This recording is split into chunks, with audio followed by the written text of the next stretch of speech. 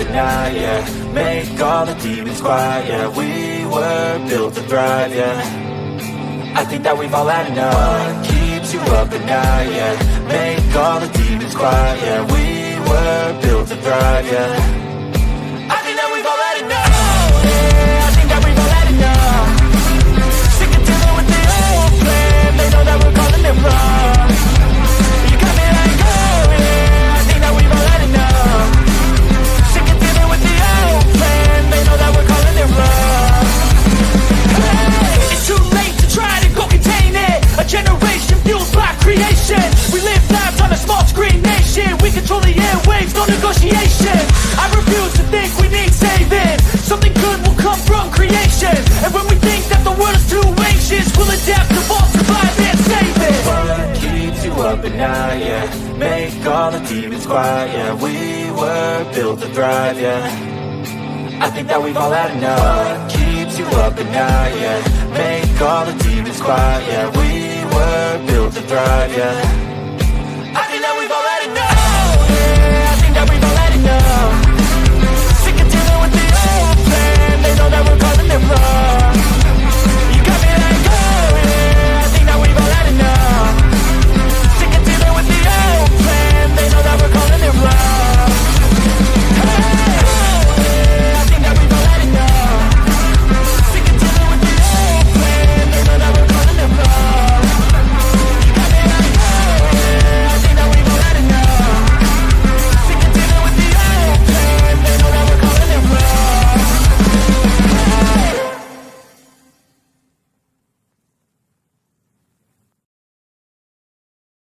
The whole system is designed to disconnect you from your intuition. Why? Disconnected people are easy to manipulate. Everything from sunscreen to politics to the food industry. It's all designed to disconnect and manipulate you. We are in the middle of a war right now, but it's not a traditional war. It's a war on consciousness. It's a war on freedom.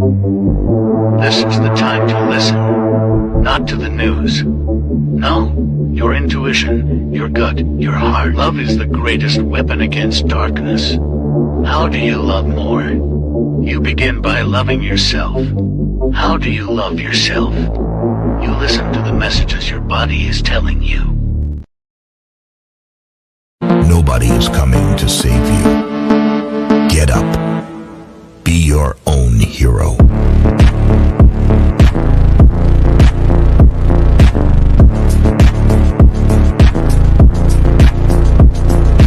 There's an African legend that says, in a race between a lion and a deer, many times the deer wins. Because the lion runs for food, but the deer runs for life. The moral of the story is this: purpose is more powerful than need. When your why is as strong as your need to breathe, nothing can outrun your will. Slaves used to work all day, every day, with no pay. But they got free food, water, and shelter. Today, we work all day, nearly every day, and we get paid. But the money we make, we spend on food, water, and shelter. We're still slaves. The only thing that has changed is the illusion of freedom. I just know we found something so out of the ordinary.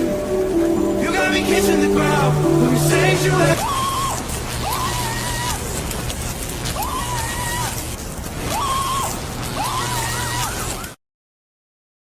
I'm scared, Dad. Do you trust me, son? Yes. Come on, son. Rule number 1, never trust anybody. I am struggling extremely with mental health issues, and I am trying to do that whilst being FTFE. And unfortunately, talking to flat earthers is quite painful. All right, thank you.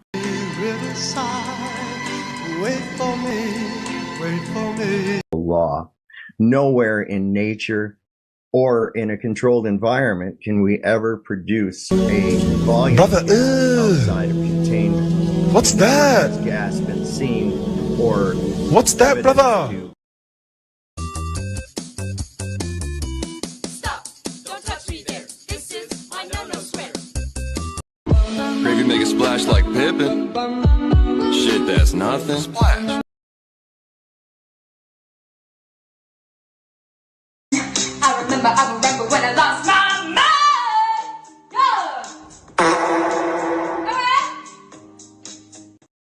All right. Good evening, ladies and gentlemen. Welcome to Sovereign Soul Unchained Mind, coming to you from the heart of dystopia and disbelief.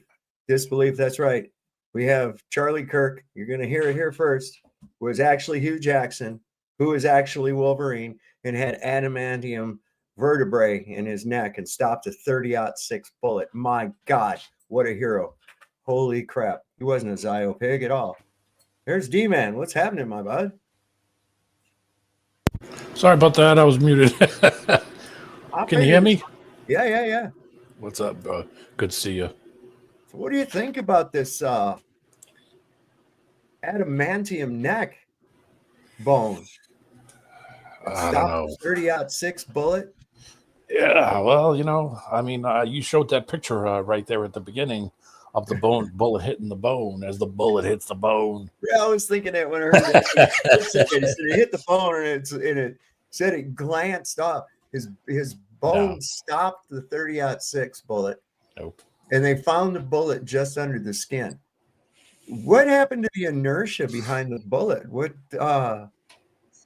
absorbed that? It just stopped. What's happening, Patrick?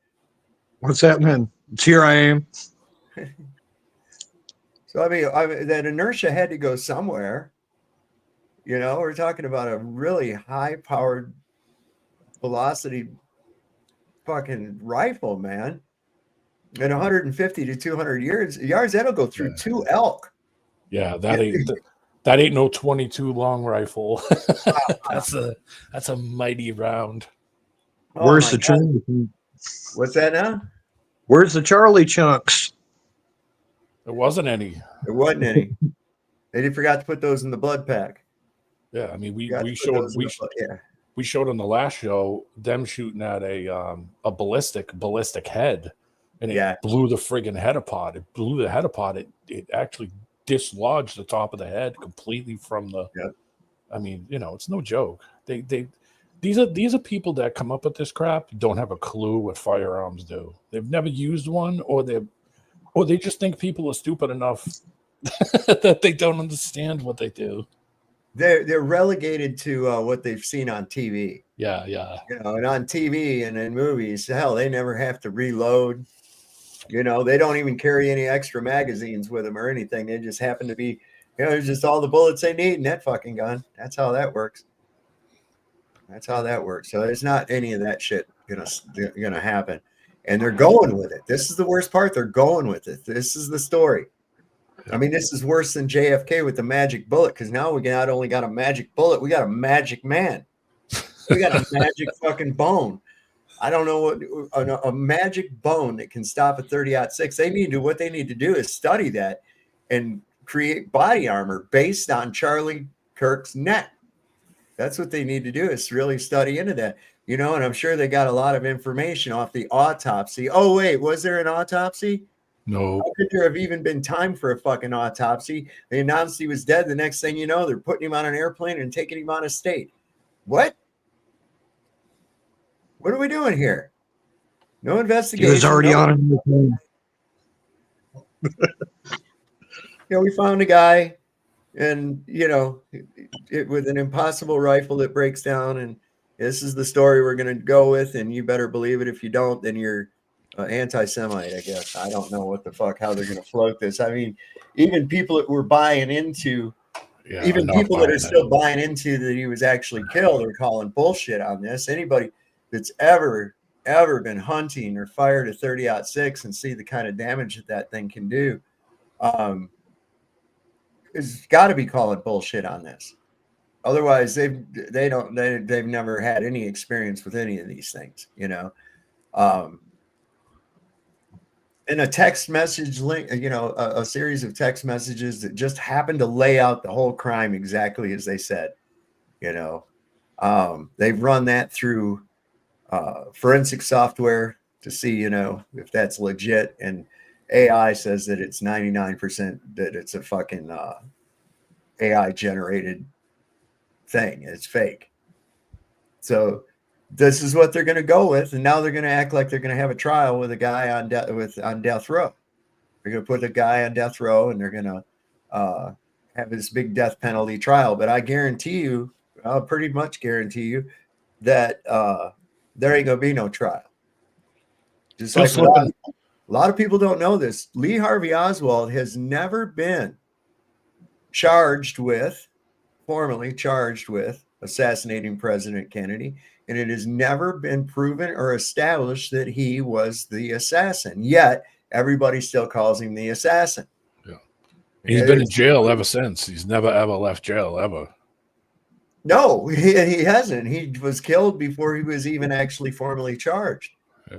So that just went down, and I'm looking at now they've brought this guy to court. He has been charged. But I don't know what kind of evidence they're going to be able to. I mean, if I was his defense attorney, I'm not even a lawyer. If I was his defense attorney, I could bring reasonable doubt that he did anything right off the bat. I could bring reasonable evidence, reasonable doubt.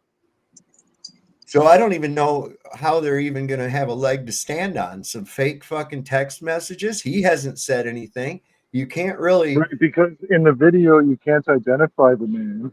No. In the jumping weeks video. Mm-mm. Are you sure he's in jail though, and it's not just a photo op and a bullshit courthouse? I mean, has anybody?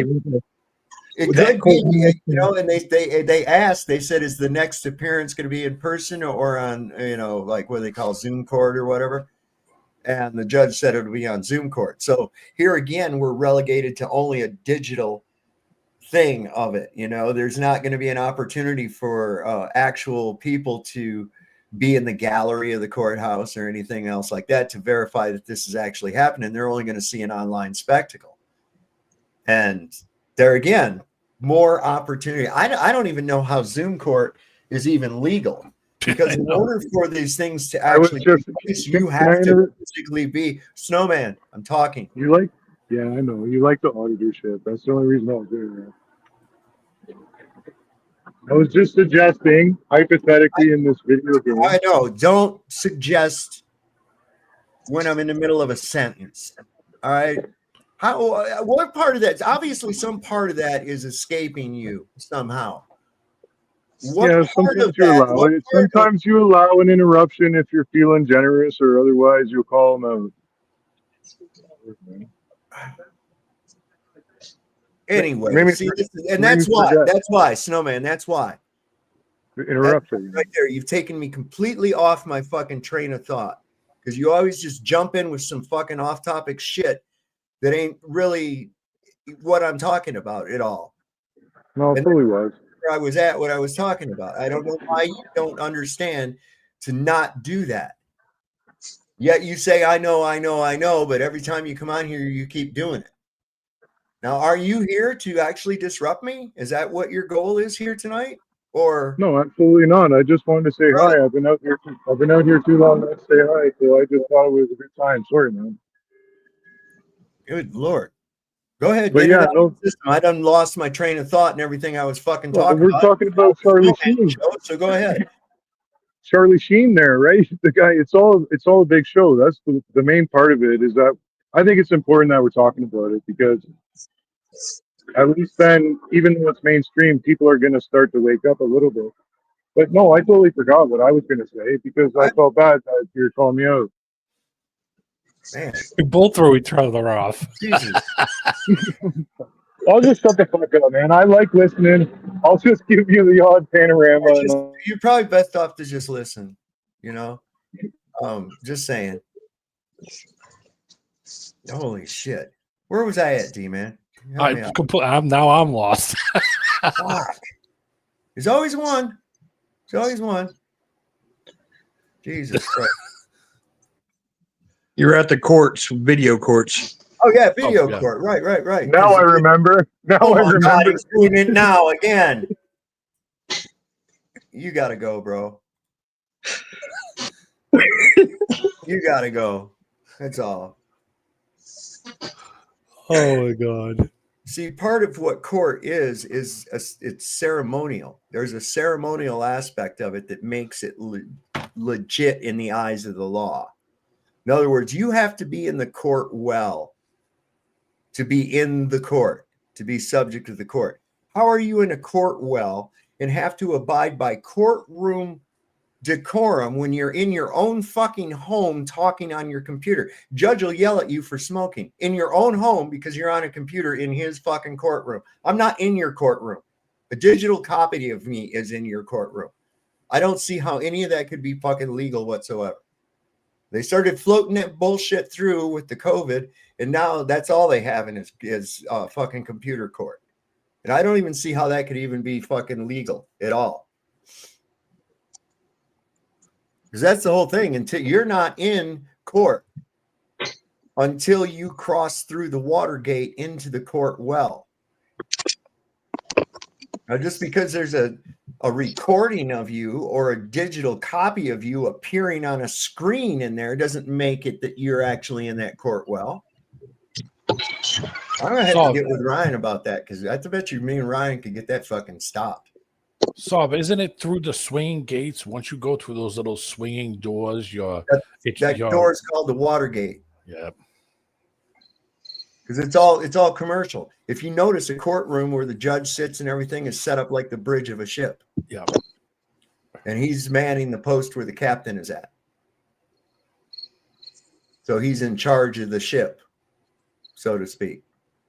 And you're not in the court. When you go through the Watergate, now you're in hot water. Somebody's going to have to bail you out of trouble. Yeah. Show your birth. Yeah, exactly. And actually, that a lot of things can be adjudicated with your birth certificate because that's your trust, and everything fine you've ever gotten has already been paid through that trust. They're just getting you to pay it again. It's a joke, man.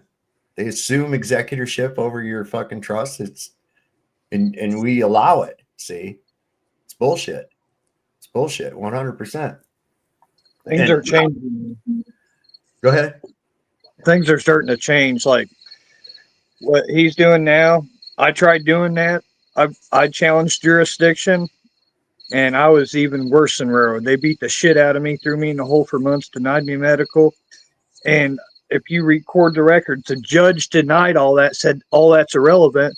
And he said, because I challenged jurisdiction, they sent me off to a state hospital, said I'm not mentally competent because there is no outside jurisdiction. Like, I said, I'm the living man. And they said, that has nothing to do with their jurisdiction, which is totally different than what it is today. Now it's true. It doesn't have anything to do with their jurisdiction because their jurisdiction is commercial. The living man doesn't fall under the commercial. Yeah. I asked them where the victim was. They said the state was. I said, the state's not living. How can it be the victim? And it was just a big runaround. They had 17 court hearings without me, and pretty much said they're going to kill me if I didn't sign the paper and beat shit out of me. They want to railroad you, they'll railroad you. That's just people have given them that much power to do it, and they don't care. Oh, and speaking of railroading, I was thinking what I was going to do is maybe tomorrow I'll do it either live on a video or on a live. I was thinking I should probably call ICE, call immigration. I think you should. And let them know that there's a self-admitted mentally ill person who's planning to come to the United States. A violent person. Violent. And I think that they may be part of a Trantifa cell just based on his behavior and his leftist views, and maybe they should take a look at him or whatever, Yeah, it might be a safety concern. Yeah, I mean, it's a safety concern, and it's the patriotic thing to do. And especially reference them to that, reference them to the false, all that stuff too. Just trying to stop that. Yeah, he's coming here. He's already trying to fuck with the citizens that live here, and he's not even here yet. What's he going to do once he starts getting here? You know what I'm saying? And there again, that's a legitimate concern. I mean, for those of you that are believing in magic bullets and fucking adamantium neck bones, then you know that there's an outfit called Trantifa that's out there, and they have these wild ass leftist views. They support this LGBTQ stuff, and I don't know if that our Führer is going to be real happy about somebody like that coming to the United States. Hell, he's wanting to deport people because they don't agree with genocide. I mean, I think he's going to be kind of tough on something like that. So I don't know. I'm gonna at least give him a heads up, let him know. You know, I think that's a good idea. Y'all think that's a good idea? Yeah. Out there in the chat, I think that'd be a fantabulous idea. Just want to keep my country safe. You know what I mean? There. You want to start calling people and fucking with people? There we go. Let's start calling people and fucking with people. Let's do it. Huh? Let's play that game. Don't open a fucking game up that you can't win. All right? That's all I got to say.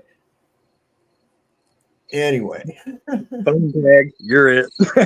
Yeah, right? Right? I mean, I'm just like, that was the biggest, most pathetic. And for what? Because I won't go with his globe? Or what the fuck is his problem? If he doesn't like my content, why does he watch? And I don't want to hear some altruistic bullshit about, oh, I'm trying to save people from misinformation. I'm a science communicator. No, you're a pseudoscience communicator. You don't communicate any science at all. Everything you communicate is pseudoscience, nonsense, horseshit. You lie about, oh, I was every position there was in the Navy. I was an artillery guy. I was a fucking radar guy. I was the navigator. I was the nuclear engineer. You know, he was everything that there possibly could be in the Navy, just to bolster up his bullshit position where he's at. He ain't nothing but a lump of shit sitting in a chair whining about going to get his leg amputated for 3 fucking years so he can try to get some kind of sympathy from people to send him money. The guy's sickening, man. The guy is sickening. He's definitely mentally deranged. I can tell you that. Wow. You get zero respect. You're right, Daniel. 100%. 100%. So I'm looking here, man. I guess they had the memorial for Charlie. And that's another thing. Why would they have to hold his damn coffin on an angle to relieve pressure on his neck if he has a neck made out of steel that stops fucking 30-06 bullets, for crying out loud? Think about that. See, everything they do is just they contradict themselves on everything in the world.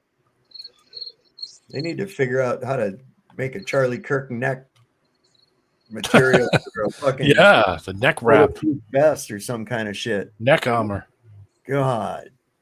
I got a video from two years ago, October, where I was weeding with a metal weed eater, hit an electric line, and it went through my bone. How can a wire shoot through my bone with a weed eater, but a 30-06 get stopped by a smaller bone? Yeah. Sure. That's and you were subject to a great deal less foot-pounds of pressure with that versus a 30-06 bullet. How many grain is that? I forget what the grain on those are. It's a ridiculous amount. It's 165 grains. 165 grains. God damn. It says, while the Remington's 125. Yeah, that's what this is here. They have ones that are even bigger than that are almost 200. Yeah. Buffalo Bull makes a 200 that you can buy. That's, I mean, you have the foot-pounds of pressure, meaning what it can hit and the force of it hitting, meaning how much force that thing is hitting when it hits something solid or it hits a metal plate or hits something. It's like 2,000 pounds. The bone. Yeah. I've watched videos where they're trying to. If his bone stopped at that inertia had to go somewhere. Yeah, it didn't just disappear. You know, going through flesh is not going to stop it. If that was the case and it didn't hit a bone, it would just keep on going. Yes. It doesn't just dissipate because you hit some skin and went through the softest. You know, I mean, it's just not going to happen, man. Especially if it hits a bone, that energy is going to explode anything it hits. Yeah, How many people are actually buying this shit, though? I mean, this is the thing that this is Fox News right here. Boy, are they some. You know, when they first started out, I got to say that, you know, they had it on the ball, you know, as far as going with that fair and balanced shit. Now it's all just a club for the Zios and neocons. That's it. Says here, Man of Steel. Charlie Kirk's body stopped a bullet that would typically just go through everything, and it was an absolute miracle nobody else was killed, his surgeon told TPUSA. Is anybody else besides this guy from TPUSA talked to the surgeon? Has anybody interviewed the surgeon? Has he made any kind of a statement to anyone except for to somebody from TPUSA? Violate HIPAA laws and tell some random guy at TPUSA the particulars about a patient? What? And also, Sav, the bone fragments from it hitting a bone can then be turned into a projectile. Yes. Yes. And it even tells me, even just doing a simple, stupid search, says that it hits a major bone, it's going to have catastrophic, potential fatal results. It says a hit to the spine will shatter the vertebrae and sever the spinal cord, leading to immediate incapacitation of the skull. High energy hit to the head will cause the skull to shatter and inflict traumatic brain injury. It's like, yeah, this isn't some kind of movie shit. This is the real life. Yeah, I know, right? Here's somebody named Morgan on Twitter said, "Who needs an exit wound when you've got an exit strategy?" Yeah, exactly. Right? when your fight plan's a flight plan. Right? It's this right here. It says central casting. Then they've got this right here. It says, "Nice work, Charlie. Enjoy your new life." Yep. Dude. These people are still trying to push the narrative that somebody was shot, but we don't have the right shooter. Okay. And this story that the FBI, now, why are they purposely trying to make the FBI like the Keystone Cops? Why are they purposely doing this? This is not accidental. This is not them blundering. This is them giving you the appearance of blundering so that you'll look at the FBI as a, I don't know, like a fucked up organization that doesn't need to exist. Perhaps maybe this is a way of ushering out the FBI and ushering in a national police force. I don't know. What's the skinny behind it? There's got to be a reasoning behind this, because there's no way anybody would be that fucking retarded. When you got laymen out there that aren't even trained detectives calling bullshit on the stuff that detectives, people who are trained in the fields, are doing, then you got problems. Okay. So this isn't actual ineptness. This is manufactured ineptness. And they're wanting to sow the idea that somebody's covering shit up. What's the reason behind they got all these like a cornucopia of conspiracies for everybody to follow down, you see. And I'm looking at it this way. They're making this look stupid. Yeah. It's got to be. Because how stupid can you be not to just look online and say, hey, let me look online, because everybody's got a phone. So, I mean, how people have played video games. So people that got any kind of idea, like, shit, let me go look that up, because they'll want to see it happen. They'll shoot, like a deer video or a game hunter. Right. I mean, you're knocking down 1,000-pound animal. These, you'd think, is this enough to convict this kid on? Well, we've got a grainy video of someone running across the roof. Multiple people. That obviously doesn't have a gun. Okay. You've got what do you have? Fake text messages that are obviously fake. Obviously. What really do you have to convict this kid on? You really don't have anything except the court of public opinion. I'm just waiting for one of these officials like Trump or somebody else to call out and say that he's guilty of murdering Charlie Trump or Charlie Kirk. I'm waiting for one of them to do that, because you know what that'll do, right? It almost fucked up the Manson trial when Nixon did it. That's enough to call for a mistrial. If you have somebody like the president or senators or somebody else like that coming out and declaring that this kid is guilty of the murder of Charlie Kirk, that's enough for a fucking mistrial, because you've just poisoned the well. So I'm just waiting for one of those jokers to do something like that. Just waiting. And it will. You'll see. You'll see. But I mean, there's the stuff that this guy, David Icke, I don't know if y'all ever familiar with him. Many people are. David Icke. Mr. Lizard. Yeah, the lizard guy, right. That's him. Amazing how extreme Christians talk about Jesus, but take their morality from the Old Testament. He says, the Old Testament tyrant God, killing is wrong, so that's why we are killing you. Make that make sense. You can't, but so many will try. And this is him talking. Give me a little time to hit my bong. As far as other death penalties, I think what some of those guys did to Donald Trump to use the instruments of government to destroy the constitutional order, that should be under consideration. Okay. And it was by firearm. Yeah, that's how you should. By the way, this is my other problem with death penalty. It takes too long, too many appeals. Expensive. It should be public. It should be quick. It should be televised. Well, this can't be right, can it? The last it should be quick. It should be public. And it should be televised, kind of like what we saw at the Utah University. Execution in France was guillotine in 1977. 100% true. They used the guillotine until 77. Yeah, that's so cool. There's videotape of it. Honestly, that's like what we should be doing, and I agree. It should be public and televised. Public square. By the way, you could fund the government to watch it. You could have like brought to you by Coca-Cola, and no, I'm not kidding. By the way, I would totally tune in to see some pedo get their head chopped off. Convicted by a jury. By the way, peers.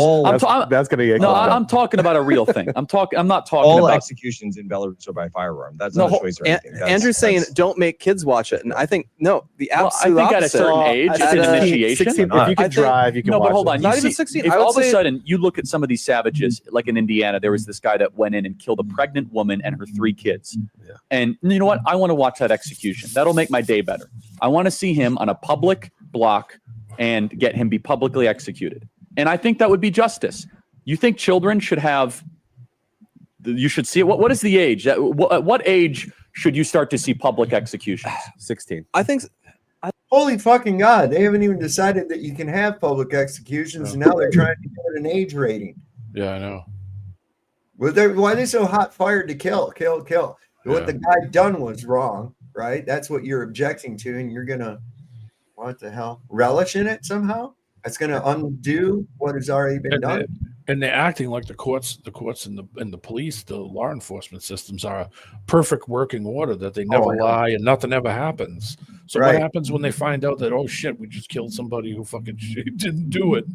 Well, how many stories have you seen just in recent years about people being exonerated from crimes? They've already been in jail for years and years and years, and they're exonerated from it because there was something fucked up that they lied about, or a DNA test comes back, or some other kind of shit like that. Same thing with people on death row. There's been people on death row that at the last minute they're found that they couldn't have done the crime, and they pull them off of death row because of some forensic evidence, or after they've already been executed, find out, oh, they wasn't the guilty party. Yeah, See, our court system is fucked up to begin with. They're relying on a system that's broken. Right. First off, that's I mean, come on, they could just railroad anybody into that situation, and now you've got no time to appeal because they'll throw you on TV. Right. And everybody's going to watch you die, even though you didn't do anything. Right. And if wait a minute, isn't it a Christian thing that thou shalt not kill? I understand the whole eye for an eye thing. Well, it's thou shalt not murder. Murder, all right.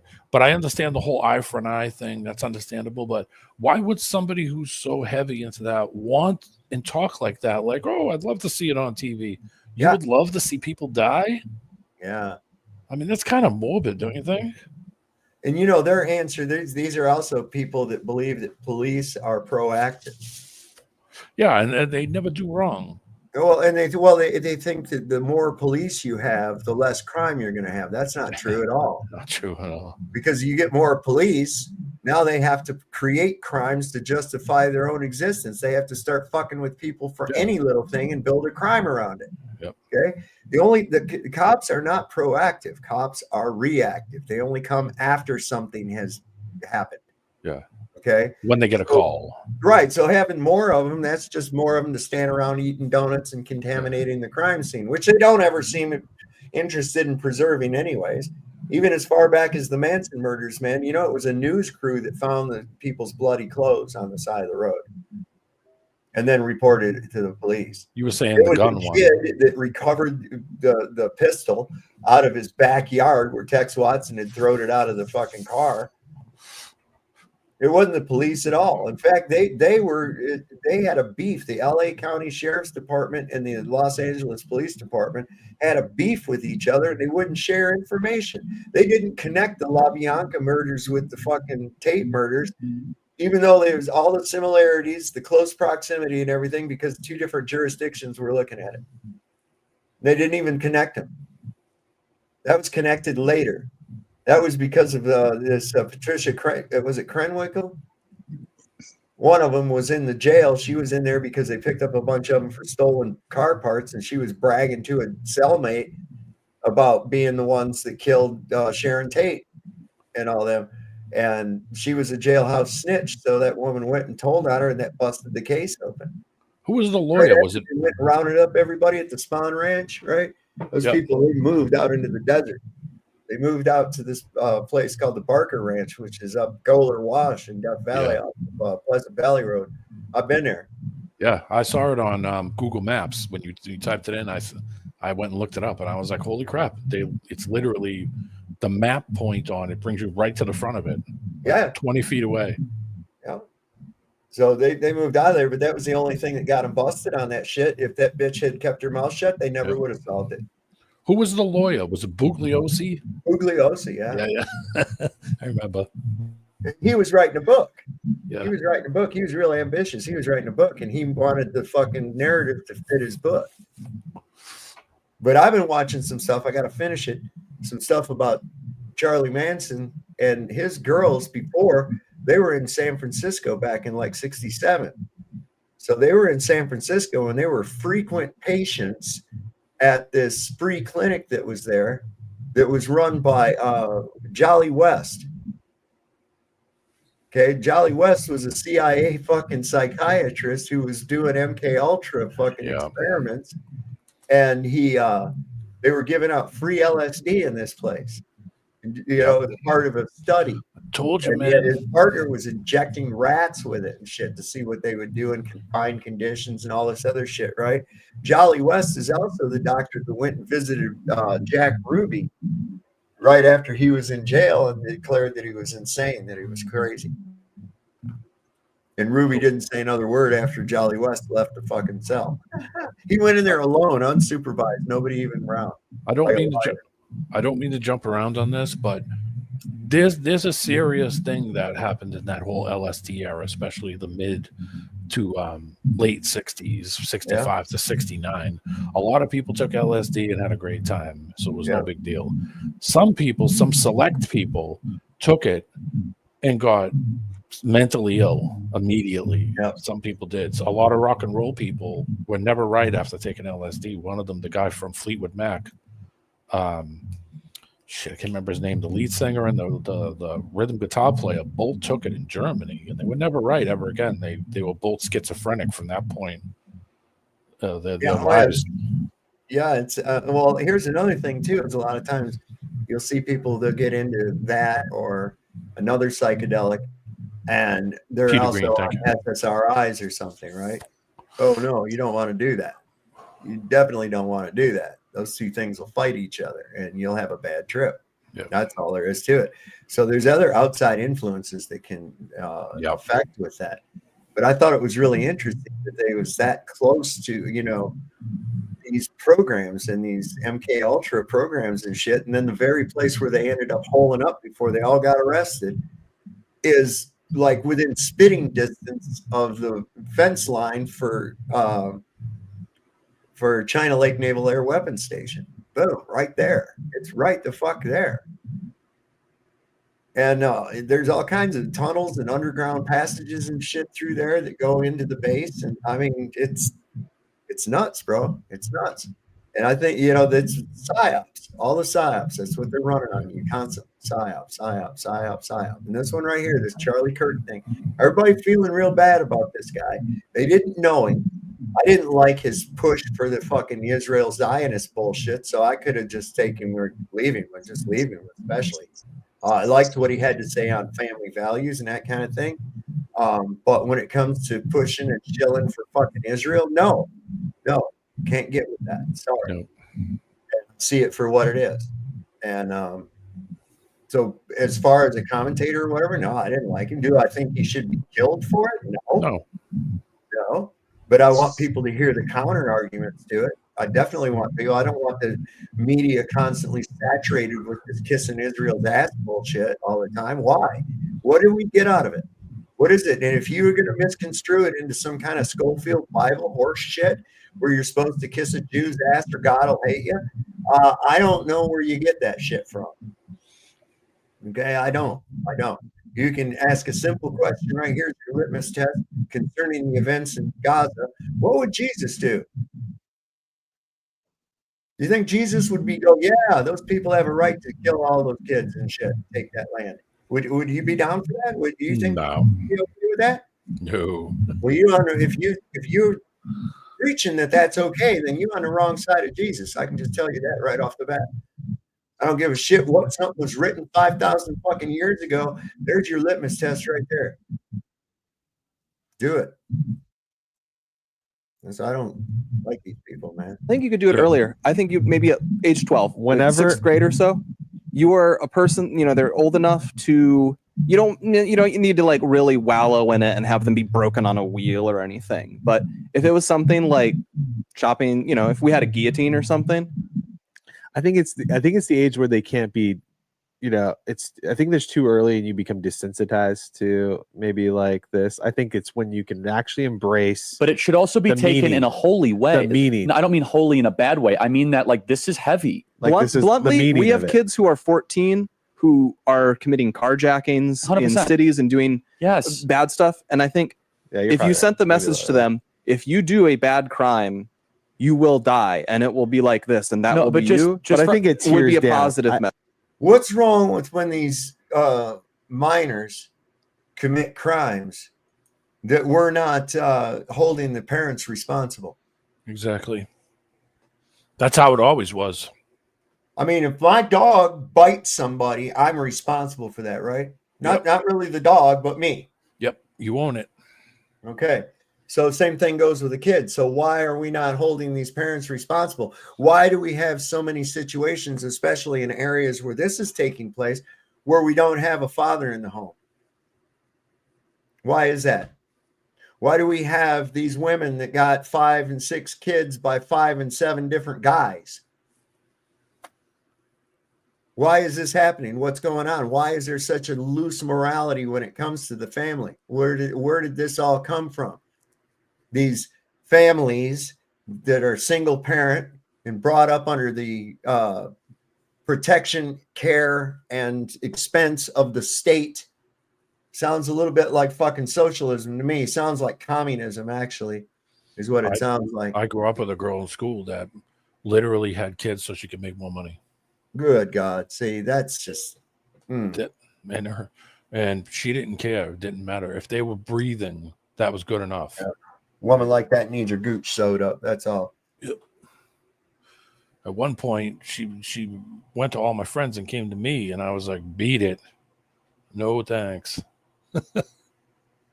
It's like, there's so much of this that goes on all the time. And if you mention that the absence of black fathers is at an alarmingly high rate today, as opposed to what it was, say, in like 1950. oh, you're being racist. Oh, you're being racist. No, I'm being statistical. It's facts. These are facts. Was it that guy, even though I can't stand his stupid face, Shapiro, he says facts don't care about your feelings. That's true. That's absolutely 100% true. So why do we have this? And it's because of this continuous influx and pushing of Marxist ideals onto people, getting government to be mommy and daddy. We see it, well, like with Craig last night with his call to the sheriff's department, right? Sav looked at me funny. Teacher, guess what David Kane did? Oh my God. Teacher, this tattle mentality, you start getting that because now you have a surrogate mommy and daddy that's going to solve all your fucking problems, right? Jesus Christ, that's the type of mentality it breeds. It's like solve your own goddamn problems. In fact, 99% of your problems are self-created to begin with. So start there. That's where people actually need to look at it. Don't look for somebody, like I said, don't look for somebody to come save you. Be your own hero. Save yourself. If you're looking for government to come save you from government, this is a message out there to the Q-tards. If you honestly think that there's good people in government going to come and save you from government, you're fucked in the head. Yeah, it ain't happening. Yeah, that is like, wow. You know, that's like a good shark's going to save you from the bad shark eating you. Get out of here. So just a spec thing, just a stat thing that I found real quick because you just mentioned fatherless households. 17.6 million children, nearly 1 in 4 in the United States, live without a biological step or adoptive father in the home. 1 in 4. God. It's even worse by race. If I go by race, it's even worse. I'd imagine. So I'm not going to say it. Yeah. It's those statistics are there. You know, and it's sort of like, okay, so what would be the causation of this? That's what you have to look at. What is the causation of that? And it's dissolution of the family, dissolution of values. Yep. You see, that's what it is. And it's this having the government be responsible for the raising of the children. The government feeds the children. The government houses the children. The government provides whatever the people need. Right there. But of course, under strict stipulations in order to receive these quote unquote benefits. So it's like that's the problem. And people have to understand the government's only responsibility is to protect the individual rights of the citizens and to do the nation's business. That's all. That's it. Not to make sure that you eat, not to make sure that you work, not to make sure that you do any fucking thing other than be protected under the Bill of Rights. That's all. People think that they're there to give people money. They say, oh, the government's got a lot of money. No, they don't. No, they don't. Anything the government gives you was stolen from somebody else. Taking it from us. Yes. Under threat if you don't give it. And they'll come and screw your shit up if you don't give it. If willingly. Which is they'll come and put you in jail and take money from you. Fuck your life up.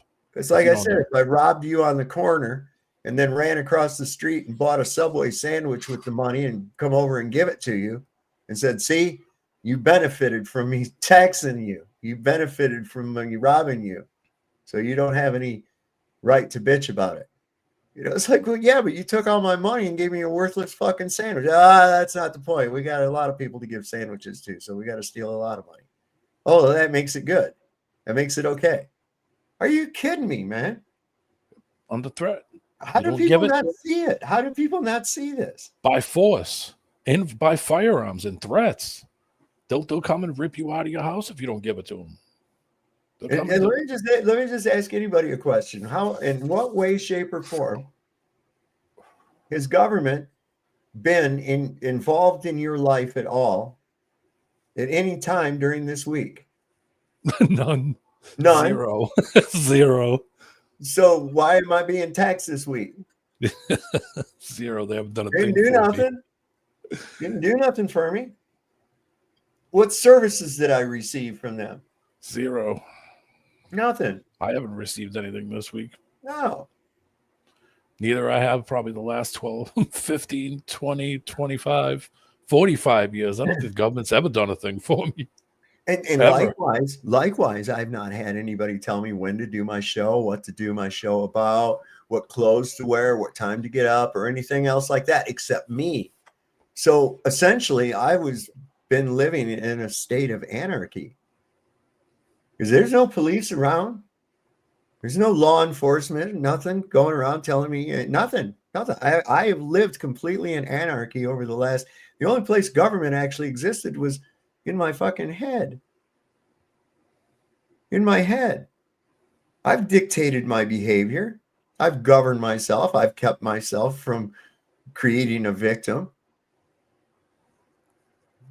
What do I need them for? That voice in my head has got me out of a lot of trouble. That's you know why? Because I thought about it before I did it and said, okay, let me not do this. You know what keeps me from killing people? You. Yes. There you go. That's exactly it. That's also what keeps me from stealing things. And you know why? You know why I keep myself from doing. I don't really have to keep myself from doing those things because I just know they're inherently wrong and don't really consider doing those things. So I don't even really have to prevent myself from doing that. I just don't. Isn't that cool? Isn't self-governance cool? So what has government done to enhance or detract from that at all? I don't know. They only exist in my brain anyways, you know? I mean, that's how it is with everybody. It's all within your head. That's why they call it a state. A state of being, a state of awareness, a state of thinking. Do you think that whole lack, I mean, everything we just talked about, you could chain together and kind of say that these are the reasons why people don't have these internal voices that stop them from doing ridiculously stupid things? Yeah. I believe that. And I also believe that in recent years, we've had an influx of soulless beings. Yeah, that don't care about nothing and don't give a shit about anybody. I literally mean they don't have a fucking soul at all. They're just meat suits walking around.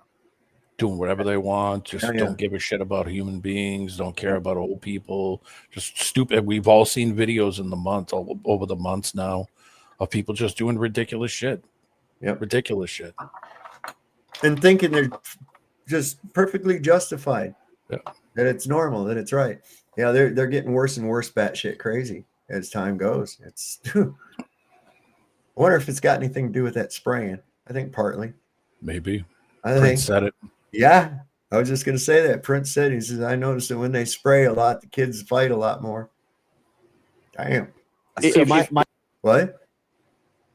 My argument would be younger people get involved with that because they're around older people who do those things. I want you to imagine every day, all of a sudden they said, and today, remember that awful the guy that went and shot up a school? Because, left hates school shooters, and so do we. But they focus on the gun. I think they're evil. So, you take one of these school shooters and they say, today we're going to publicly execute this person. And they read off Super Bowl. No, yeah, the shooters at the Super Bowl thing, and you read off what they did. Great. And you don't celebrate it. You just say, look, this is what they did. And if you do this, this will be your fate. Ready, set, go. Boom. End of life. And say guillotine. I just Scared Straight used to be a whole TV show. No, but this is Scared Straight for everybody. Here's a question for anyone that might be, not persuaded. Would crime go up or down? It would go way down. Done. So that why is this even a question? It's never been shown to be a deterrent to crime. No, never been shown to be a deterrent to crime ever. And so I know where they're getting that from. They're getting that from that skit from George Carlin where he says he cordon off states and put all the rapists and killers all in this state and put them on, and then open the gates in between them and then turn the TV on. That's what George Carlin said, like put all the drunkards here and put all the rapists here and and then have one gate in between all these sections so they can all try to fight to get through the gate to kill the next guy. That's where they're getting that from. That's the whole premise of that. These are all people who have never witnessed somebody die violently. No. Okay. I guarantee you, after one public execution, you won't want to see another one. No. And if you do, there's something wrong with you. I don't care who the person is. You're not going to want to see it again. And if you do, there's something fucking wrong with you. You're just as bad as the person you're killing. Just as bad. Seen a guy get stabbed. It wasn't pleasant to watch. It's something I'll never forget. As far as other death, I was driving through Pontiac, Michigan one time, coming through the city part, the downtown part. And there's like a row of cars parked right here next to me as I'm going down the road. Then the sidewalk, and then the storefronts. You can picture what I'm talking about. And going real slow. And as I'm going, I see some guy come running out of this store. It was a liquor store. He come running out of this liquor store, and he was carrying a bag, and he's coming out of the liquor store. And I saw the guy. It was like it's like it happened in slow motion. Saw the guy in the store step around the corner, raise his hands up, and I heard pop like that. And that dude's back of his head just was a red halo, and he went down, boom, right there, almost like right in front of my car. I was like, and I can still see that vividly to this day. And I know I don't ever want to see anything like that again. Yep. That was horrible. I saw the aftermath of another guy I knew one time for dumb young people bitching and arguing over what music to play and that other liquor involved. One kid pulls out a shotgun, shot the other kid, and shot him here in the neck like that. And he didn't die immediately. And he was laying there. And I'll tell you what, that still is a scarring scene to me, him laying there gasping on the ground and his best friend crying and telling him to not die, don't die, don't die. And I'm like, and you're wanting to sit there and have televised fucking public executions. Get the fuck out of here. You're going to mess people up even more in the head, especially very sensitive people are not going to be able to deal with that. I mean, I grew up in the city, so I saw a lot of shit. So I was desensitized to it really young. I mean, I had a fight. I had a, that's just, so I was ready. Yeah. I grew up in that environment, so it was wild from the get-go. But I mean, some people who lived kind of sheltered away a little bit, not from that mess, and then walk into a mess, and they're like, "Whoa, what the hell is this?" Yeah. I was born into it. Yeah, it's like these soldiers go in all gung-ho and shit, ready to go fight in a war and shit. And the first thing that most soldiers do after their first kill is puke their fucking guts out. Yep. That's the very first thing they do. And because they know internally that was fucking wrong. Yep. Just because some guy with a bunch of ribbons on his shirt said that you could, no, he doesn't have the moral authority to tell you that. Well, you're just following orders. Yeah. Following orders doesn't mean that you're using conscience. You're making a conscious decision that is this the right thing to do? You're not right. Reacting to propagandized information and the perception of authority, like the Milgram experiment. That's how you get people to do shit. They'll respond to authority. You'd be surprised. Do you watch James Freeman? Yeah, of course I do. I watch all those guys. I love what he does going around with that clipboard. Yeah. The way people respond differently because he has a clipboard and he's writing shit down as he's talking. He's official. Right. Yeah. Right. And then he'll start pulling those gloves out and putting them on. He sees you being uncooperative, and he puts on gloves and shit, and they start getting all fucking nervous. I think it's great. One of the best ones is when he's in the parking lot and the guy walks over to him and says, "You got to get out of here." And he starts asking him where he was that day. And the guy's like, "I'm working on a case." He's like, "What's the case?" And he starts telling him, he's like, "It's a fraud case." And he's like, "Oh, you been to the bar today?" And he's like, "No, what are you talking about?" And he's like, "You need to quit drinking on the job." Yeah. That's one of the best ones ever. He's like, "You get out of here and don't turn around and look at me again." Because you better get your boy and get him out of here. Oh my God, I know he's a beast. He cracks me up. Every one of them that he does, I watch, and he just yeah. He used to have another guy with him called Bow, He's a Vietnamese kid. That's who he says is his boss. Yeah. Bow. My boss, I don't know, Bow. my boss just sent me here to ask these questions. It's a little 5'2" Vietnamese kid. Great. I haven't seen nothing out of that guy in a long time, man.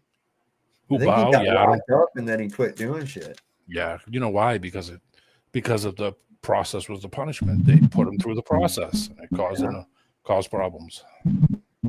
God. See, that's what they're gonna do. Is they're gonna try to run with it like that. Yep. So, do you guys hear why that James Trump- isn't doing? What is it? I was saying that's why James isn't doing anything right now, because the punishment is part of the process, and so he's not doing anything. He's hanging out with us right now.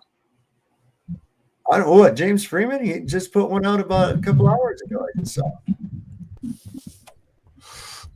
Well, he's not being as proactive as he was. He's not as he Facebook, used to he's be. telling everybody I'm trying to doing like I was.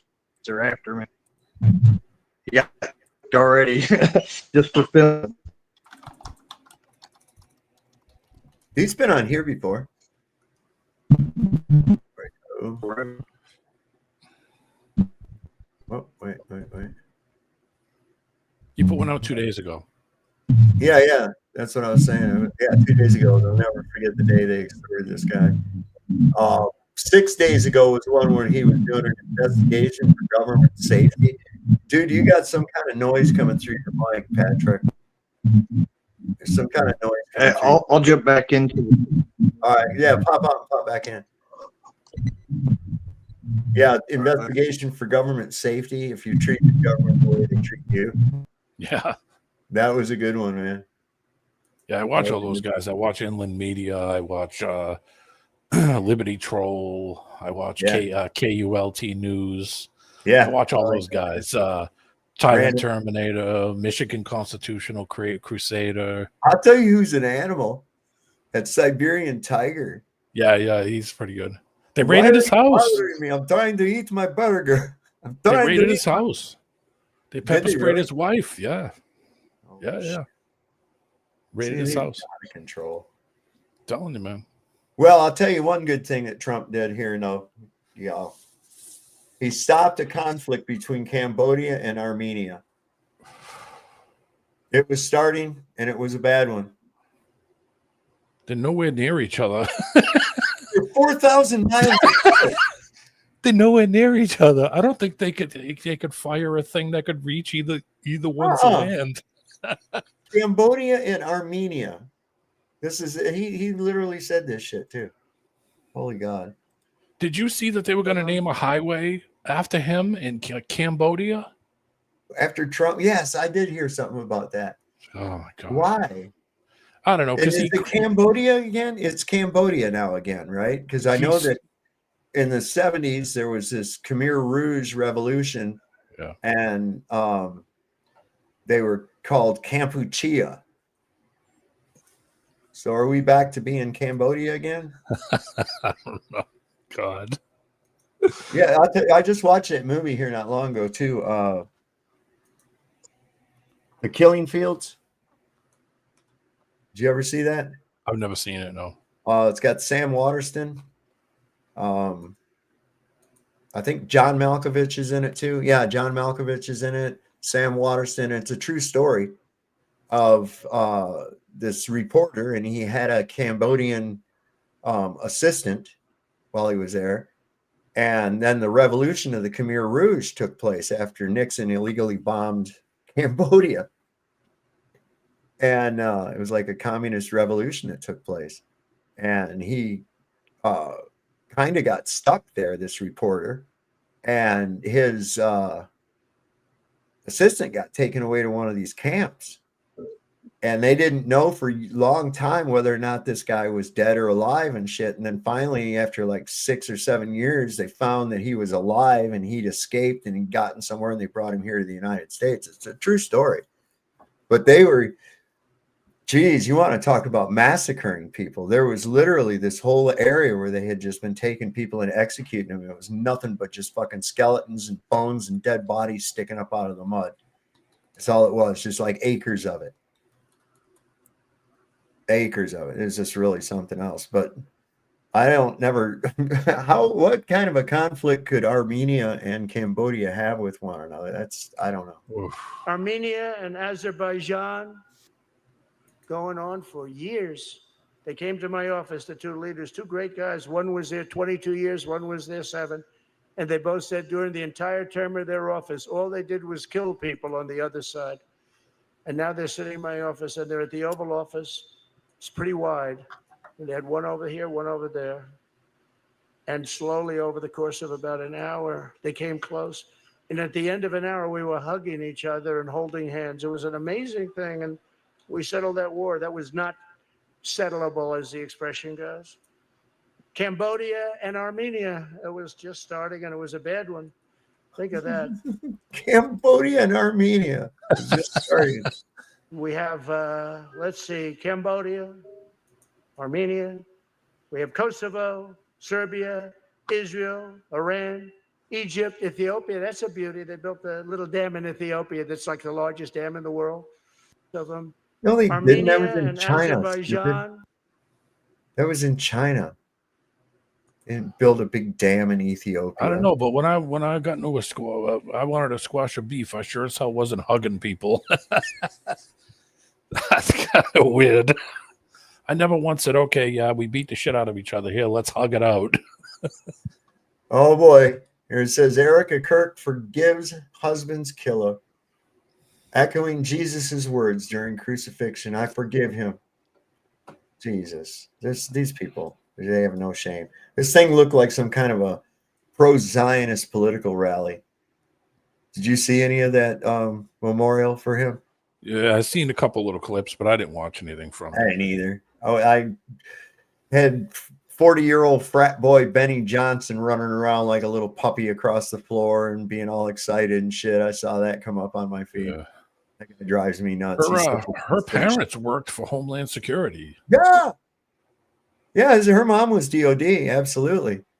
And look, she was. I heard Lionel Nation talking about, well, now she's got to support these kids. But motherfucker, she was a millionaire before she ever even met Charlie Kirk. Yeah, she already had her own money. And she come from money. She come from people that had money. See, she didn't grow up in Philly. You know what I mean? She grew up in the friggin', in the Catskills. So, it's not like she came from Watts, right? Yeah. No, she's already there. And it's like I said, this thing looked like a Zio political rally to me. I threw a link in there for Erica Kirk's parents worked for the Department of Defense. Okay, we'll get that. Let me. Well, Homeland Security, excuse me. What do I got here? Hold on. Oh, I got to do this. There we go. At least she's not wearing the Maltese cross this time. Yeah, no more G rings. Yeah. That young man. There could be a G string. We don't know. It's got a on G the cross, our Savior said, she's available. Father, forgive them, for they not know what they do. That man. That young man. I forgive him. Good God.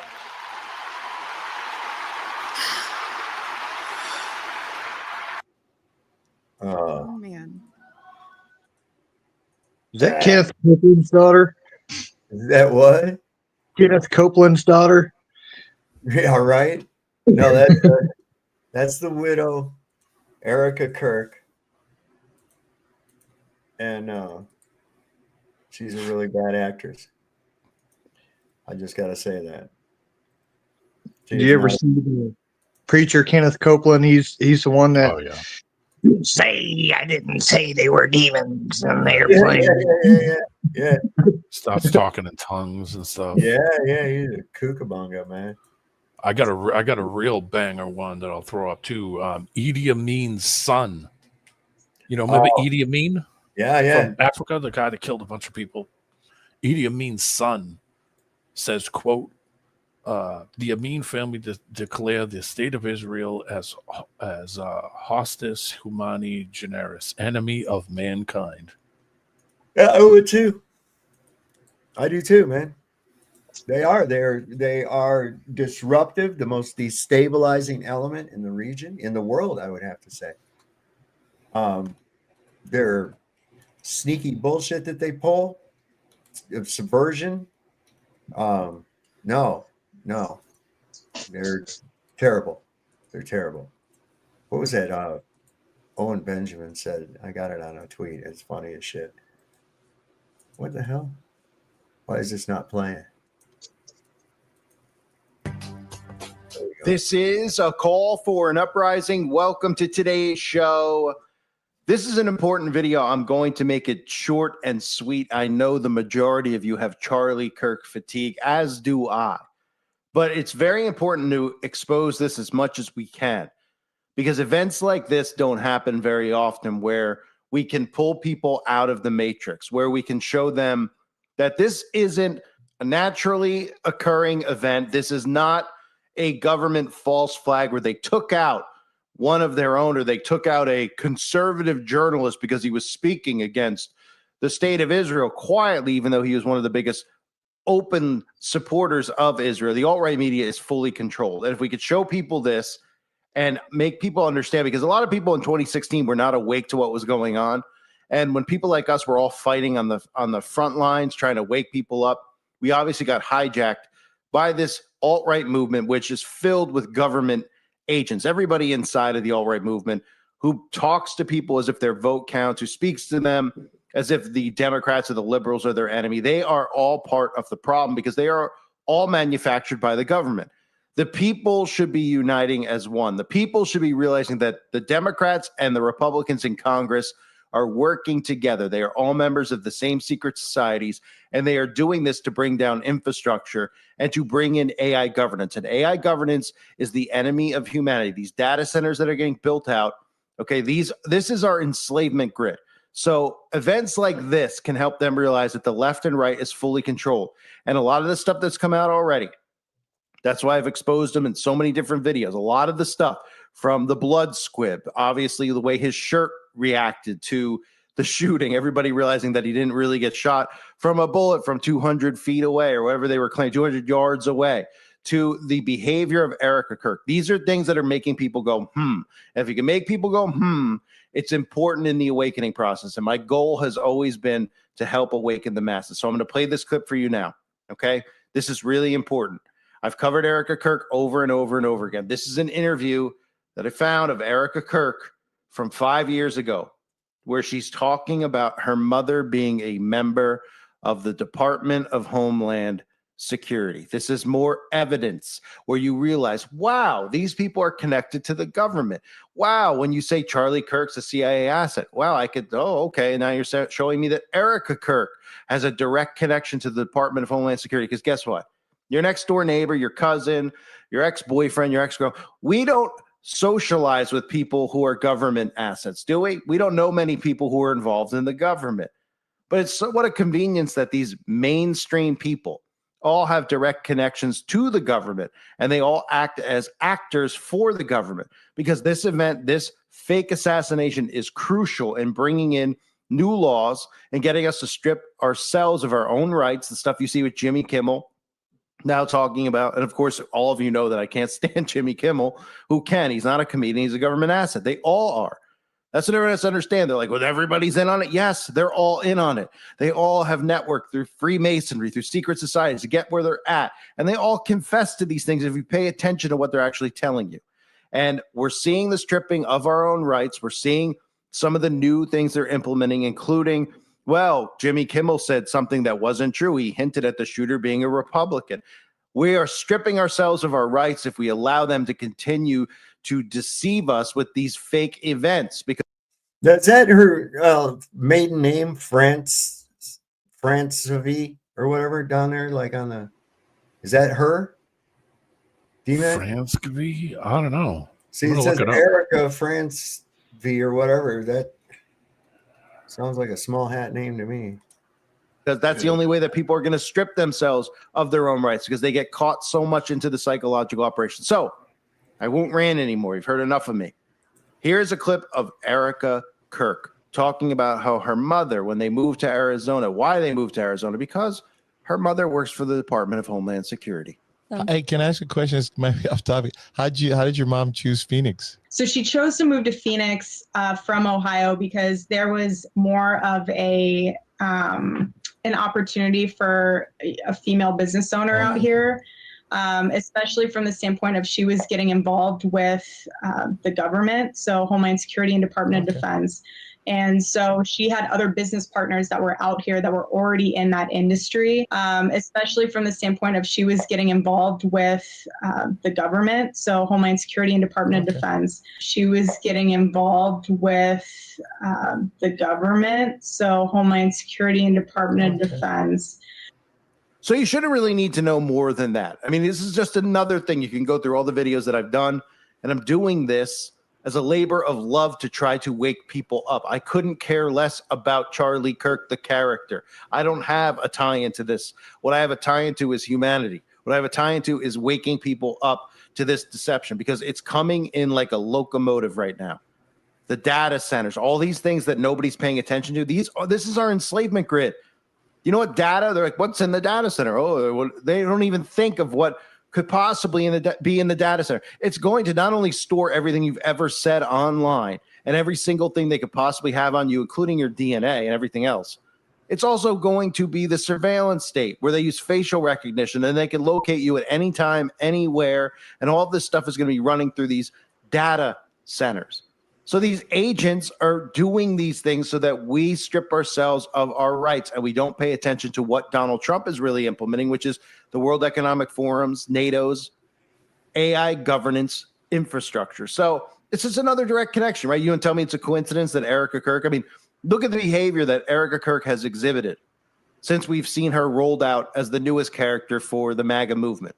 What has she shown? Well, she's laying on the casket. Is that natural? No, it's not. She's rubbing his hand, his mannequin hand. And people still are saying, no, it's not. It's because the body was just embalmed. You don't understand how embalming. Oh, do you understand? You have a degree in embalming and you're writing on the channel, or you're just a bot? These people think that 2 days after getting assassinated that you would already have the body in a casket ready for a funeral, that there wouldn't be an open investigation into the, everything possible, the crime. And that's what I've said. That's what I've said this whole time. Wait a second, man.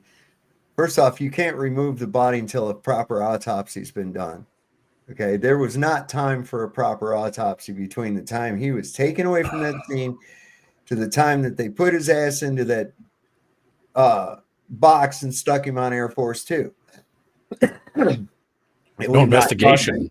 Yeah, I mean, nobody's talked to any coroner. Nobody's got any interview with the pathologist or with the attending physician. Nothing like that. And what's Patrick put back here? He said somebody FOIA'd the police reports after the fake shooting. A lady found a bloody shirt in her yard someone threw out of their window. It was Charlie's Freedom shirt. Wow, that's interesting. But I mean, none of this makes any fucking sense whatsoever.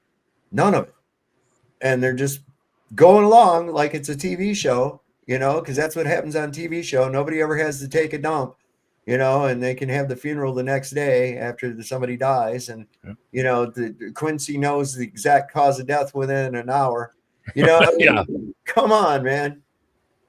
Saab, I did a quick search on that name. Fransby. Yeah. Says it does not appear in the Bible.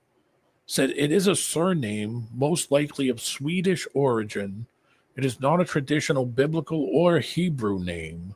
Oh. And it says even on Ancestry.com, traces of the name to Sweden, noting that historical records show individuals with the surname Fransby, born there and later residing in the U.S. The name is likely a variation of the surname France, which is Germanic, a form of Latin Franciscus, which means Frenchman or free man. Huh. Well, she does have somewhat Nordic features to her. Yeah. She's a little short, though. Yeah. So I can picture her as a Viking bitch, Yeah, so maybe she's got some German and Swedish in her. Yeah. She's definitely an actress. Let me tell you, that is not a common name. Not at all. Not at all. I mean, even looking it up, there is no, what do you call it to that? France, that name with the TZ is common, or no Z, but anything after the Z, it's completely uncommon. Yeah, that is a really weird name. I've never encountered that before. That's why I had to ask. I was like, what? Scene we've all exposed how the body was just rushed out. There was no crime scene. There's people walking in the area that he was supposedly shot. In real life, that's not something that actually occurs. There's so many things that we could look at. The shooter, the monitor with the Goat Island and Valhalla, all this stuff, right? But if you don't want to believe in those types of I didn't do that. So things, you don't have to. It's a lot to wrap your head around, especially if you're dead asleep right now and you're not deep in the awakening like everybody who's followed my channel for years is. Because when you're awake, you understand how this works. You watch these things in a conscious state of mind. And you say, okay, what are they trying to get me to feel? Oh, they're trying to get me to feel this. And if you don't feel anything, you watch how other people react and you go, okay, we can see how they're getting people to react. And everybody sees how unhinged the left and the right is over the Charlie Kirk assassination, which is why they carry it out. Citizens wouldn't strip themselves of their own rights unless they had these fake events to get them emotionally unhinged, over kids getting shot in schools. We want everyone's guns. Well, Democrats want people's guns. If these events didn't occur, these fake events, no. They would be like, oh, I don't care if somebody else has a gun. I'm not threatened by them. They have a gun. They protect their home. Oh, but when suddenly there's 50,000 psyops created by the government, and they say, oh, wait a minute, kids are getting shot in school. We got to get everyone's guns. The only way to stop it is get everyone's guns, get everyone's guns. And they don't even realize, oh, get everybody's guns except the government, right? Oh, well, we could trust the government. Oh, you can? Right. And then you tell them, well, can you trust the Democrats? Can you trust Donald Trump's government? Oh, no, we don't. Oh, so you want them to be the only ones armed? Oh, no, we don't. Oh, right. So start thinking and stop buying into their psychological ops. These are government operatives. These are characters created by the United States government. If they didn't create these characters, you wouldn't be emotionally invested. Look at what we're dealing with here with Charlie Kirk. I talked about it in 2016, 2017. All of us did when these guys got rolled out. Nobody looks, but they hear us talking about this being a government operation. They go, you're jealous. You're a hater. You have small subscriber counts. Yeah, we all have small subscriber counts. We all have millions of subscribers. Nobody knows that, right? Because they just started waking up, but they got sucked into the alt-right movement by design. They go, oh, you're jealous. You're talking. We've been talking about them. They came out of thin air and replaced the real conspiracy movement. They give you small conspiracy truths to lure you in. They pretend to be Christian because would you care about them if they weren't? With all these Christians, who are going to church today, how many churches today are going to be talking about Charlie Kirk? Just like last week, they'll probably be putting his funeral on the prompter at the church, right? And think about the psychosis of that. Just some regular guy who went to college campuses and talked about how transgender is weird. Who's responsible? They don't go, who's responsible for making people trans? Oh, mind control, because the news and the television is mind control. You could look into everything involving MK Ultra, mind control, Mockingbird, whatever. That's what people should be talking about. Well, we need to shut it off because then all of a sudden you won't see people turning trans. You won't see as many people gay, right? It's mind control, ladies and gentlemen. So Erica Kirk, again, one of the worst actresses we've seen in a long time.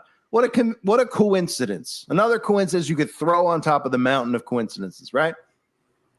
My mom, we moved to Arizona because my mom, she was in the Department of Homeland. Oh, I thought she was, she says something about her mom and how businesses in Arizona are for women, right? As if you can't open a business in New Hampshire or in Florida. Oh, right. There's only Arizona for women to open a business. Oh, maybe, if you have a really bad business idea, the business isn't going to flourish. But that's not what she was saying. She was saying, my mom, we moved to Arizona to be around the same type of people all involved in the Department of Homeland Security because it's a hub. And Erica Kirk's involved and Charlie Kirk's involved. And just like we've all talked about arranged marriages, right? Every conservative is like Travis Kelce and Taylor Swift. It's a liberal psyop. Oh, okay. So that's an arranged marriage? Yes, it's an arranged relationship. Oh, okay. Well, it's definitely probably true. I mean, it's definitely incestual, as most of these relationships in Hollywood are. It's probably cousins or maybe brother and sister. But nonetheless, they believe in those, right? Just like they believe, Michelle Obama's a man, which is true, right? But then when you say, well, Charlie Kirk and the marriage here is arranged, and they go, no, it's not. And you go, the kids are just actors, just like Obama's kids are because Michelle's penis. They go, no, it's not. Why? Because you don't want it to be? Because you think you know somebody who posts on social media because they have the same viewpoints as you. This is how the government lures you in. It's called a psychological operation. You do not know these people. The internet is a tool the government uses for mind control, for hypnosis. You're under hypnosis, okay? You're under hypnosis. Donald Trump is not killing off the deep state. He's a part of it. MAGA is a part of it. The left and the right. This is a mirage in the desert. It's not real. Your vote doesn't count. That's the American experiment. Keeping us divided so that we don't realize what's happening and rise up together. Right. You're gonna those goddamn Democrats, all those fucking fascist Republicans. Oh, black people, white people, fucking Mexican people, all this bullshit. Everybody looking at, and you're not looking at who's shaking up the jar, man. It's these motherfuckers in charge, right? There ain't no difference in them. They're all pushing you toward the same thing. It's been steady left, right, right off a fucking cliff ever since I've been around, man. I've been watching. I haven't seen it ever get any better. Never seen it get any better. I've watched it get steadily fucking worse and worse and worse and worse. And so what do people do? They go out there and they vote harder. Yeah. Good God, people. Like that's going to change anything. At what point do you catch on? You know, how many times are you going to kick the fucking football, Charlie Brown? How many times are you going to try to kick the football and they pull it out from in front of you? How many times? What did they say the definition of insanity is? It's doing the same thing over and over and over and expecting a different outcome. Yep. Repeating the same events, expecting different results. Yep. Just stop. Well, it's like a woman. They'll go, I can't stand this guy. I'm getting a divorce and shit. He's an alcoholic. Oh, okay. Yeah, I can understand that. You poor thing. She's already been playing a cycle of pity and forgiveness back and forth until she's finally sick of that because, this guy's an alcoholic, right? All right. So they get a divorce and shit. And then she decides she needs a new man. So the first place she goes is to the fucking bar looking for a man. And it's like, good God, what the fuck is wrong with you? Yeah, just looking for another one. Let me make the same mistake over and over and over and over. And it's a cycle. Woe is me, poor me, feel bad for me. But your fucking decisions you make suck, cause all your problems. God damn. Ooh. The Buddha said 99% of your problems are self-created. Stop it from happening because their power comes from us being divided, where they come in and they decide we're going to take more of your rights away. And you go, good, take them away. As long as those liberals can't speak anymore against Charlie Kirk's death. Huh? That's what you want? That's what they want, not what you want. You think it's what you want. It's what they want. So Erica Kirk, another direct connection to the government, the Department of Homeland Security. It's not a job you apply for, ladies and gentlemen. And get hired for without being a member of secret societies and networking. Okay. So her mom's clearly a higher up. And they decided in 2017, when Charlie Kirk popped up, they had this whole thing planned out. They said, we're going to have this character. We're going to make him like a Martin Luther King. He's going to be the George Floyd eventually of one movement, right? We're going to make him into this. Oh, he's going to be this big speaker. And then we're going to have him get whacked. We're going to connect him with this woman. Now we're going to see her rise in the ranks. This trained government Jesuit actress who openly admits to being trained in the Jesuit institutions, which is another thing that most Christians / conservatives do not understand, that they're trained in the Jesuit universities.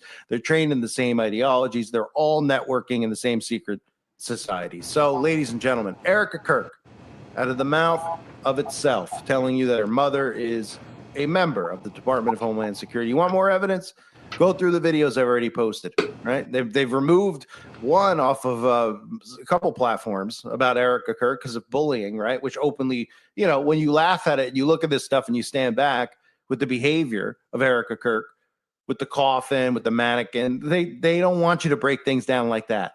Okay, they want you to just be like, oh, there's a conspiracy here. The Mossad took out Charlie Kirk. Oh, I don't know. I kind of disagree with him there because I think they put the obvious fake hands and all this other obvious fake shit right out there in plain view for everybody to see, And I think is it a way to draw us out? Is it a way to see who's awake, who's not? I don't know. Maybe. We got Chad showed up here finally. What's up, guys? You figure this out? We got it. We're on it. You got it all? All right. That's it. That's it. It's official. So, case closed. All the world's a stage. We are only players, performers, and portrayers, each another's audience within a gilded cage. Neil Peart. Rush. So let me just give you my thinking on this. For some weird reason, I keep thinking, I'm not thinking about it like every day, but I mean, every time I kind of think about this in a weird way, it almost seems like they led him into something where he wasn't going to get killed. But the thing that I think about is, what if he doesn't realize that, okay, that's all sad, and then they shoo him off, and then they really kill him? That's possible too. That's absolutely possible too. You cover all your tracks, but see, there's another problem. You got, I don't know if would that solve everything. I mean, we still got everything that we've seen, everything that was displayed, and every narrative that they've tried to put forth as real. We see right through it. So, I mean, are we really that concerned about the actor himself? The actor, the character is what everybody's concerned about, but the actor himself, I mean, really, who cares? Who's really thinking about it? Do people really think that was indeed Charlie Kirk?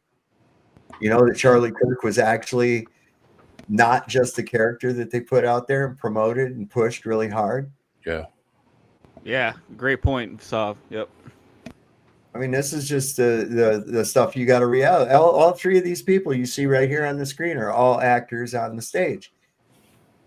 I mean, this guy, this J.D. Vance, what do you really know about this fucking guy? He just came out of nowhere. Completely different name. He used to have a completely different fucking name. Then they passed him off as some little hillbilly that wrote a book and got famous, right? Yeah, and it's not even close to the truth. Yeah. That's the weird thing. So it's like made up backstories, characters inserted into the fucking stage. I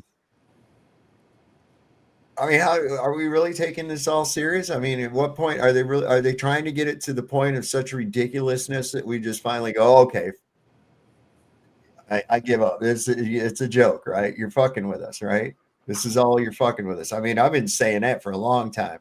I think they're just trying to get everybody else. Maybe they're trying to get everybody to catch up, or maybe they just know that think, because I really don't think there's enough stupid people out there to really buy this. But then I saw the people at the memorial.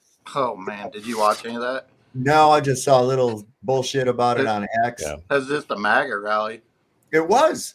That's all it was. And then the people in the crowd, you see her give her little speech. She's got doing all this fake crying bullshit.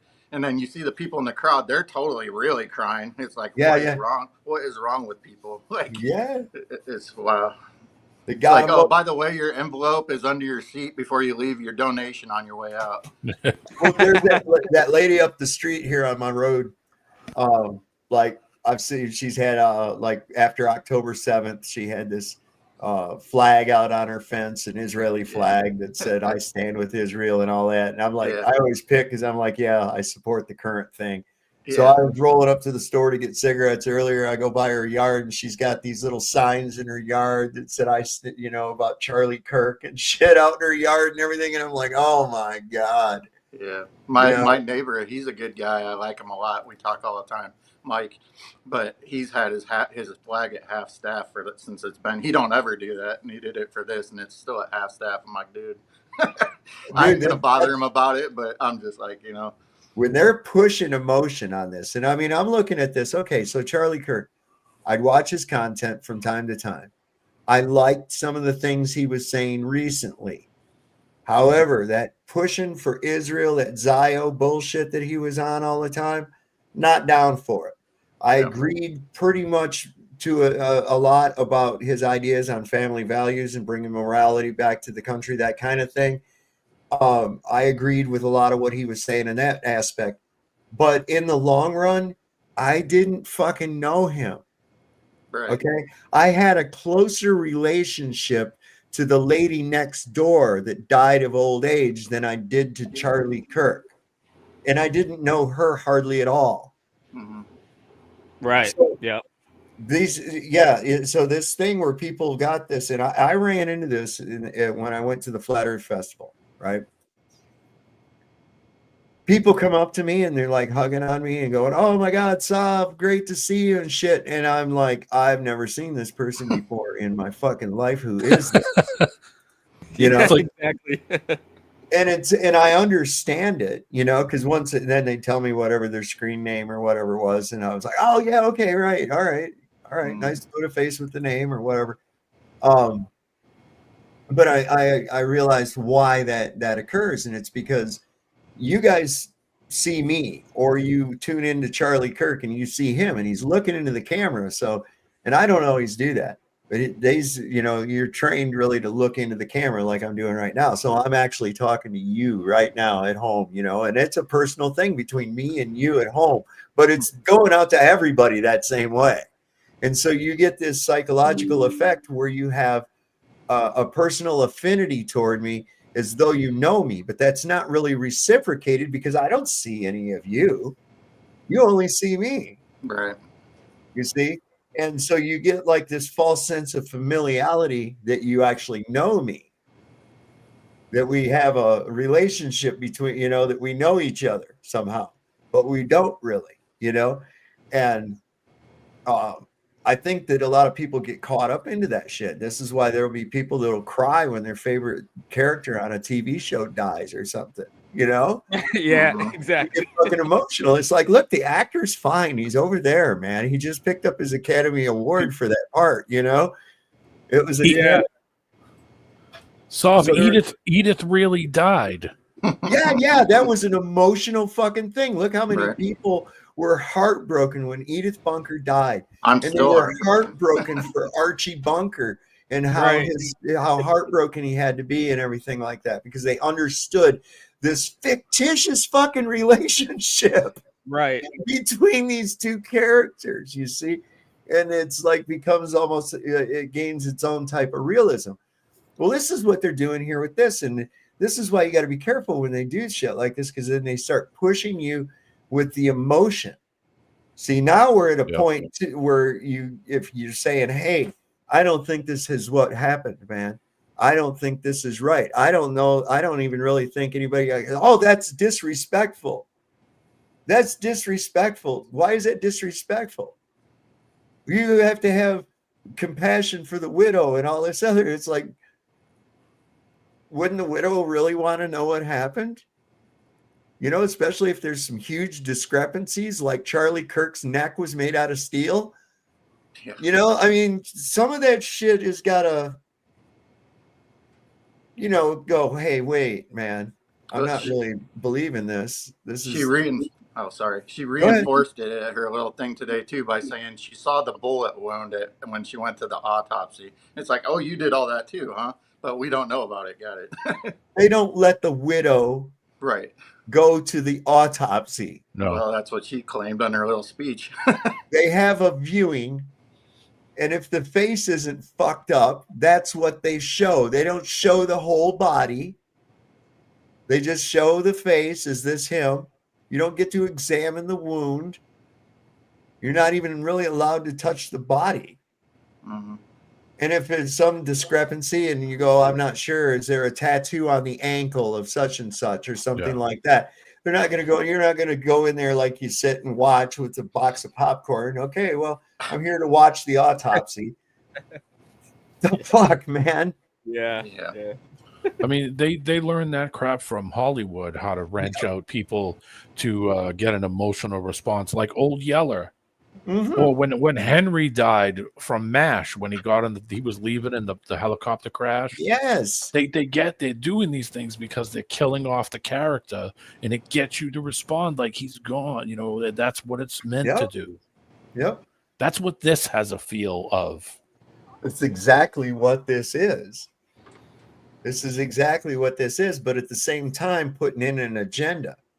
Now, that also looked a lot like a goddamn evangelist revival. Yeah. You know what I mean? Yeah. Like one of them mega church fucking things. That's exactly what I was saying. Was anybody running around with snakes? No. Give it time. Well, give it time, D-Man. Give it time. We've only just begun with this. I love right. the steak He's the most handlers. openly pro-Mossad operative in the government, speaking at college campuses, pro-Israel, pro-Israel. Oh, but secretly he didn't want it. So follow Candace Owens' fake rabbit hole. Follow the alt-right media's fake rabbit hole. It's a fake rabbit hole. They're government assets. They're not censored. They came out of nowhere. They suck at what they do. And they tell you that they're giving you truths that's being hidden from you. The real truth that's being hidden from you, this is all show. It's a show. And if they psychologically suck you in, they've got you hook, line, and sinker. And we see it working right in front of our eyes. I thank everybody for being here. I hope you're all doing well. God bless you and your families, as always. And Pat Rock, you know what? I'm going to go in and change your A to an E so it'll make sense to me. Then it'll be Pet Rock. I had a Pet Rock. I'm getting ready to jump off. I had a Pet Rock back in the 70s, but I wasn't fool enough to buy one. Mine was feral. I found it outside. Feral Pet Rock. I tamed it. It was a feral Pet Rock. So you jumping off, Patrick? Yeah, man, I'm going to jump off here. I'll be in the chat. I'm dealing with my dog. All right, take care. Is his chat name the same? Jumping on, man. Is his chat name the same? What is it? Is his chat name the same? Here I am. Oh, okay. Okay. Got you, man. Okay. Right on. Good to see you. Good night, Patrick. Good night, y'all. Wow. I was just watching the snake handlers. There's a church in West Virginia where they do it. Oh, is there? Yeah. There, I don't have to go far for one of those. Yeah, there's some really. I saw one here recently where the guy got bit and he died. Yeah. I guess God wasn't with him. No.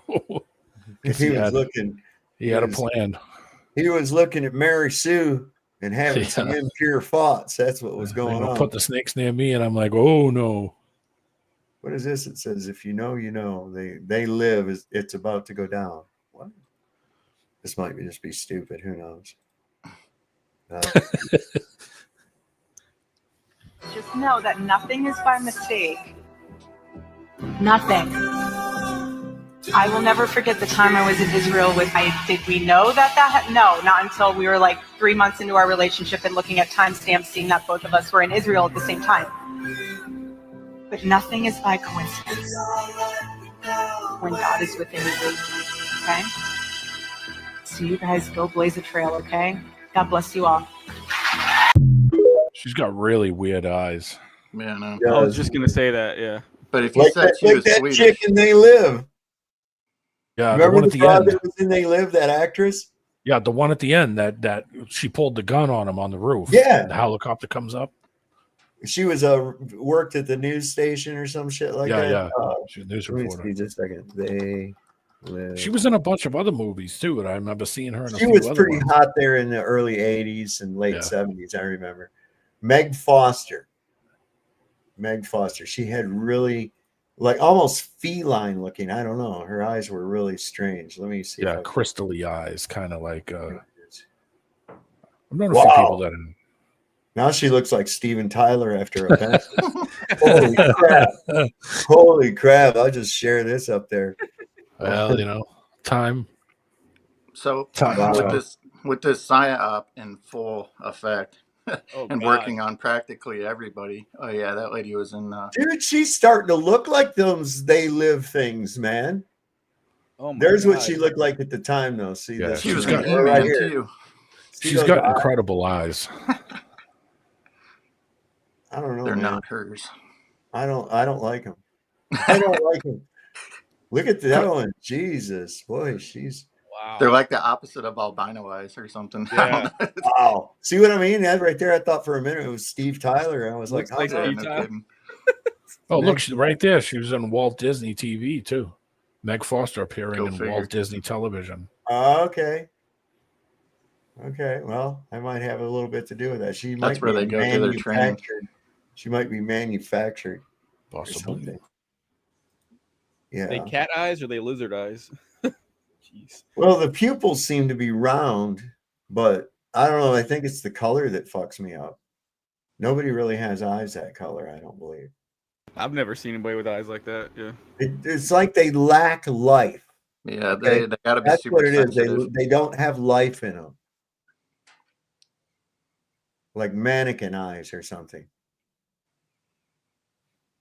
or a doll or something. See, look at this one right here. Look at that. She looks like a straight up lizard bitch right there. Yeah. They probably did that on purpose on that one. It's the eyes throws you off. Oh, Grandma, what weird, big eyes yeah. you have. Damn, look at her neck. That ain't human, man. There's something wrong there. Maybe that's why she did the movie. She was like, Yeah.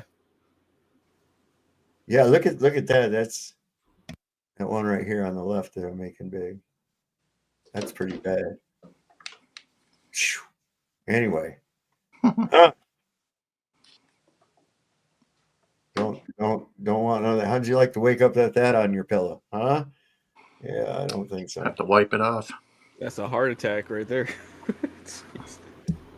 There was something here that I was going to get into. Where was it?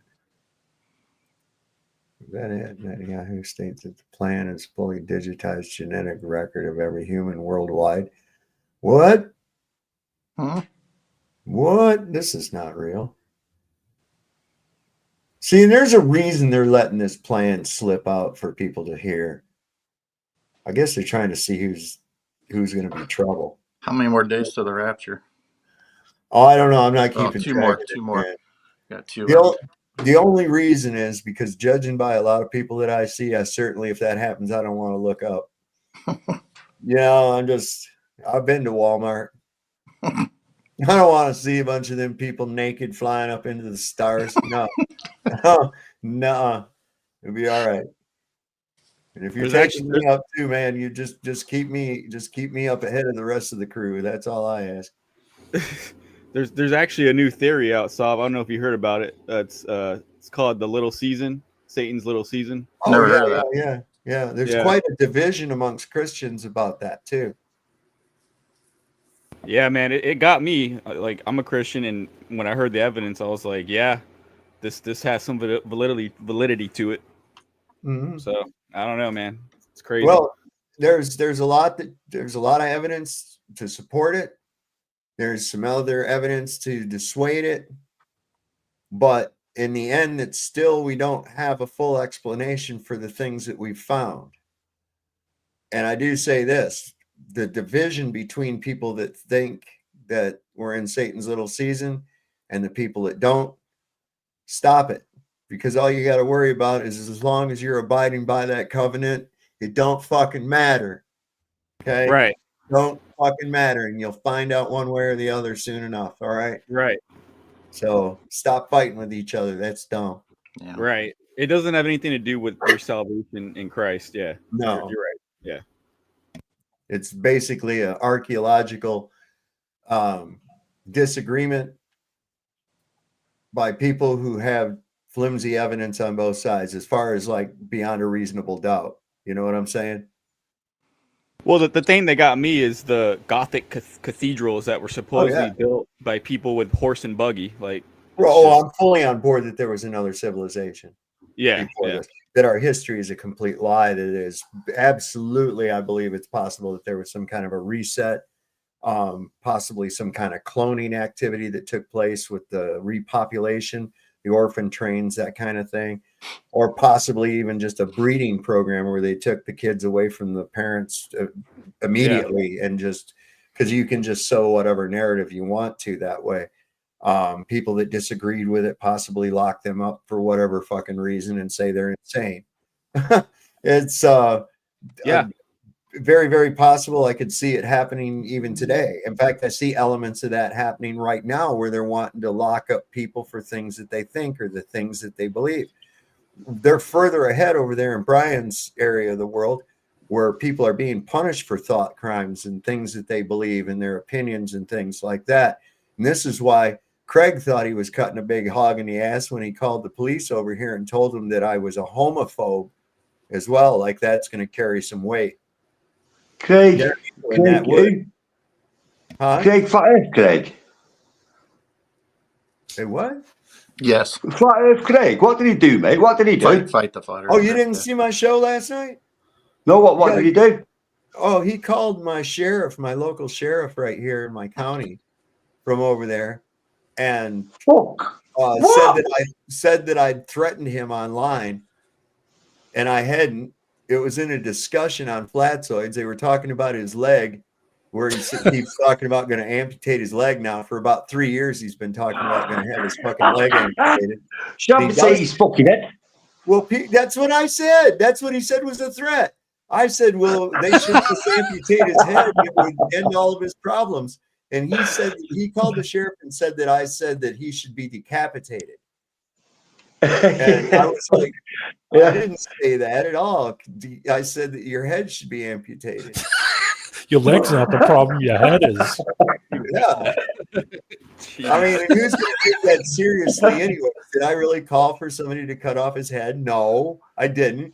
I said it as a joke, referring to, and I actually doubled down on it too. After he did that, I left in a comment. I says, I'm sure that you could go ahead and get a surgeon to cut your head off for you. I said, all you'd have to do is talk to him for more than 5 minutes. I'm sure that he'll clear his schedule. That's all you'd have to do is just be in his presence and talk to him for more than 5 minutes, and he will readily agree to go ahead and amputate your head. Anyone would.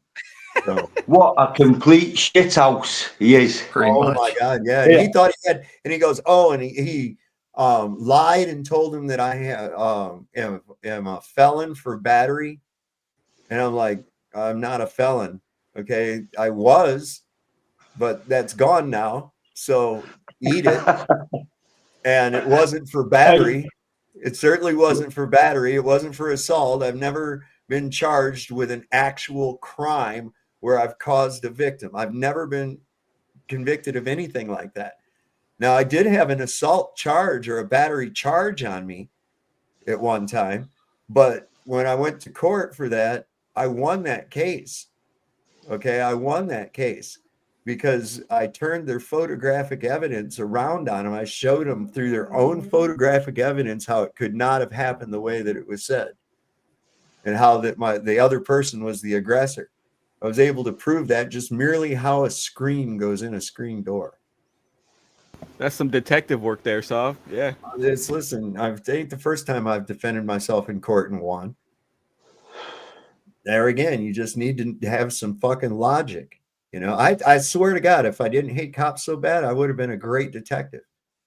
I would. yeah. Same here, mate. Same here. If I didn't have as much hatred for coppers as I do, I might have been a great copper. But thank fuck, I hate the bastards. I'm not a real big fan of them either. And it's like we were saying, you know, if people think that to lower crime, you need more police. That's not true because they're not proactive, they're reactive, right? And so what you have is an overabundance of cops.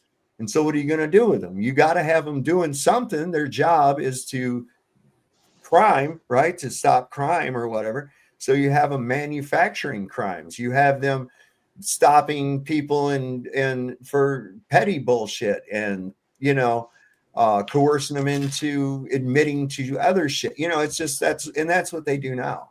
That's why you don't ever talk to them. And the most casual conversation with a cop can turn into a charge. Yep. Yeah. There's a reason they Mirandize you right away. It's a fishing expedition. And they say, what do they say? Everything you say can and will be used against you in court. Okay. So say nothing. Right. I don't answer questions. That's the one. Yeah. That's the one. I don't answer questions. I only ask questions. Never answer them. Just ask questions. Right. Yeah. You know. Well, you look suspicious. Oh, well, is that a misdemeanor or is that a felony? Yeah. What is that? Oh, neither. All right. Have a good day.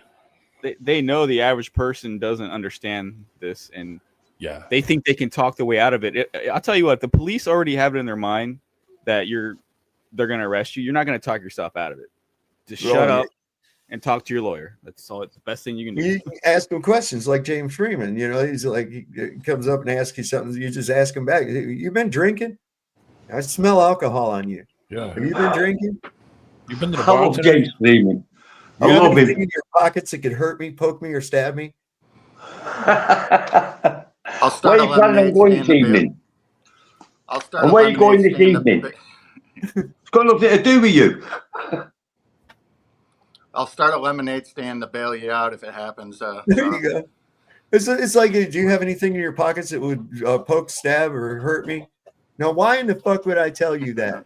Go ahead, take your chances and find out. Why am I going to tell you? I don't have to help you in your investigation. Suck one. So this is, I guess, Netanyahu admitting something here. Hold on. I got to get the right screen up. Nutty Yahoo. I got a text from my boss, so I don't have to work tomorrow. Great. Bada bing, bada boom. Bada boom, bada bing. Nice. COVID first. I described that in my book, my conversations with Albert Bourla of Pfizer, and I persuaded him to give tiny Israel the necessary vaccines to get us out first from the COVID. And the reason I could do that is because we have a database, 98%, a medical database. 98% of our population has digitized medical records, a little card, and anywhere you go in any hospital in Israel, north, south, doesn't make any difference. Boom, you punch it in, and you know everything about this patient for the last 20 years. I said, we'll use that to tell you whether these vaccines, what do they do to people, not individual people, not with their individual identities, but statistically, what does it do to people with, meningitis? What does it do to people with high blood pressure? What is it? You want to know that. So Israel became, if you will, the lab for Pfizer. And that's how we did it. We got out and we gave the information to the world, not only been published in medical magazines and so on. That's a database we have. I intend to bring on that database of personal medical records for entire population, a genetic database, genome. A genetic database. A genetic database. There you go. I think Pfizer's a red herring, though, because it's the military who comes up with all this stuff. But anyway. DARPA, yeah. Basically. That's where Facebook came from. Yeah. It literally is. People don't realize that. They also don't know experiment. They also don't know that Mark Zuckerberg, who's the last name Zuckerberg, literally in German means sugar mountain. And it is a sugar mountain of information. So DARPA had a thing called LifeLog that they were using, and it was like this prototype to get people to divulge information rather than having them interrogate, right? So if you make it fun through an algorithm, you really get it to release these endorphins because other people react to something that you said. People will put all kinds of shit on there, what they eat for dinner, where they're at, who they're with, where they go on vacation, what their political views are, what their personal views are, everything. They can build an entire profile of someone just based on information that they divulge themselves. Well, the very day that they took that offline was the very same day that Facebook came online. Yeah, some pimple-faced fucking ginger stole this shit from the Winklevoss twins. You get out of here with that. And then they tried to reinforce it with that fucking movie called The Social. What was that thing called? The Social Network, I think. Yeah, Social Network, and it was with some guy. It was supposed to be the story of Mark Zuckerberg. So if you had an experience with that though, when you were talking to that guy and you had your phone on, and he must have had his on, and then all of a sudden it popped up on your phone to add him as a friend. Yeah, you never messaged him. No. We were just within proximity of one another. Yep. That's the same way with me. Like the only interaction I've had is on YouTube with McToon and freaking Will Duffy, and yet here they are suggesting me to be friends with them on Facebook. I'm like, oh hell no. Fuck no. Not to mention like why, but yeah. Right. Well, just to reiterate, so people know what he's talking about. My boss and I had gone down here to the park in town, and we had to reinstall some shit inside the bathroom, the public bathroom there. So we went in there and we did that, and then pulling out, as we were coming out, there was a guy that my boss knew, and he was there walking his dog as we were coming out of the park. And so they were talking for a few minutes, and I was talking with him. I guess maybe 5 minutes or so. I'd never met the dude or knew who he was or nothing ever before in my life. And later that day, I get home and I open up Facebook, and right there, one of the suggested friends was that guy that we were talking to.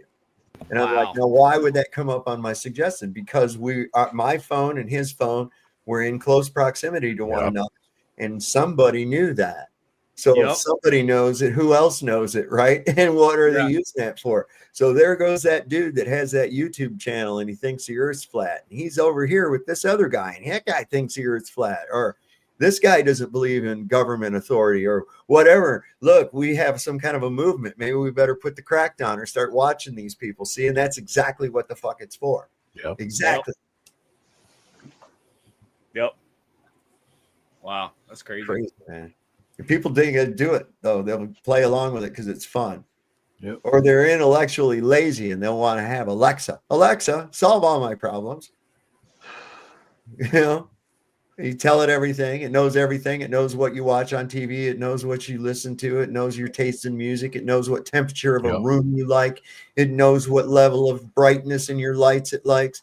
It knows everything, what you eat, how often you shit, everything. I know from dealing with YouTube, that looking at music stuff on YouTube, now they're starting to put on the sidebar, they're putting suggested playlists. Yeah, by what you've been listening to, where it takes a bunch of stuff from different things that you've listened to and puts it in a playlist. Even though somebody didn't create it, it created it itself. Right. So it isn't like somebody's channel that they say, "Oh, check out this person's." It's like, no, here's just a playlist from YouTube. Right. Yep. Alrighty. Hey, on my Facebook, I keep getting this advert suggested to me, and it's a dental advert, and the guy who's on the main thumbnail of the advert, he's got a tooth missing there. Hey, now there's somebody I can identify. They think you're going to go, hey, man, there's somebody I can identify with. I'm going to buy that product. I thought that was just a joint holder. I thought Real you just quick, stuck the joint there. My wife's There you go. My wife made this, and I asked her, I says, well, I had to see if anybody's interested in getting some of these. She won't. If we do sell these, we're not going to sell them internationally at all because paying international postage is just fucking ridiculous. But this is really cool. Let me bring myself up full. This right here. I don't know. Can we see it? Or am I going to have to turn out? Okay. Let me turn off my green screen real quick. Let her pull back, maybe. Hey, wait. Let's see. Does that work? Yeah. Okay. So you see what this is? This is an emotional support dumpster fire. Everything's fine. That's what it says. It says, it's fine. I'm fine. Everything is fine.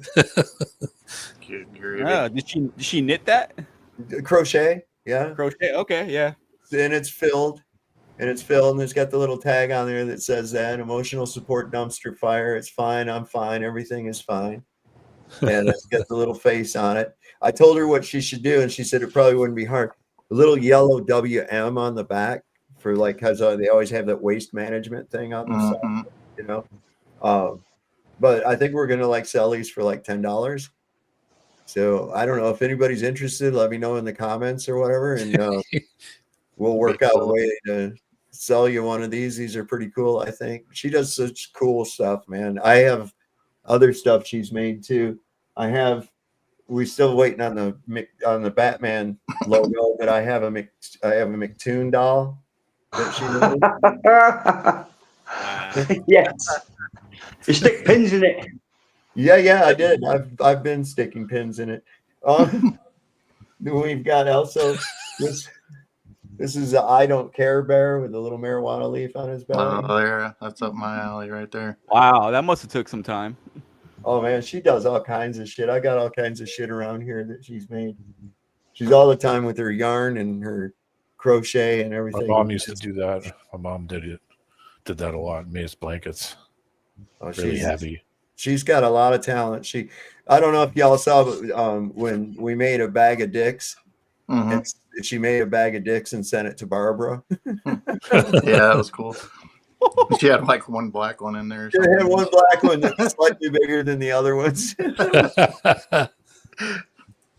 She loved it. She made a video about it where she unboxed it and everything, and she was like actually hugging the little dicks. It was funny. Oh my god. Anyway, Good old that. You're going to get your data, your DNA on a database. That's what we need. Okay.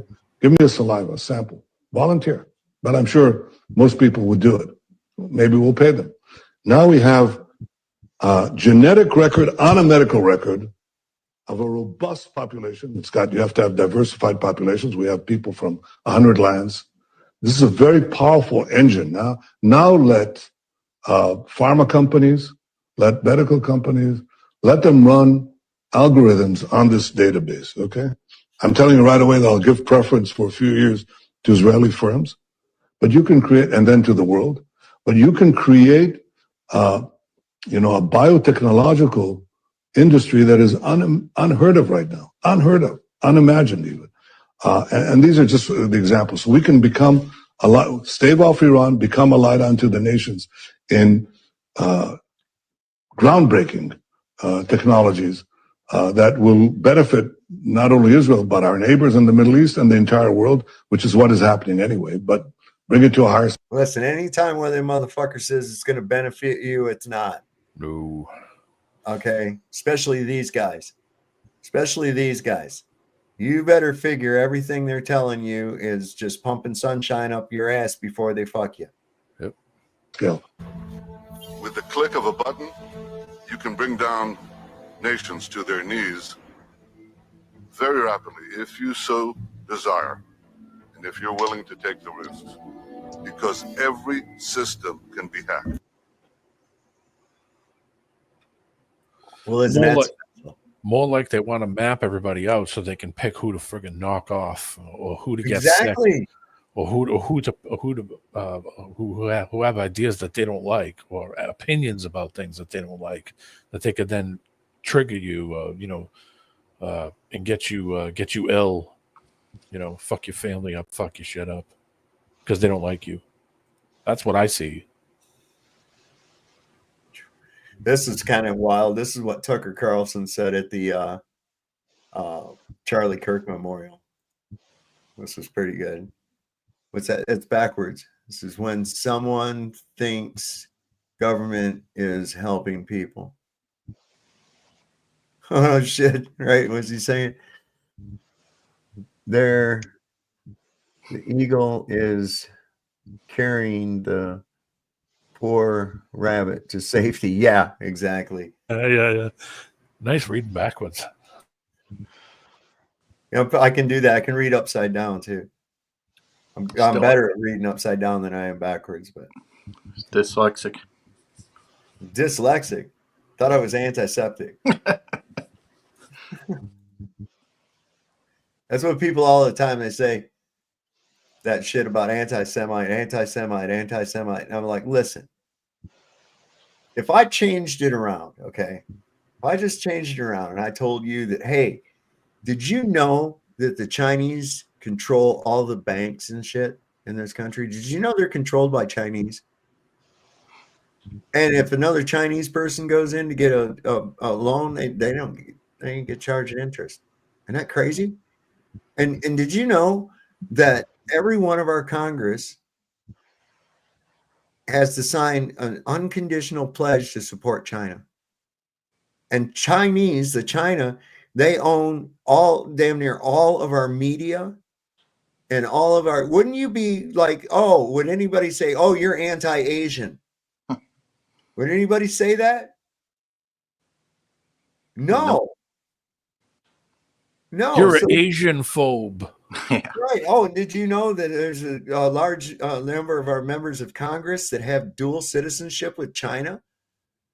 You'd be like, hey, wait the fucking minute. Sounds to me like China's trying to take over our country. Now, let's switch that around. Who is it really, though, that owns all that? You do the math. See, that's the thing. But they got, as soon as you point it out, then they start hollering about the fucking Holocaust.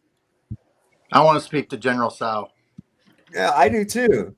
I think General Electric killed him. We better go over to Mayor McCheese's and let him know. Admiral Refrigerator sending a fleet. Is that even still a company? What, GE? No, Admiral. Oh, I don't know. They probably got bought out. He might have. I don't know. I know Zenith is no more. No. RCA is still around. It's Chinese. It's Chinese. It's Chinese or Japanese? Chinese. How do you know? Magnavox. They bought all the old brands from that we know growing up. Magnavox. Sony was not one. Panasonic was bought out. Panasonic, yeah. They're all owned by BlackRock. Fuck it. Look, a genuine magnet box. A Magnavox, yeah. I had a Magnavox TV. Man, they came out, and it was only out for a short period of time, and they were fantastic. And I had one. They had this TV, and it was called a smart TV, but it wasn't like how it is smart today, one of those smart TVs. What it was is once you set the volume, everything that came out of the TV came out at that same volume. So this, like, you know how commercials are like twice as loud as whatever you're watching, right? It would reduce their volume down to whatever the volume of the show that you were watching. And then there was some kind of lobby that went in there and made them stop making those. My because parents they got rely on that jarring fucking loud noise to make you watch your commercial. What is it? My parents got old Zenith radio still. Oh my God! It's pretty Yeah, cool. Yeah. my grandparents worth a lot of money. Very similar to that. Those are like vacuum tube radios where they're all vacuum tubes. Yeah. No transistors. Remember the testers? You probably maybe you do. They used to have tube testers in the hardware store, and a lot of times in the drugstore too, because they'd sell tubes. They'd have like where the light bulbs were at, and you could take your tube and it had all these different little different sockets to fit it in little and you fit it your tube in there, and it would tell you if it was bad or good. It had a little booklet that came with it. You'd flip through the booklet and look for the number of the tube, and it would tell you what settings to put the tester at. So then you just push the button, and you'd see the meter go up, and it would read the resistance in the tube. Sometimes the tubes would leak, and they would start to the resistance would start to their values would start to drop. Look at that! Dropped a Zenith off a third-story balcony. I had an old tube. How dare you? I had an old tube CB called a TRAM, TRAM, Titan 2, and no third grounding plug on it either. And that thing zapped me a couple of times, and I thought I was gonna pass out. Oh yeah, picture in picture. I remember that. That was a thing for a little bit. Pip. Yeah, Pip. Anyway, this is kind of wild. What an opportune thing to say at this memorial, given the narrative that they're trying to sow. Okay. Ultimately, he was a Christian evangelist. And it actually reminds me of my favorite story ever.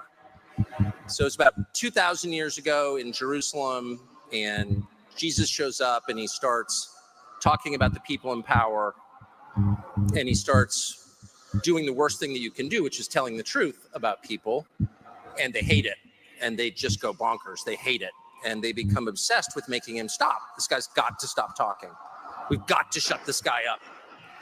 And I can just sort of picture the scene in a lamplit room with a bunch of guys sitting around eating hummus, thinking about what do we do about this guy telling the truth about us? We must make him stop talking.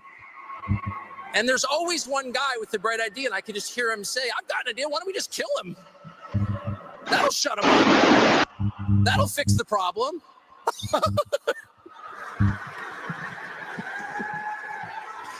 It doesn't work that way. Ooh. That's awful ghoulish. Yeah, that was weird.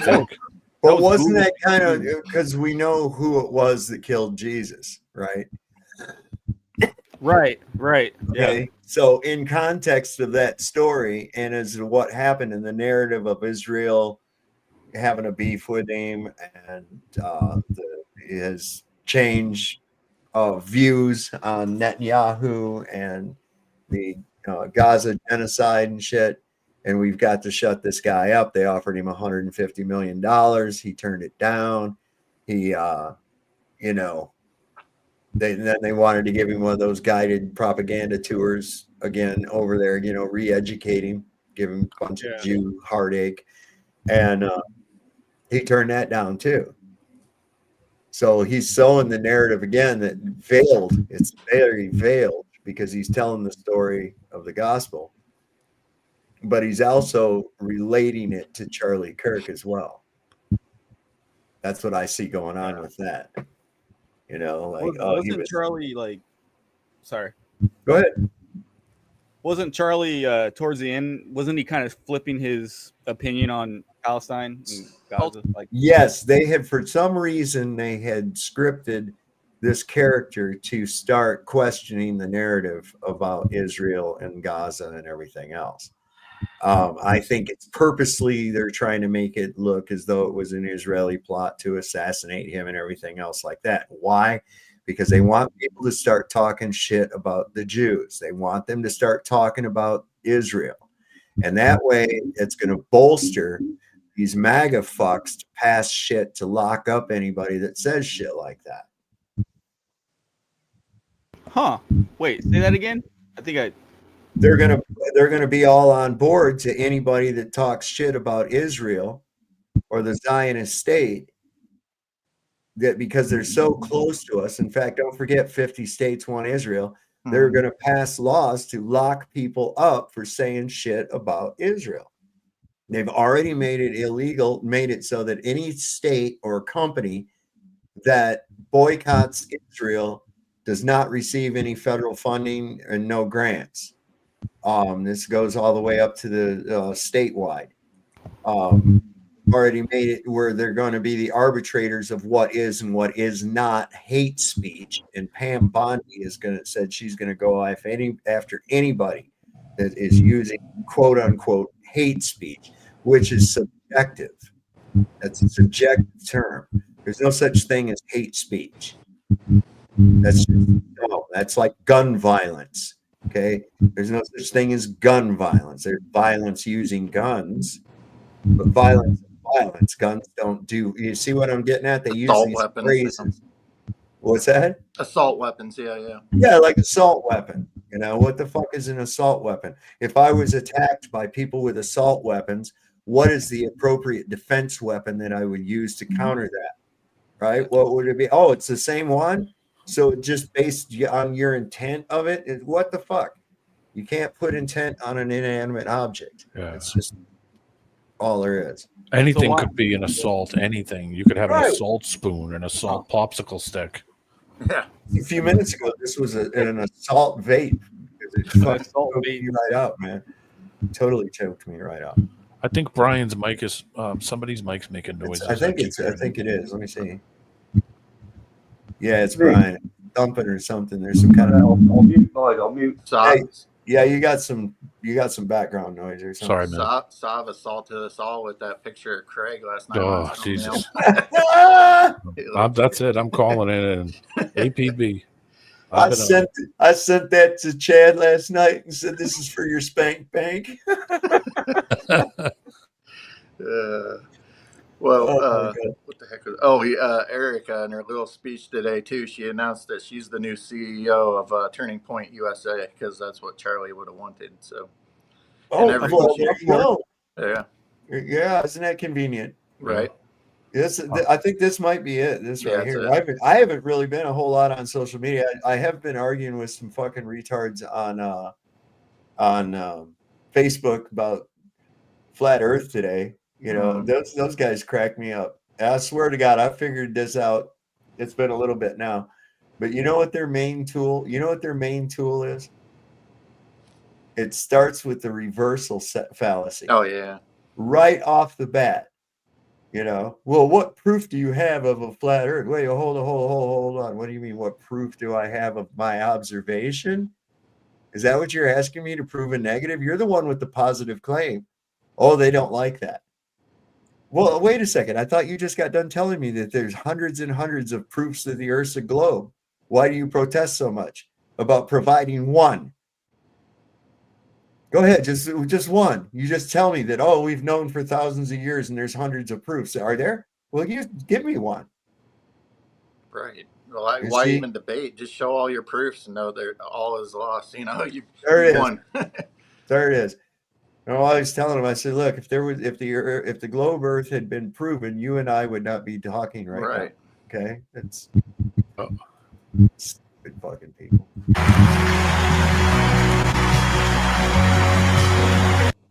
They really had this set up quick though for the sequence of events. I gotta say, the pyrotechnics, the planning, you gotta have seating, stage lighting, all the shit set up, you know, for all this. They must have got started on this like right before he was dead. Yeah, I mean, really. I mean, look at 3 this. weeks before. We got choreographed pyrotechnics.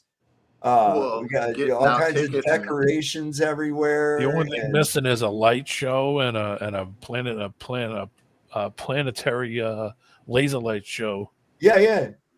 Oh, there might have been. I don't know. I didn't watch the whole thing, but this already's got Grammy Awards written all over it. Oh, it totally is. They're on a red carpet. Well, watch. You're going to start seeing videos come out about people dissecting this down as a ritual. Yeah. Too. Why is the carpet red? Yeah, exactly. Why?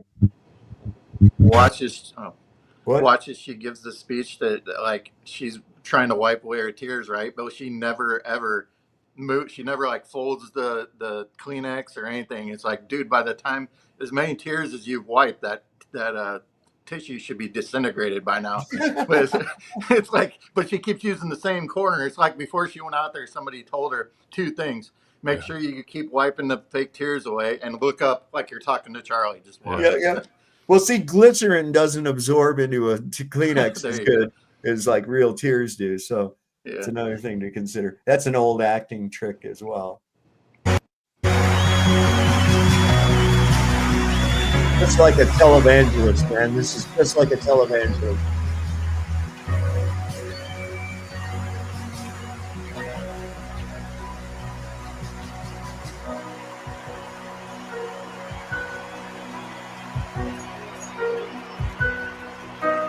Look, they even got the bulletproof glass. Oh, wait a second. Is that bulletproof glass? Yeah, dude, just scroll back a little bit. All right, wait a second. So she come out on stage and stood out there in the open for a long time and looked at everybody, which is if you're worried about being assassinated, it's probably you want to get as quickly to the glass as you possibly can do it, right? You really want to skedaddle, you know. It's like with Jesse Jackson running for president. That motherfucker be running back and forth while he's giving a speech because he knows somebody's going to shoot that son of a bitch, right? Yeah. So her name trips me up every time. I just want to say Erica. It's all the K's and the R's. Yeah. It always. I know it does. I wonder if there's an acronym in there. I see a KKK. Right. So Justin Johnson said, "Oh, the COVID glass." Yeah. Well, they had to do something with it, man. You're only protected if you're behind it. Right. I had to mute you, Brian. You still got that thumping coming through. I don't know what that noise is, man. It's terrible. I'm going to go out and come back in. Sorry, boys. All right. So scroll back a little bit and look at the glass. Look how thick it is. If I was really, look at that shit. Look at it. That's quadruple pain. But you gotta stand out here in the open.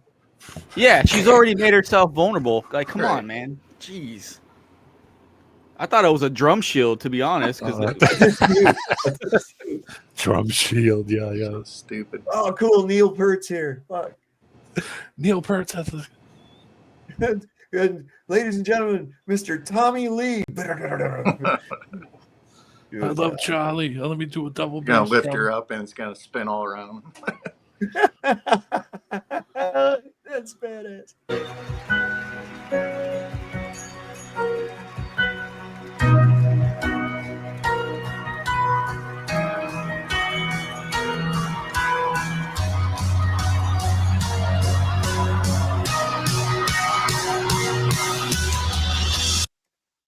Man, perfectly choreographed, so perfect. Watch her movements in conjunction with the music. Watch here. With the crescendo, she lifts her head up to the sky. Yeah, it's bad. This music is tantamount to the emotion. Okay, it really is. Oh, so bad.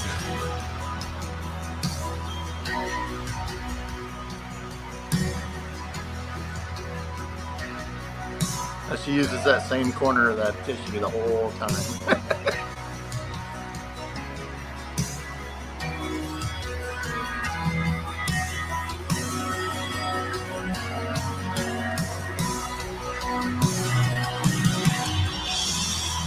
looking up at the sky and say, I love you. You know what I'm waiting for? I'm waiting for her to take a boom box and hold it over her head.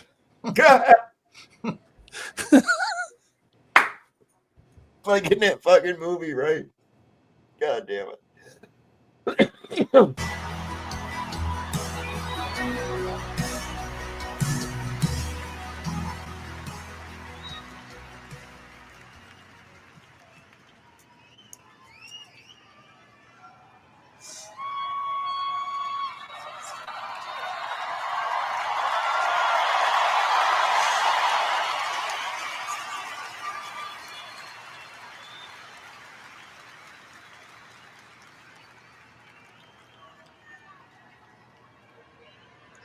Hello. Jesus Christ. Are you shitting me? This is so Yeah, you bad. should watch the whole. You know, There's there's a part where she goes to like say a prayer, right? And then she closes her eyes and looks up, and like she's about to recite it by memory, and then she forgets and has to look back down at the paper. Yeah. Wow. Coming right up. Choreographed grief. Kind of There love we go. that. Yeah, it's pretty bad.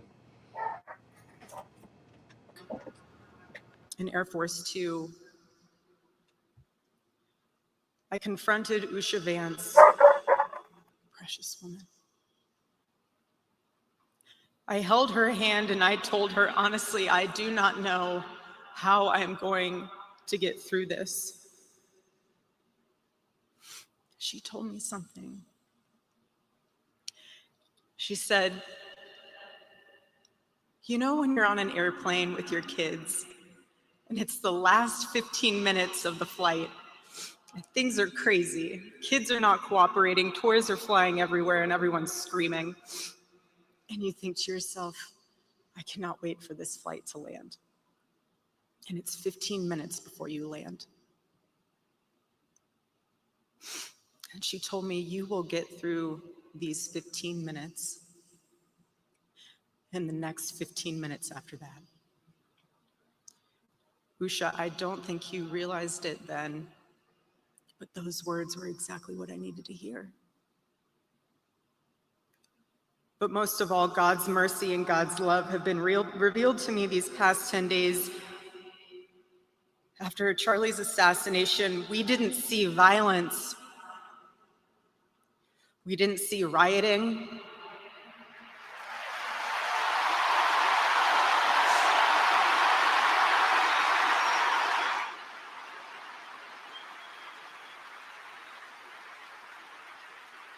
We didn't see revolution. Instead, we saw what my husband always prayed he would see in this country. We saw revival.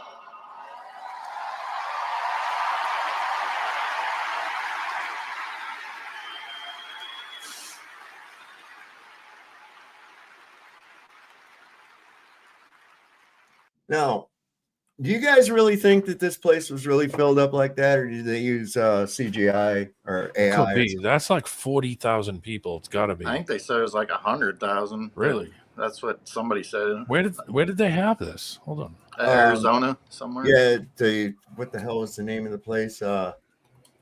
Shit. Is it the football stadium? Yeah, it's the football because the Cardinals are up there. So Oh, okay. yeah, probably about 100,000. I forget what they call the place. It's named after some company. It's State Farm Arena, I think. Yeah, State Farm. That's it.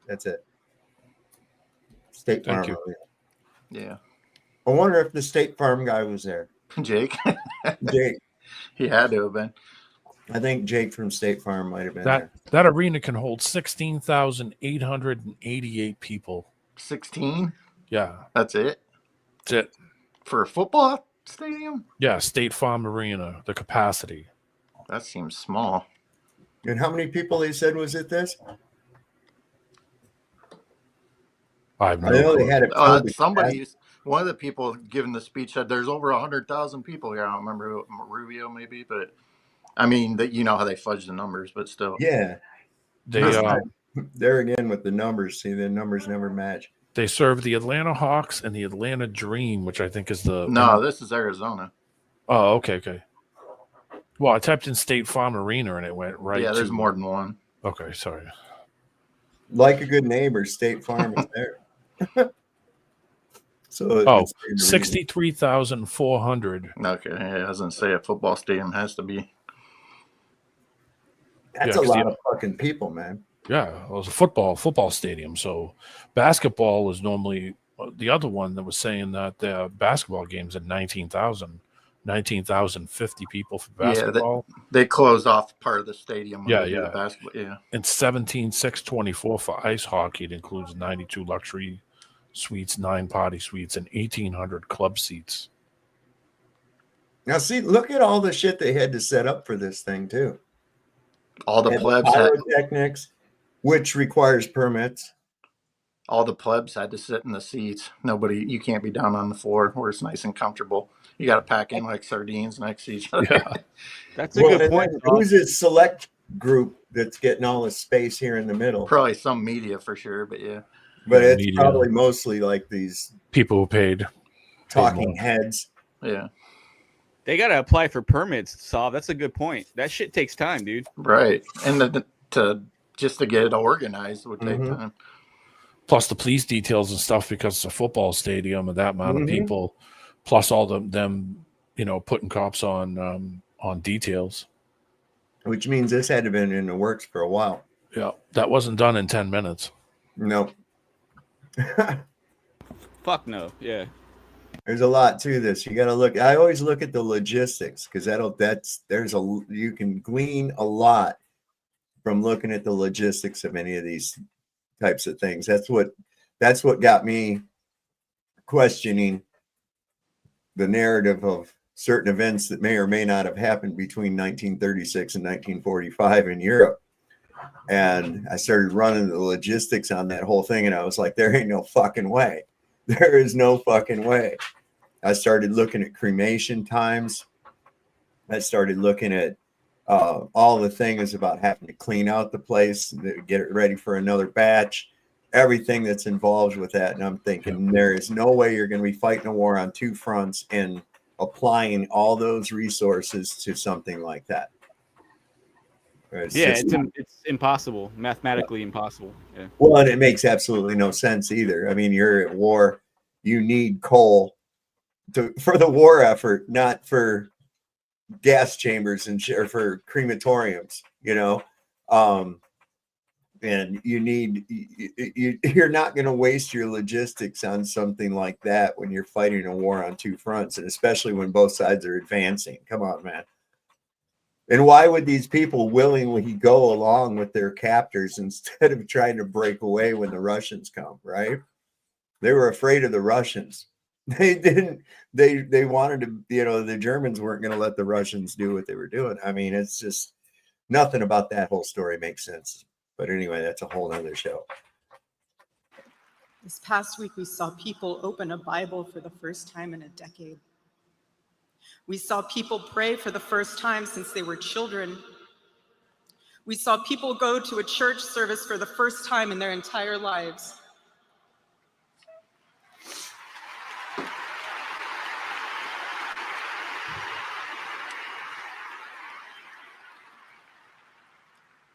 Charlie liked to journal.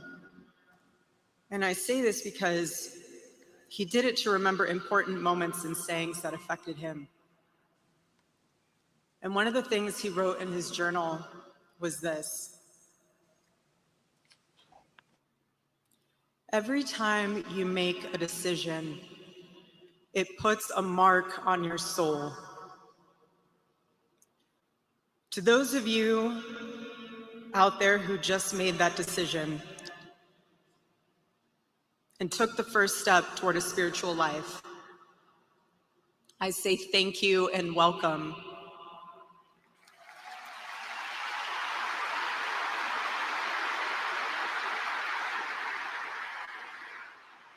One day, I hope you look back and realize it was the most important decision of your life, because it is. All of you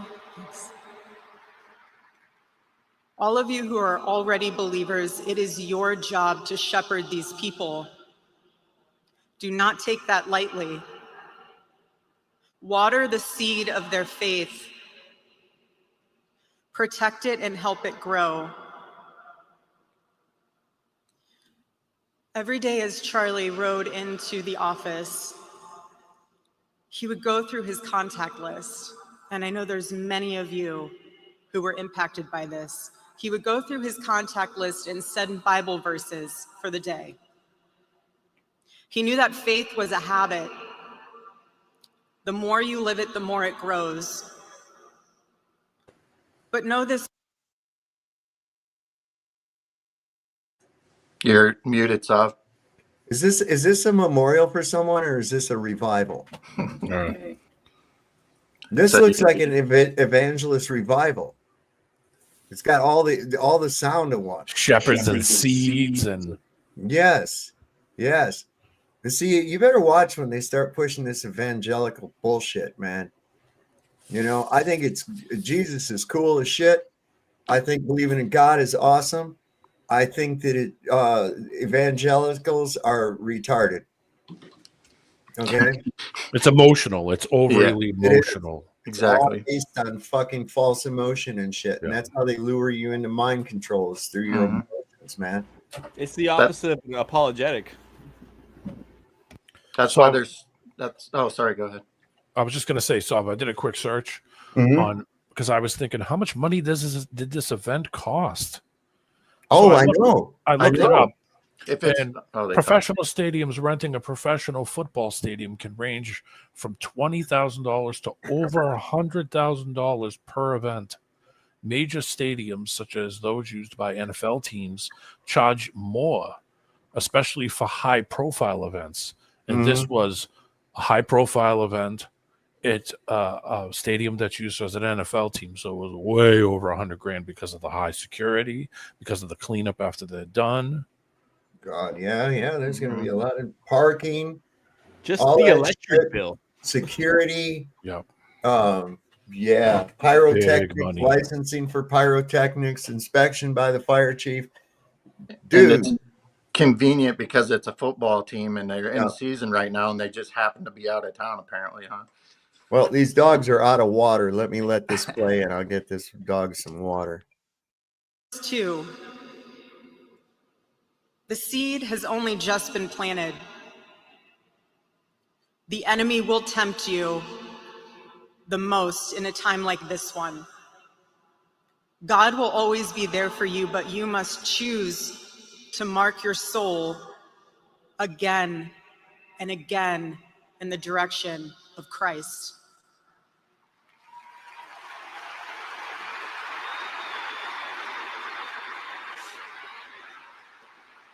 Pray again. Read the Bible again. Go to church next Sunday and the Sunday after that, and break free from the temptations and shackles of this world.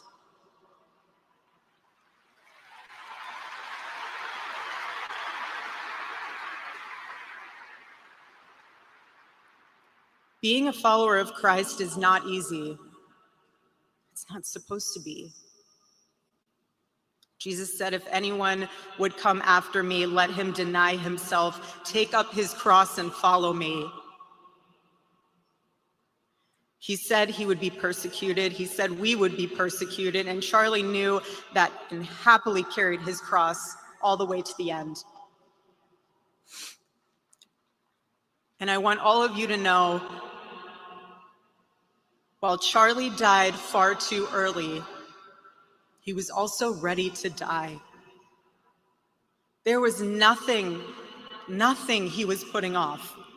There was nothing that was too hard or too painful, or nothing that he just felt like he didn't want to do it. He left this world without regrets. He did 100% of what he could every day. But I want you to know something. Charlie died with incomplete work, but not with unfinished business.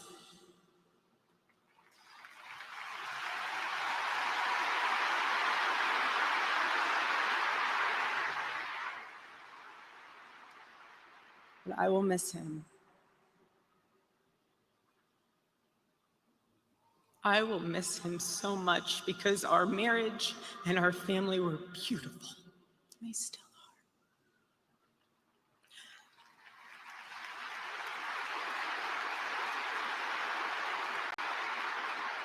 The greatest cause in Charlie's life was trying to revive the American family.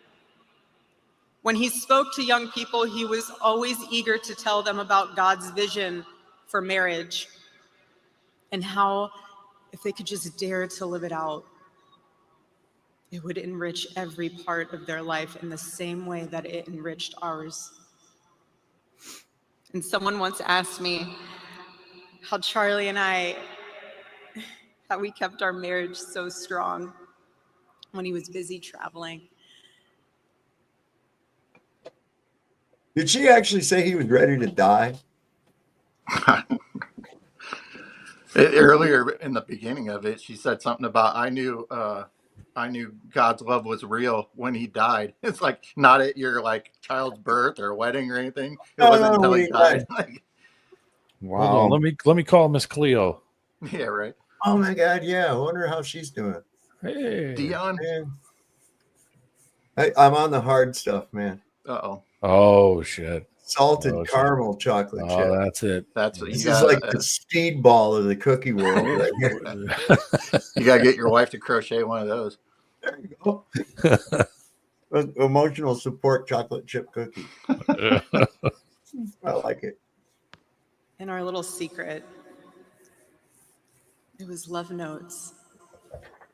Love notes. Oh, they were such Every Saturday, Charlie wrote one for me, and he never missed a Saturday.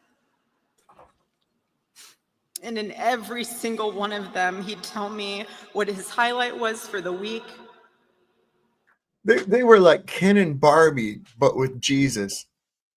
You know what I'm saying? They were just such a perfect couple. He'd leave little love notes and stuff, and she'd put flowers on the pillows, and their little children would come running into the bedroom on Sunday morning and go, "Mommy, Daddy, get up, let's play." And Charlie had no penis. Oh. Oh my God. How grateful he was for me and our babies.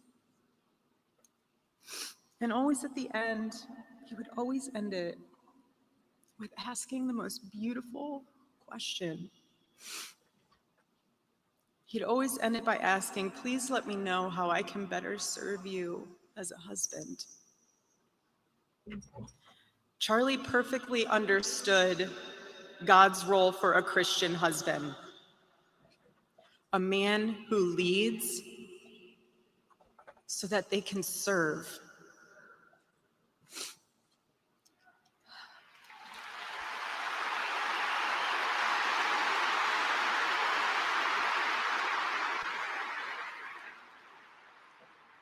To all the men watching around the world, accept Charlie's challenge and embrace true manhood.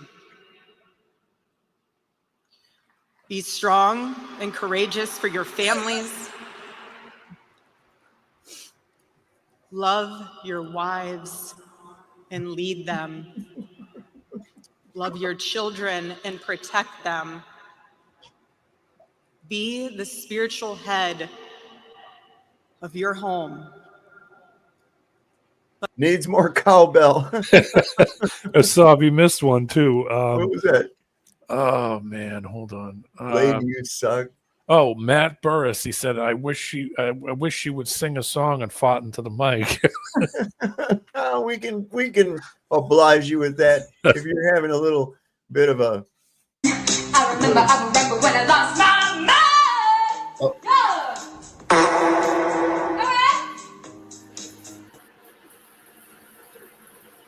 Oh my God! And he was showing Erica Kirk, and then he stopped and showed a lady parked the microphone.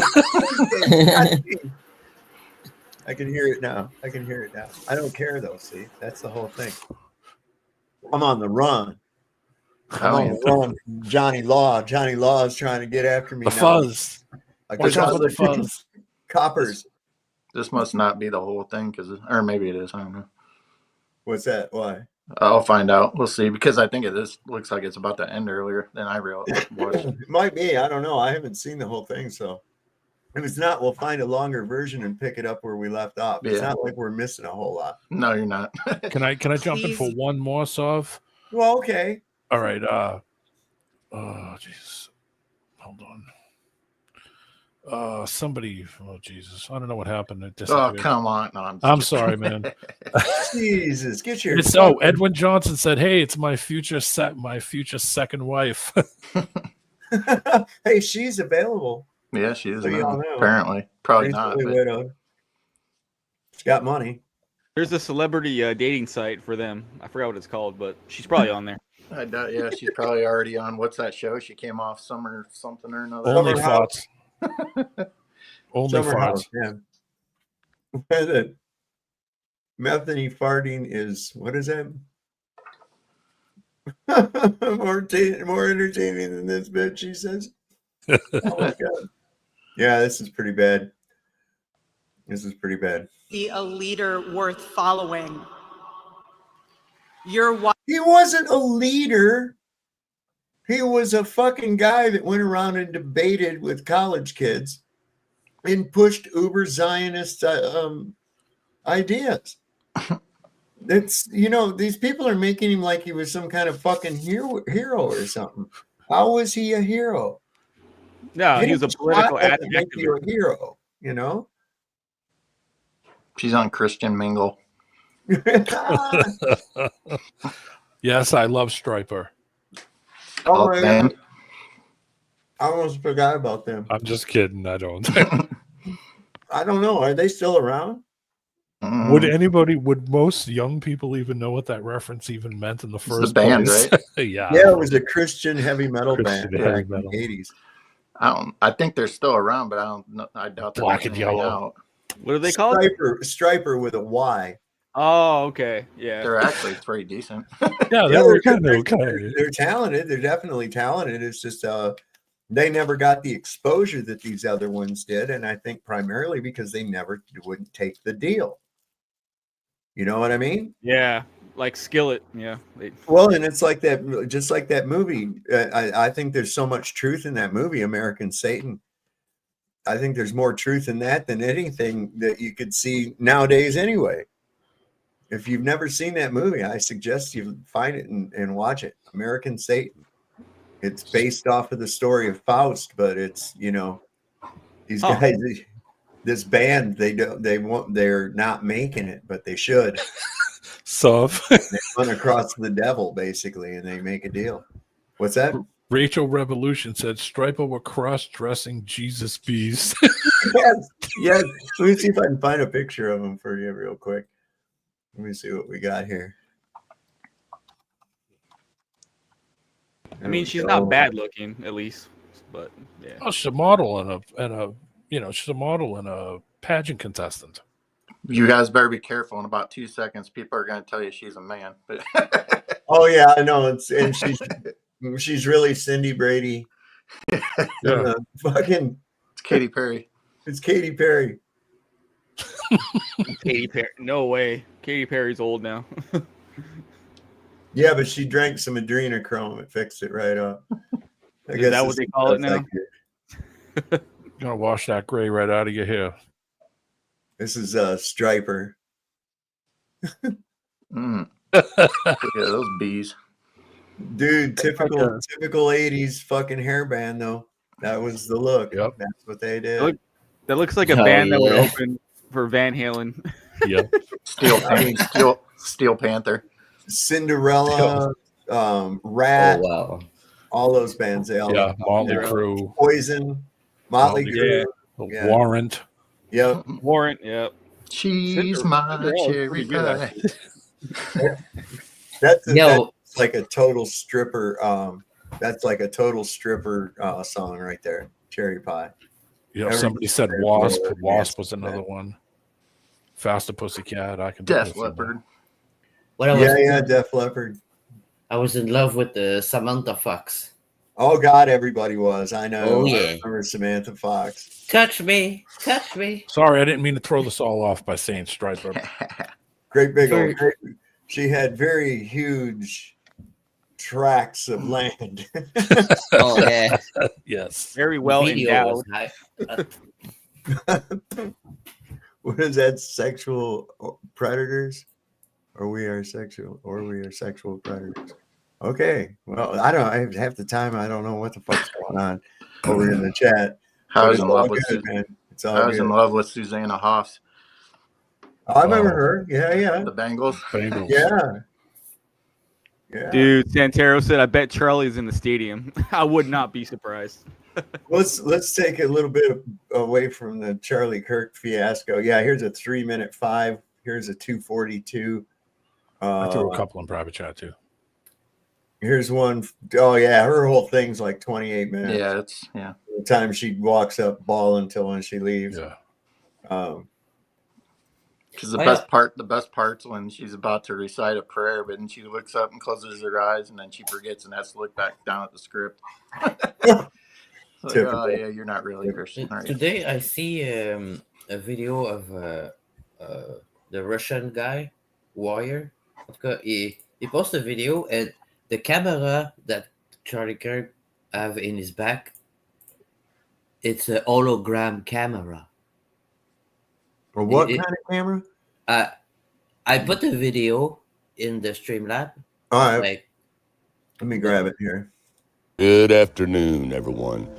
Now, I'm sure all of you have noticed online that a lot of people are talking about, why are these people allowed to be in this canopy? Why isn't this marked off and taped off as a crime scene? And why is this guy in the white shirt taking the most very important camera down?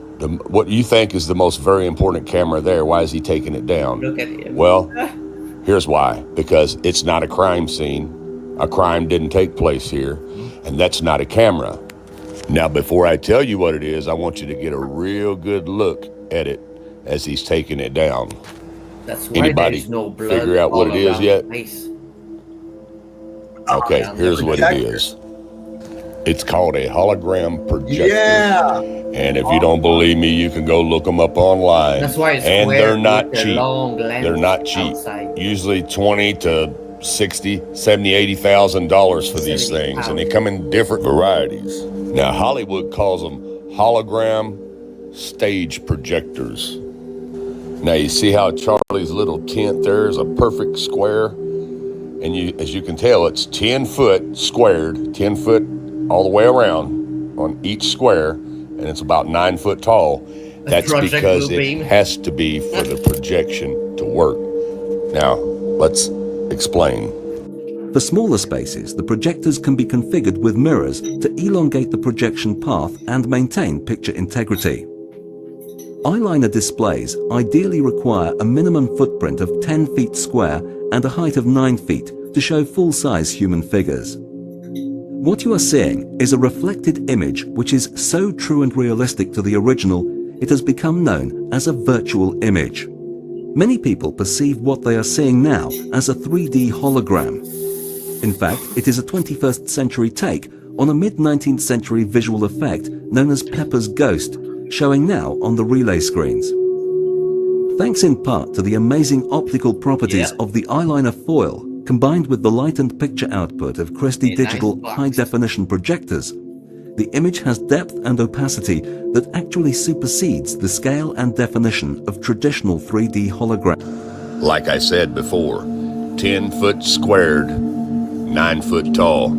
This canopy was made this size for a purpose because it is a hologram stage projection that you guys were watching. These performers are holograms. Every series, we take one step closer to achieving all of the sci-fi dreams. It's pretty cool. You'll never have to miss a gig again. The gig can come to you. We traveled to Paris to meet Ian O'Connell, director of the company that put this show on. I recall we were being asked to produce a show from London to Florida where the interaction between the musicians and the audience would be as natural as two people being in the same room. And for all of us, it was an experience that we'll never forget. So how do they beam this band in live? It's incredible that this really is a remote live gig. The signal from London takes less than a third of a second to go all the way around the world and be projected as a hologram on the stage in the US. As well as the hologram making it feel like the band are actually in the room with the audience, the band can see the audience and actually interact and respond to what they're doing. This is a whole new take on live music.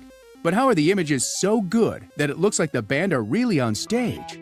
They look so lifelike because of the angle of the light and the reflective material called mylar that creates this holographic effect. The mylar screen is semi-transparent. The reflective surface reflects the images where the light falls on it, but where the light doesn't fall on it, the audience can see through it. So it looks like there's a person standing on the stage and that there's no screen at all. The projector receives the video signal and projects it down from the ceiling.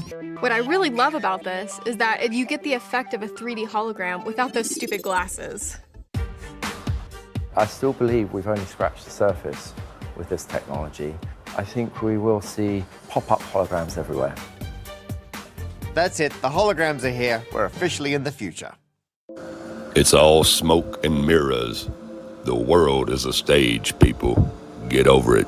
You've been lied to.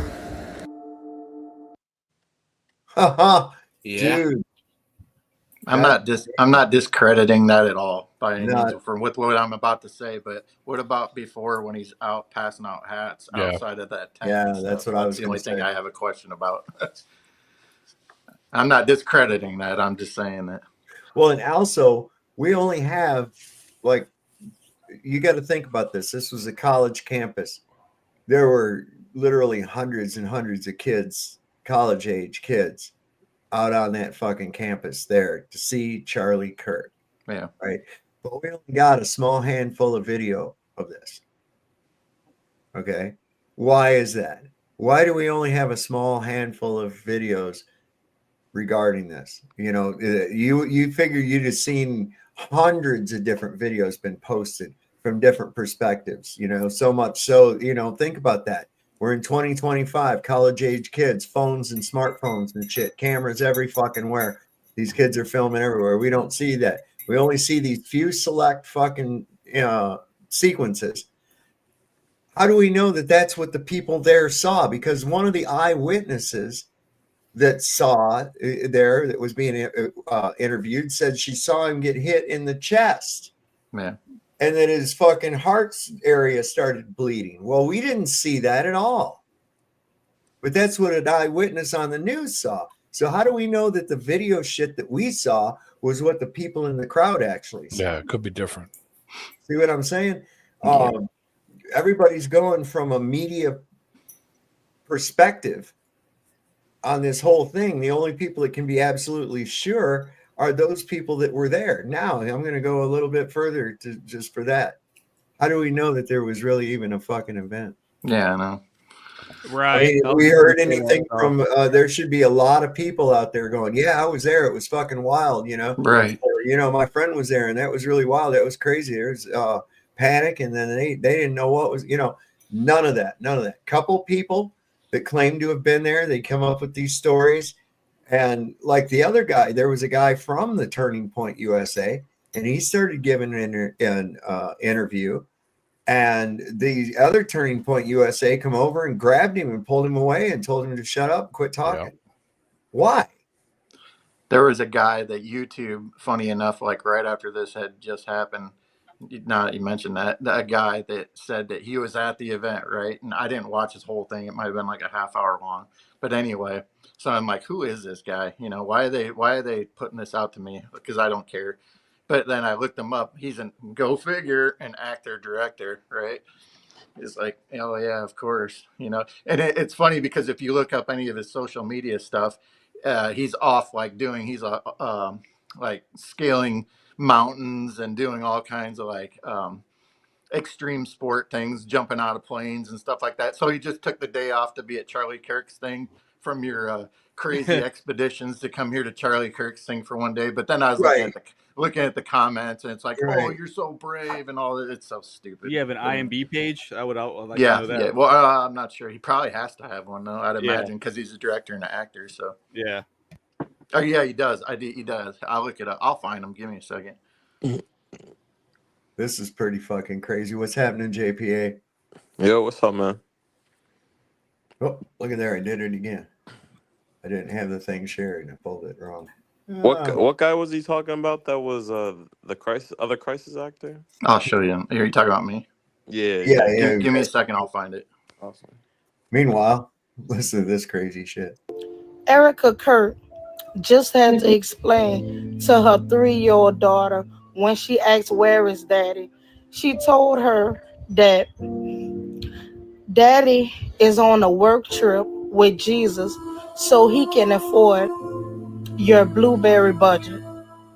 I'm just so done. After anybody hearing something like that, how can you laugh at a man's life getting taken right in front of his own children, right in front of his own wife, and right in front of his own parents? Just where is the love? Where is the love that we supposed to have for one another? Like, I'm just so done. I'm just so done. This is a 3-year-old we are talking about. They had so many nasty comments. Like, I just couldn't believe it. I just can't believe it. Like, how can you laugh at something like this? White or black. When you right, you're right. But when you wrong, you are wrong. And this is totally wrong.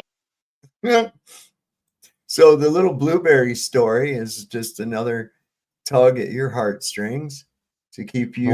Wouldn't you think that would? So wouldn't you think that would kind of damage the kid away? Because then you're thinking, well, Daddy has to go and be off on jobs because I eat too much blueberries. Wouldn't that be putting the kid in a guilt trip?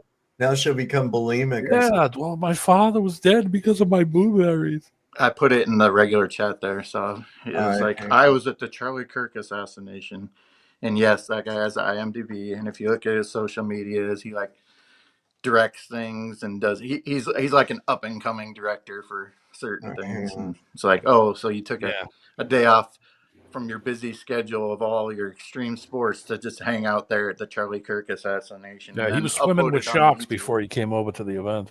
Right. What was that, sir? This is the guy? Oh my God. Yeah. I said he was swimming with sharks before he came over with the event. He literally probably was. This guy right off the bat, I can see his eyes. He's not a genuine character. No, but YouTube thought that I needed to see that. I didn't actively look for this. That's not. Look at this.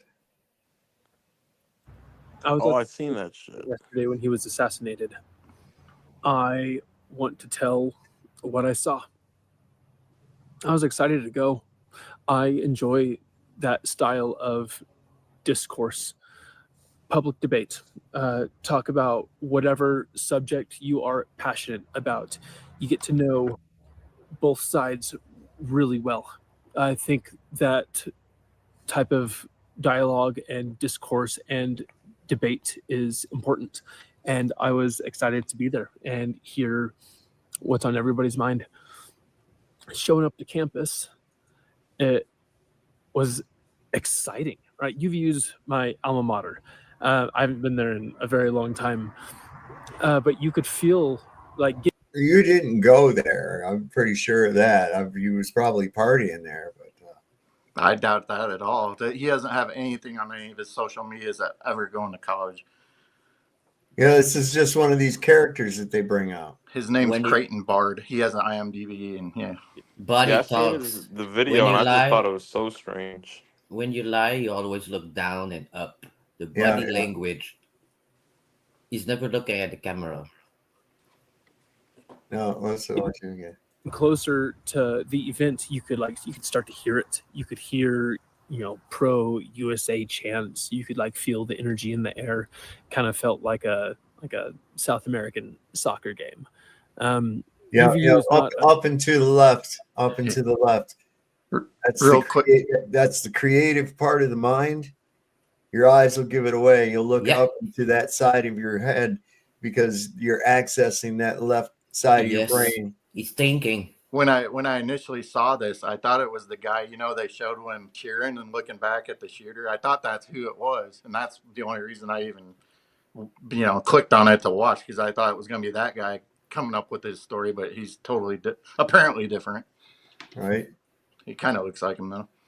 He looks almost, he does look a lot like him. Why are there people that look like that? And I'm just going to say it. If you wear a man bun, that's gay as shit. Oh, I'm sorry. I'm sorry, man. That's just one of the worst things. Come on. Don't do that. I mean, if you were a genie or something, maybe you could get away with it. But I just look at that and I go, oh, man, that guy drinks soy milk, man. Don't. Only on the weekend. That body language is stuff detectives look for when they do interrogation. So I know. Yeah. I've been trained in interrogative techniques. It's fascinating, very fascinating. Let me see this. Hold on. I don't even know if you really need to watch much more of it. It's I'm just completely fake. I just wanted to see the guy. I could tell he was disingenuous right off. Oh, I know who this is. Hasn't popped on though. I think Dreamy Lynn's here. If Dreamy Lynn is here, this is interesting. There's a guy called Lemon Skunk on Rumble that is in love with her. Oh. He likes her. He's got a crush on her just from hearing her talk. He's got a Roseanne fixation. He might. He might very much. Sorry, Dreamy. So which one? This is called Charlie Kirk Analysis. What is this? This ain't the same thing, is it? Do I have it? There's no volume, no sound. Someone get the hats. Quick, stack these 347 hats in a row. Do the symbolic 33. What are we looking at? What's here? that in the back there above Turning Point USA, that urifi.com? What is that? Has anybody ever looked that up? No, what does that even mean? I'll look it up. Yeah. Did you catch it? Yeah, I caught it right there.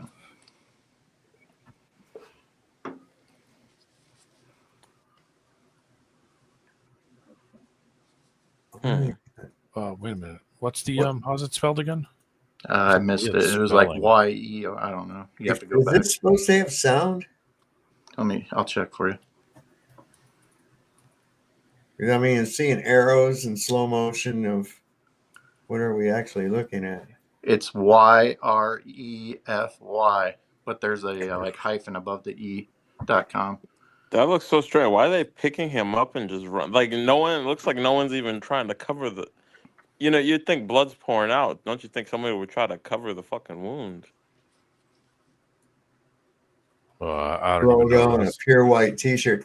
That's the thing too, is that this is the first and only time. That's the first only time that he ever wore a white shirt to one of these events. He's always in a dark shirt, always.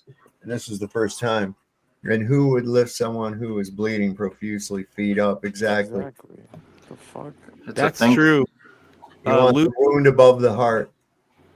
Luke 23 said something. The lightning bolt on the canopy represents Lucifer. I noticed that too. I didn't say anything, but there's a lightning bolt on the canopy. It's it's a loan, student loan for refinance for struggling borrowers. Oh, that's weird. Yeah. And you know what's funny is on their endorsed page, it shows like politicians, basketball players, swimmers, hockey players, announcers. It's all people famous. Yeah. Reporters. And of course the third person is Charlie Kirk, Larry Elder, Riley Gaines, Tom Chambers. So wait, it's his company? No, it's I don't know what it is. Well, I mean, like a sponsor, probably. Yeah, like a sponsor of that event. Obviously, because it's pasted all behind them the entire time. Here, I'll put the link in so we can probably like a Turning Point sponsor linked with them somehow. Yeah, okay. All right. But their sponsorship just happens to be I'm trying to get people off of student loans. Off of them or onto them? It's a refinance thing. Refinance, yeah. Oh. Which means that they're trying to refinance it So right. It's a reverse mortgage. Yes, exactly.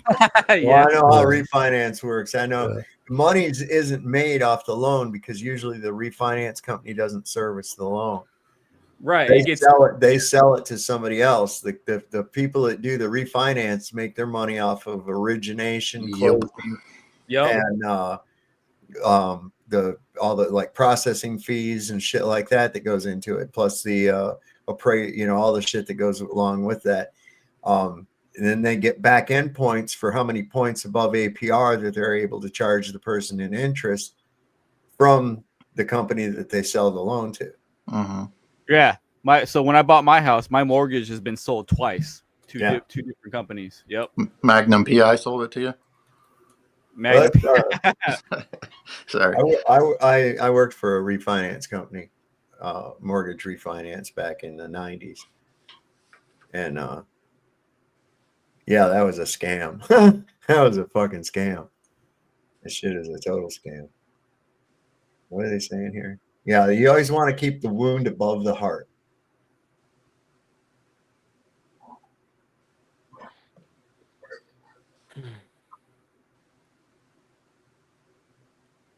Hey, goddamn, are you? Oh, it's not playing. That's my bad. It's like, how long do you think it takes us to read that shit, man? There's a lightning bolt again. Yep.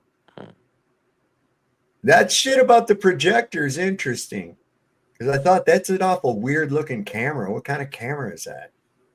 Yeah, it looks kind of big. Yeah. So how could they continue the projection when they carried him off under the canopy? That'd be my question. That's the only. I mean, They had that's that the only trap questions door. I had, like when he wasn't under the tent or whatever. But somebody said it. They switched him out and all that, which I'm not discrediting any of these theories. It's just I have questions is all. Yeah. But like, there's no splatter anywhere. There's no splatter. No. He's wearing white shoes. He's wearing a white shirt, and Right. the only thing you see is where that crap was coming out. You don't see any splatter or bits or anything anywhere else around him. Even the behind him is white, and that has nothing on it. There's no blood Charlie splatter. Copperfield. There's no rips in that fabric behind him. There's no nothing. No, Well, and look, here's where they ruined it. I don't know what this is actually trying to show. There's no audio or anything to it, so I don't even know. They ruined the whole fucking story for themselves with this story about this fucking neck being so dense of a bone that it stopped for fucking 30-06 and saved people's lives. Shut up. Yeah. Just shut up, and then found the bullet under the skin. What absorbed the inertia? That had to go somewhere, and the bullet's not deformed, exploded from being stopped by his super dense adamantium neck bone. Are you fucking kidding me, man? Right. And that was all. Where's the first people response, that too? these narratives are written by people who have never ever had any real life experiences whatsoever. None. Yeah. Probably afraid of a fucking gun. They probably picked to say it was a 30-06 because that's what they heard. Boy, that's a good gun, 30-06. They don't know what it is, nothing else. They just tried to, okay, that's what we'll say was used. Well, that's a lot of what this is based and counted on, is that most people don't know shit about shit. And, that the majority of people that look into things are the people that are crazy, right? Mm-hmm. So, Wouldn't they be giving him first response instead of carrying him away? Like you thought. Well, I mean, just looking down at him after getting hit with a 306, a 30-06, you would have looked at him and said, "He's gone. He ain't His coming head back." would have been gone. Yeah. The first thing they do is carry him away. Yeah, No, that's what I was saying about the point. Yeah, let's pick him up by his head after it's half blown off or blown off. Right? Let's And then pick put him up. in the casket and make sure it's tilted so Yeah. he doesn't. Hey, let's throw him in the back seat head first. That'll really Right. help. But that's what I was Oh saying my about God. is like they should have there should be protocol and plans of action for anything, if this were real, but yeah. Good evening, gentlemen. Hey, what's happening, Andrew? What's up, Andrew? I've just got a little bit to add into this, and that Okay. is, the more information that comes out about it, they fucked up. This is equally as bad as 9/11 and Sandy Hook. But one thing that I did actually witness about 4 months ago, roughly, was there was this well-known homeless woman who was just a bitch to everybody, constantly getting arrested and fucking going to the hospital and whatnot. She was drunk all the time. Anyways, one day she decided, I guess, to walk through a non-crosswalk area. A lot of people think it was suicide. And she stepped out in front of a big rig, like an 18-wheeler. And I never saw the body, but I saw the blood streak across the ground. Oh, Lord. And yeah, it backed up Monterey Highway for a long, long ways. So what happened, I was just sitting out there and I was like asking like everybody that was like standing off to the side, like what happened? And the driver of the big rig was off to the side. He's like, oh, I had to pull my big rig off to the side and do all that kind of stuff. And they brought out like detectives and like they shut down the San Jose Police Department, shut everything down. And what happened after that, once they opened up the traffic a little tiny bit on the right hand, it's a three-lane road. Well, they brought out a hazmat team. I'm talking like head to toe hazmat. Yeah. And they were spraying it with some sort of disinfectant or something, and then scrubbing it with brushes, and then sucking all that stuff up with a shop vac, and getting rid of the blood. Yeah, so that is what would happen. And also, in regards to that, I have seen what happens to someone, only because I was in war, when they get shot in different areas, doesn't really matter. That blood goes all over the place. It gets on all kinds of clothing, and it's this whole fucking story is falling apart even more. Even liberals are calling bullshit to it. Day by day, it's getting worse and worse. The more crap they put out, the more it just gets worse and worse. Well, I think that's part of it. They want the fatigue. They want everybody to be done with it and for it to just go away, you know? Well, and like Andrew and others, there's people that are veterans and there's people that are war veterans, okay? Especially from the last 20 years that are out here watching this shit, who have actually witnessed, like you have, what actually happens when someone is struck with a high caliber, high velocity bullet, you know, like a 30-06. Or even compared with a 5.56, or even just a 308. What the 30-30? Yeah, I mean, you've got experience. You know what that'll do to a human body, especially with a neck wound. And that's what I said. There'd be blood going every fucking place. You would have painted that wall. Yep. But it kind of like blooped out like that, and I guess this video shows blood kind of squirting or something. I don't.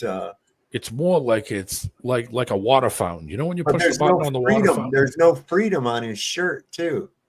The F's missing. Yeah. The whole word's gone. Look. Well, yeah, with the chair moving through the table. Yeah. And the ring changing fingers, and how his fingers, all of a sudden there's 4 fingers, and now there's 3 fingers. Yeah, the whole thing is just a bunch of stage props, and it was. I'd be willing to bet by tomorrow they'll have this all wrapped up as a single shooter event. It's all done. But here's my question: do you guys think they actually killed him? Like that was his escape plan? No. No. But I mean later on. No. Oh, see, I brought that up. There'd be no real reason to, as long as he's playing ball. There'd be no reason to. He'd be well rewarded for the things he's done in the past. He's probably a dual citizen by now. If you catch my drift. The Give Send Go that I looked up, that was at 4.7 million, like 2 days ago. It's almost at the goal of 6 million. And who was doing that?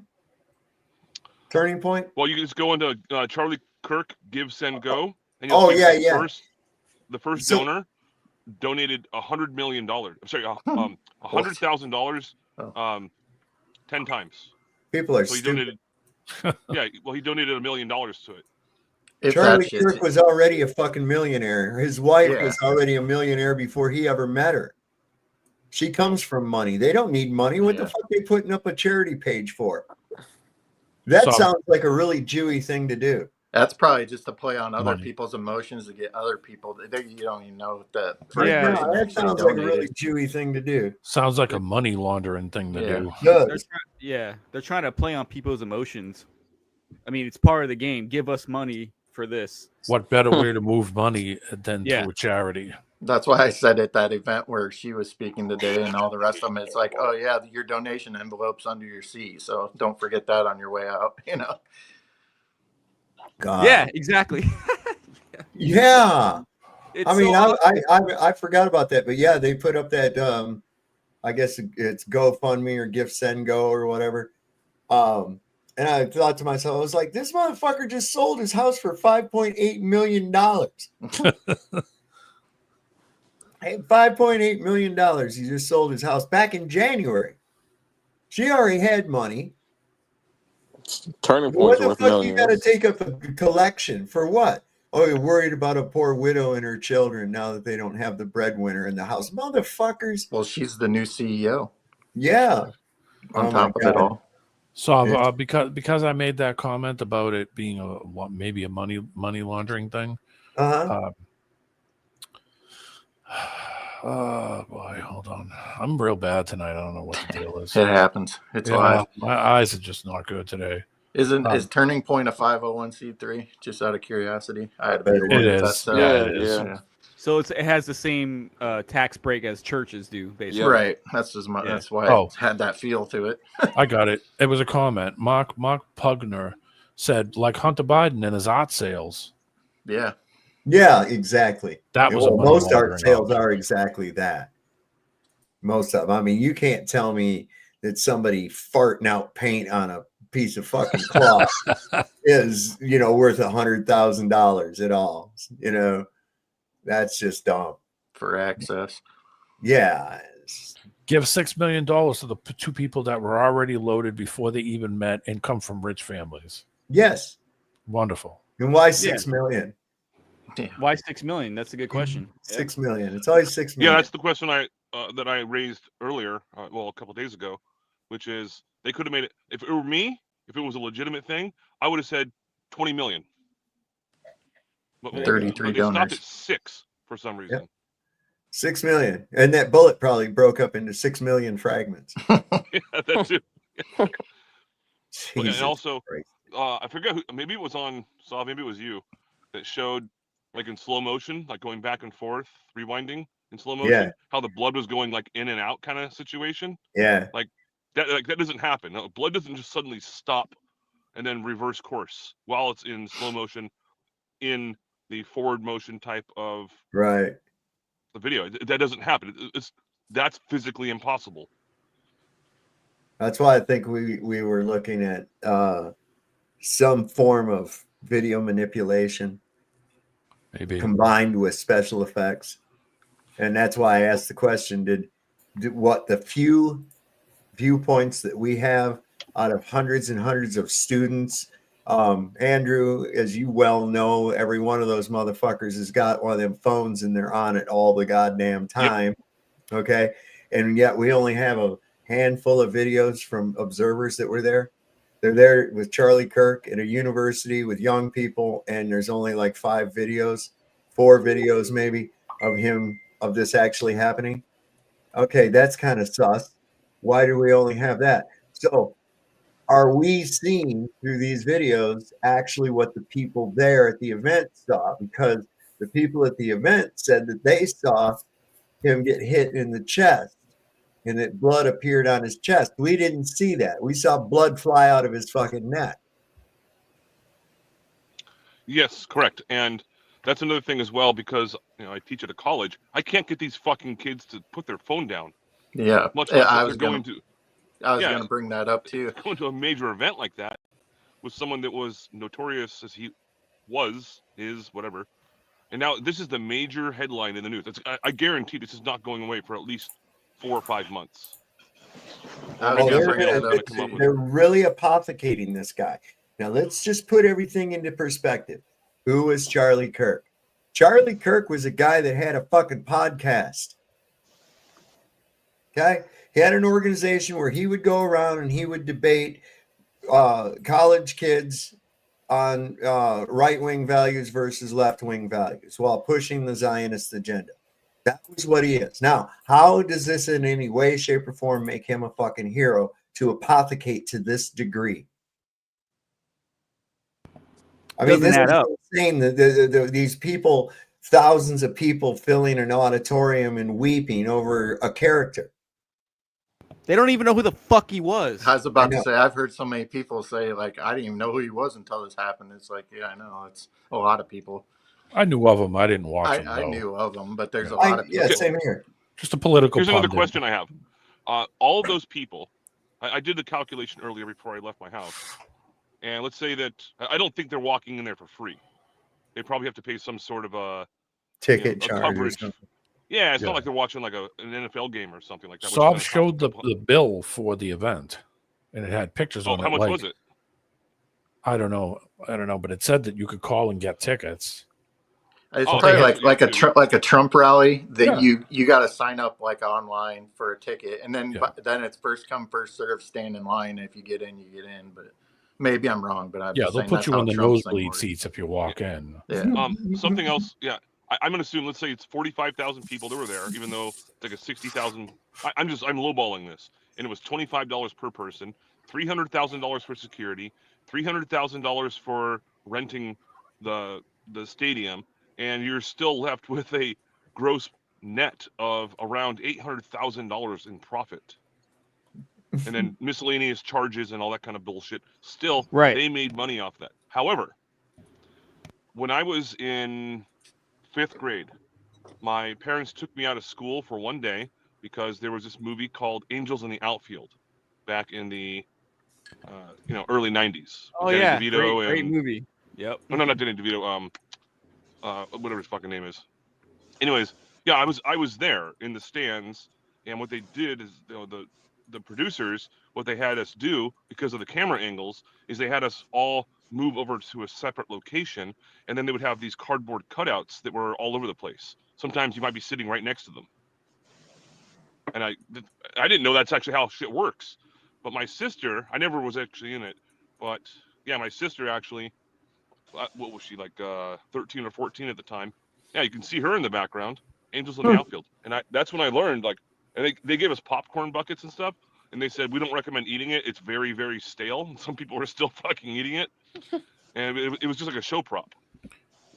So if they filled that event and the tickets were $33 a piece, it was over $2 million they made. Jesus. Wait, the tickets were $33? No, I don't know that they were. Somebody just commented that. I think it was just a joke. It wouldn't surprise me, though. Yeah. It certainly would not surprise me. Oh, man. Not only that, the tenants of the building, the Arizona Cardinals, just so happened to be out of town that weekend. Oh, my God. And these bag of cards. Game. Huh? Yeah, how convenient. That's perfect. That's perfect. That works out well. God was looking out for him. He right. Going to occur like that. They're saying it was a miracle that the bullet stopped at his neck and didn't hurt anybody else. No, a real miracle would be that he got hit with the bullet and lived, right? That would be the miracle. What you're saying is like, no, that's not really going to ever happen. If you look too at where he's sitting behind it, there's a giant opening where there's a big walk through, like a breezeway right behind that tent. Yeah. So if something came at him, it would have kept on going and went right through the back of it and kept on going. We said there's no exit wound. The bullet stopped. His neck bone was so dense that it stopped the bullet. Their bullshit is so dense. That's not possible. Come on. Wow. Yeah, that's what the surgeon said. Now we're hearing this, of course, secondhand from a TPUSA person who the surgeon talked to about Charlie Kirk, despite HIPAA rules. Okay. Yeah, despite HIPAA. Yeah, no shit. Yeah, despite HIPAA rules. Something else that I have to bring up as well. At first, it looked legitimate only because they orchestrated this and probably practiced it. But I have seen people get shot and have limbs blown off. And some people, they don't even notice it right away because it happens so fast. There's no pain immediately. But as soon as they get shot and realize it, all of a sudden the pain kicks in. And it takes a few seconds for that to happen. And that's when people go into shock very quickly. But that's not what happened. And there was no blood on the ground. There was no, they disassembled the entire thing. Yeah, you start putting two and two together. They did worse with this than they did with 9/11. Or actually, I don't know. This is equivalent to Sandy Hook. Like how Rachel seems to be a fan of the dad bod. She's probably going to be really interested in the male review that I'm setting up. Me and Cubby and D-Man, we're going to. I don't know, man. Come on, man. I thought you were down for my idea of having Chunkendales. Yeah. I don't know. I'm supposed to work for Cubby. He said I'm going to be the doorman. So. At the candy shop or the candy factory. You'd be able to go there, and we're going to have some really, really good dancers. We're going to have some really good dancers. Here's one of them in her premiere video. Baby, make it splash like Pippin. Shit, that's nothing. Splash. Everybody call me. I want you to just picture that on a brass pole with nothing on. We're gonna make Brian the communications advisor. Dear God. Look at Brian. He's looking for something to throw up in. He's looking for something to throw up in. What's Cash think about it? Oh, he doesn't. He likes it. He likes it. I like a bigger booty. Jesus. We're bad here. We're bad people. He's disgusting. He's making jokes during the Charlie Kirk mourning period. Yeah, right. How can you do that? I don't know, man. It's just my nature, I guess. But I mean, really, these people are really over the top with this fucking emotion. Look, first time I ever saw how powerful emotion through television could be. My younger brother, he's 5 years younger than me. And you remember, oh, well, some of you may not remember, but when Jimmy Hoffa came up missing, he was kidnapped. They hadn't determined that, that he was dead or anything else like that, but he'd been missing for a little bit, and they were interviewing his wife on the news. And of course, I lived in the Detroit area, so it was our local news that was actually interviewing her. And she was crying, and she says, I'm just afraid we're never going to see Jimmy Hoffa again. And my brother turned around from the TV, tears streaming down his face. And he said, my dad said, what's the matter, Steve? And he says, we're never going to see Jimmy Hoffa ever again. He didn't have any fucking idea who Jimmy Hoffa was or anything else. I was like, Jimmy Hoffa was the Teamsters guy, right? Yeah. Okay. Man, they dug up an area in my neighborhood looking for it, man. They Why would dug she up say his first and last name, though? That's suspicious. What's that now? Why would she say, we're never going to see Jimmy Hoffa again? Like, if my brother or my sister or my mom, I wouldn't say, oh, I'm never going to see Rick Baker again. That's my dad's name. Yeah, I know. I'd say I'm never going to see my dad again. Yeah. It's fucking weird. Yeah, it was pretty weird. But I mean, the thing was, it's just like I got such a kick out of that. I was like, I can't believe he's crying over somebody he don't even fucking know.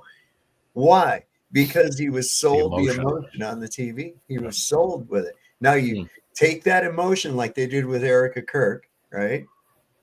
You take that projected emotion, now add music. Music that's carefully choreographed to go along with what they're saying. Yeah. See, this is even what evangelical churches and shit do when they have the music, and he'll say something and the band will crescendo and stuff when he says certain things and the drums come in, and it helps feed people into that fucking emotion that they're trying to sell. Along with the patter, they use this patter when they speak. There's a whole science behind it, man. And people it's physical also. They what? It's physical also. Yes. So how your eyes are moving, how your mannerisms, how you're doing things with your That's hands. why they walk back and forth. That's why because you keep you looking back and left. That'll and right. Tell you that someone's nervous. Mm-hmm. If somebody's wrenching their hand and you don't hear it, what do you think? You think, oh man, that guy, something must have happened. That guy's really hurting. Well, it's also the Tavistock Institute, because they were studying this stuff for, I think it was around for 2 or 3 years, and they figured out what type of frequencies will make people addicted to certain types of songs, and then also what can cause certain type of emotional reactions. Oh yeah, and Travis it's still in use today. Well, they came out. They used the Beatles for that. Travis Stock. Yeah. So in the reverse, I don't know if you saw this either. Trump came on after her little speech, and he got up there and he was like, "I'm not like Erica. I hate my enemies." It was like, oh my God, no his way! speech was like the total reverse of hers. Let me see if I can find that. It's interesting. He's like, I hate my enemies. I can't stand my enemies. And it's like, after it was all, before that, every person before that was all about you. He even, I think right after that, somebody must have been telling him something in his ear. And like, you can't be saying that. Yeah, pull it back, abort. Because then he started talking about God and stuff. It's like, you don't believe in God. Armageddon. Me, I never been to a Charlie Kirk YouTube channel, but I don't know why today I've been on the video and it was his channel.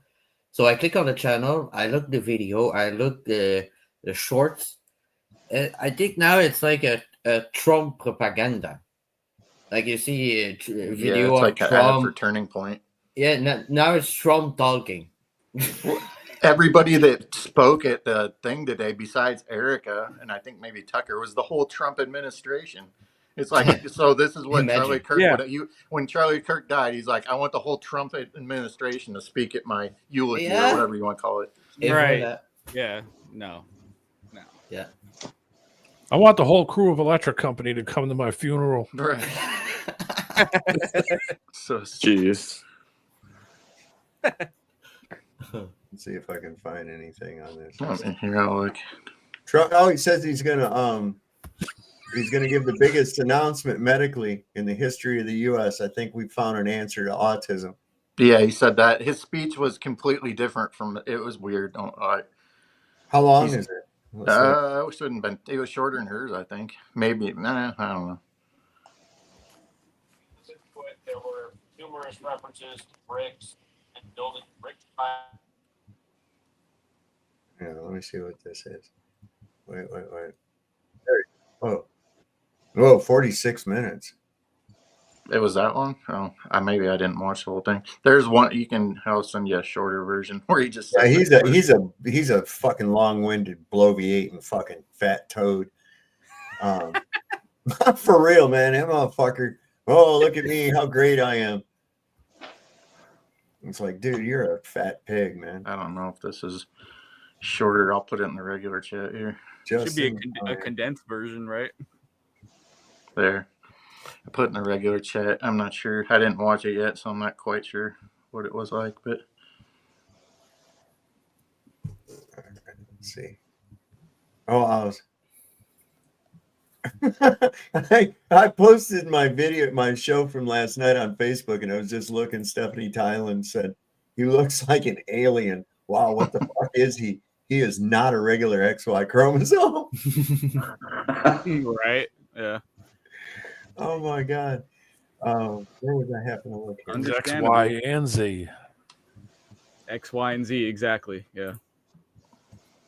Let me see. Maybe there's I like how Sue Ratio called it C-spam.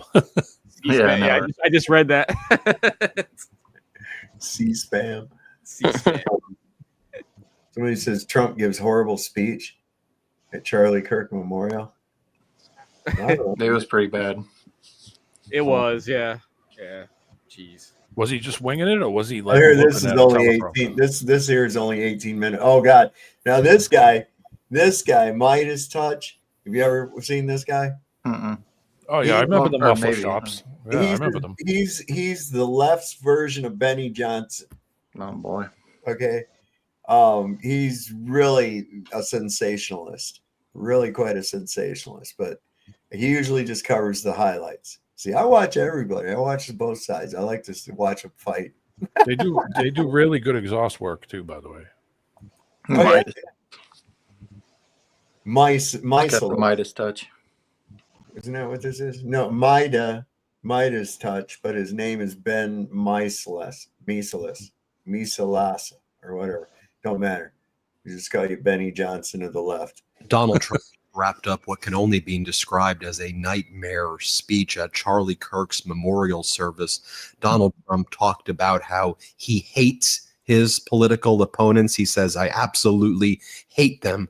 Then Donald Trump invoked Charlie Kirk's name to say Charlie would have wanted us to go into Chicago with the military.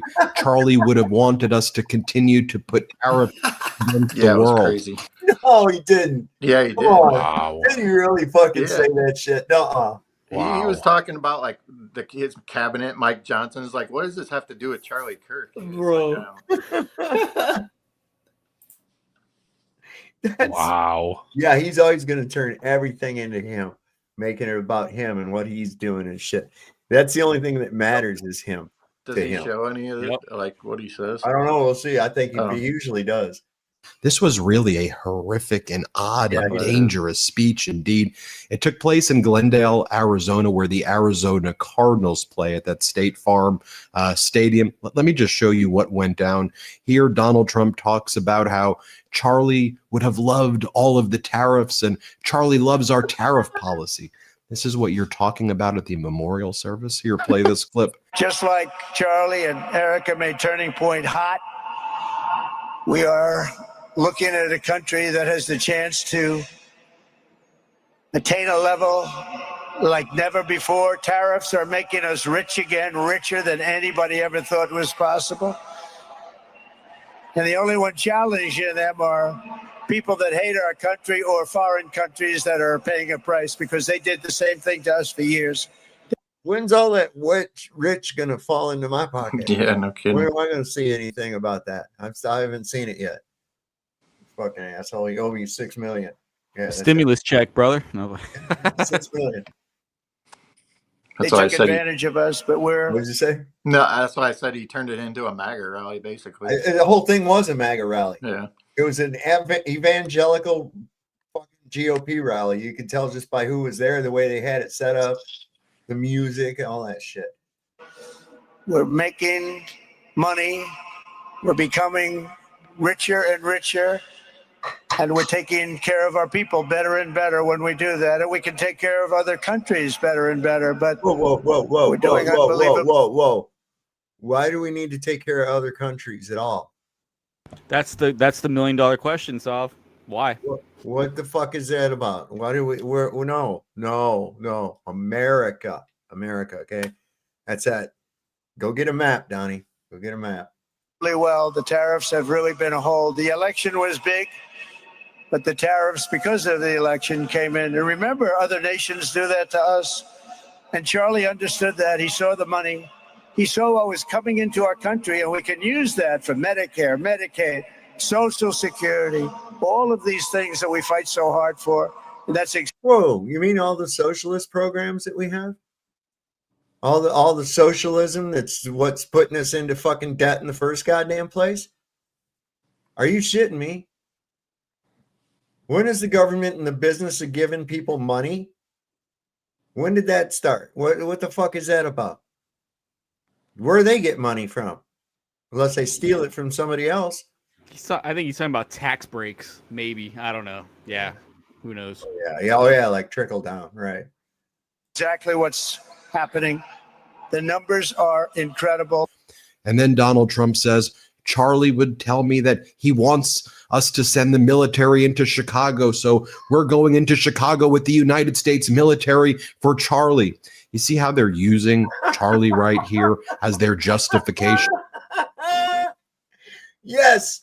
Send in Charlie Company. 100% send in Charlie Company. Holy crap. Are y'all fucking kidding me?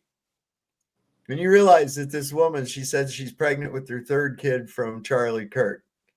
You mark my words, it's going to be a boy. And even if it's not a boy, it's going to be named Charlie. I guarantee you, this is a given. Fuck. This helps complete the fucking story. Charlie says. Yes. Oh my God. Pope's going to have Saint Charlie Kirk. God bless America. In their fascism. It's what they're going to keep on doing. So stay alert to what they are doing here. Here, play this clip. We got rid of, we took out 1,500 career criminals, 1,500.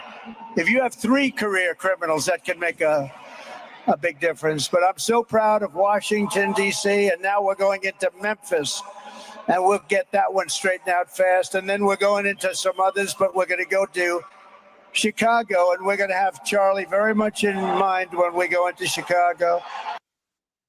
He's just pushing his bullshit, and then he says brings Charlie into it somehow so he can still bloviate about his dumb shit. Oh, yeah. We're in trouble.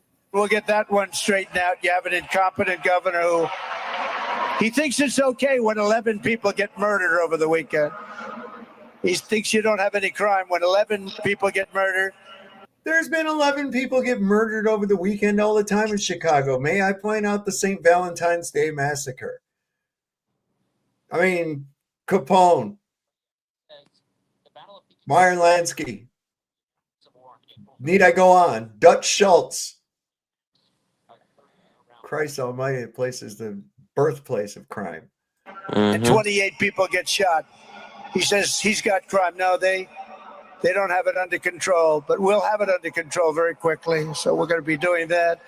And Charlie loved what Trump calls him up and says, "You had 11 people murdered this weekend." He says, "Yeah, man. Wow, we've really got it down. That's way better than 15." God damn it. we were doing. He was so proud of what happened. He was there to see it. He so proud of what happened in Washington, D.C. Good shit, Santero. Then Donald Trump says that Charlie didn't hate his political opponents. By the way, I think Charlie did hate his political opponents. I mean, I listened to his past speeches where he talked about hating the Civil Rights Act and said the most heinous things about black people, gay people, trans people, women. But anyway, Donald Trump says he didn't hate his political opponents. I hate my opponents. I don't want the best for them. And this is Donald Trump's view about America. He hates most people in America. And we have to realize that this is a full-fledged fascist movement where Donald Trump wants to kill and destroy a lot of people in America. We can't mince words about what his intentions are. It is obvious, and we need to call it out with moral clarity. Here, play this clip. Charlie Kirk truly was. He was a missionary with a noble spirit and a great, great purpose. He did not hate his opponents. He wanted the best for them. That's where I disagreed with Charlie. I hate my opponent, and I don't want the best for them. I'm sorry. I am sorry, Erica. But now Erica can talk to me and the whole group, and maybe they can convince me that that's not right, but I can't stand my opponent. And he doesn't have to worry about any repercussions on that because, after all, he's not a Christian. He's even stated that. Everybody knows that he's not a Christian, right? That he Kabbalist. What a great thing to say right after. I thought this was the side that was all about peace and no division. It's like, right? I hate them. He turned it into a political event. Yeah. You can see like somebody reels him back in though. I bet you when he was a kid, he was a lot like that. You ever see that Twilight Zone episode where that kid wishes people off into the cornfield if you don't like them? Yeah. I bet you he was like a lot like that kid when he was a little kid. I bet you if somebody would have grabbed him up by the scruff of his neck and beat his fucking ass when he needed it, he'd be a lot different of a person than what you see now. I don't think this guy, I said this to somebody earlier too. I was like, I don't think Donald Trump shed a tear for anything or anybody in his whole life. Little Lord Fortnite. Lord Fortnite. That's who he is right there. All leaders are like that. The psychopaths, they have no emotion whatsoever. Yeah. Let's build them a home, a little place of their own. They can appear to themselves on closed circuit TV to make sure they're still real.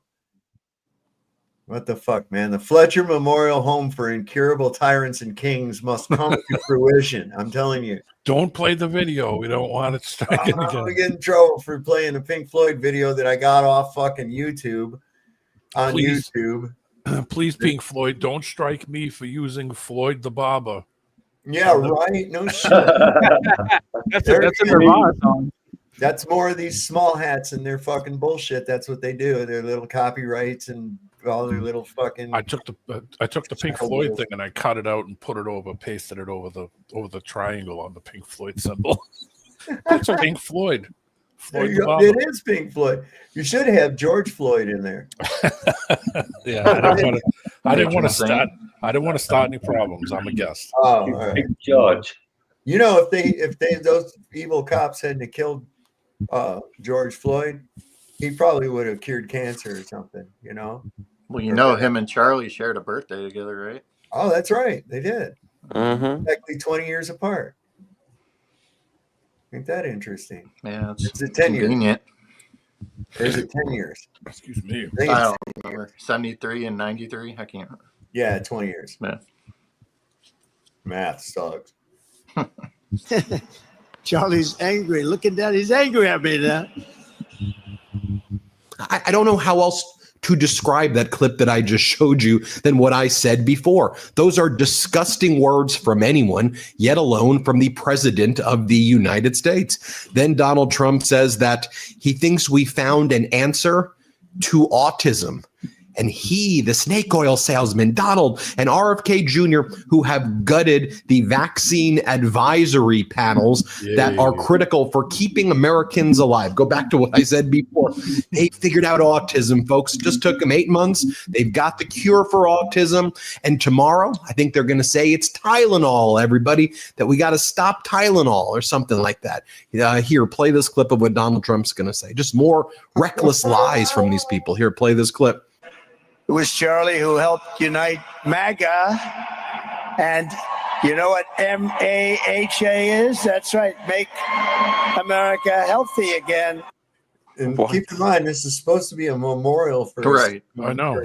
Right? Talk about the man. No shit.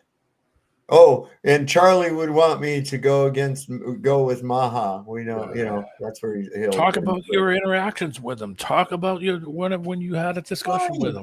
Talk about it the first time you met him. Talk about how good of a person he was. Talk about when they had when he came and tried to keep you and advised you not to go into Iran, and that. Why don't you talk about that? Oh, you don't want to talk about that. Craig, if you're listening, they got a cure for your problem.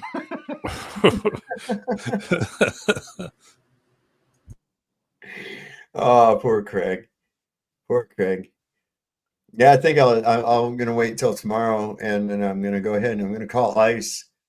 And I think it's just my duty as a red-blooded American to advise them, in case they don't already know, that there's somebody with an admitted mental illness that's going to be traveling to the United States in November on a closed plane. Yes. And he is a violent person who beat up a woman.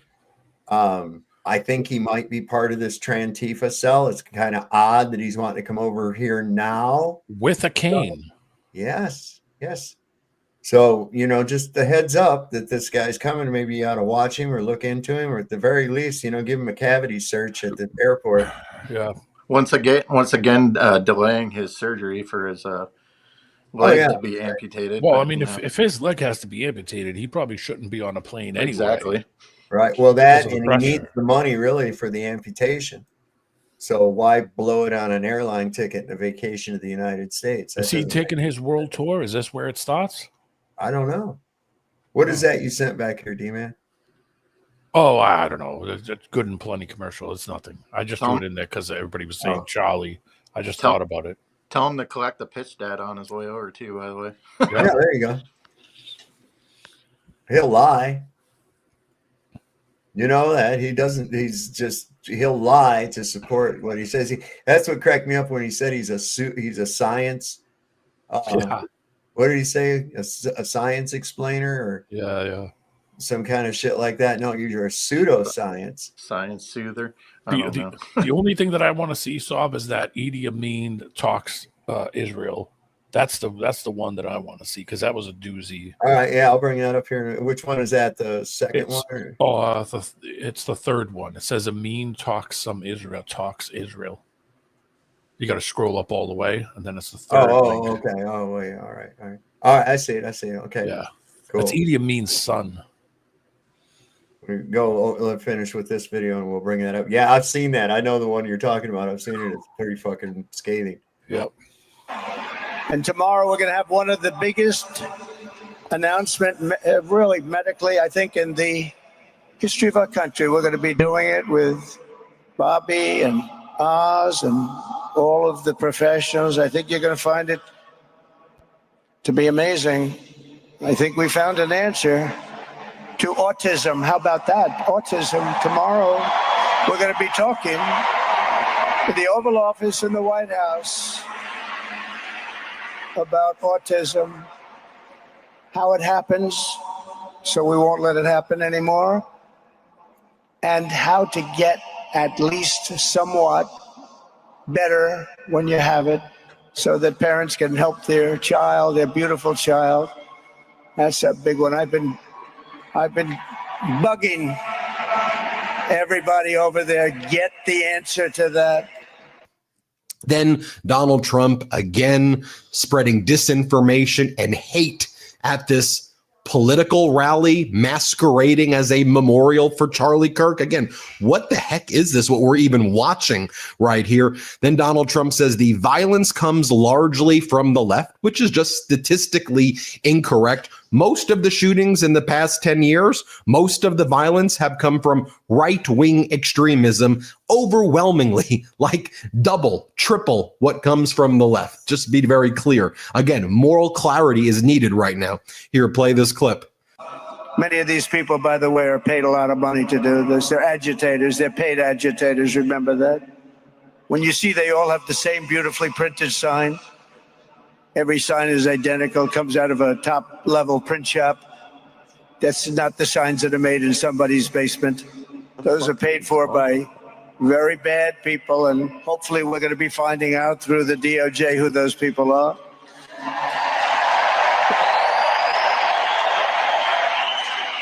At another college, Antifa terrorists shattered windows, threw rocks, and tried to storm the building where Charlie was speaking.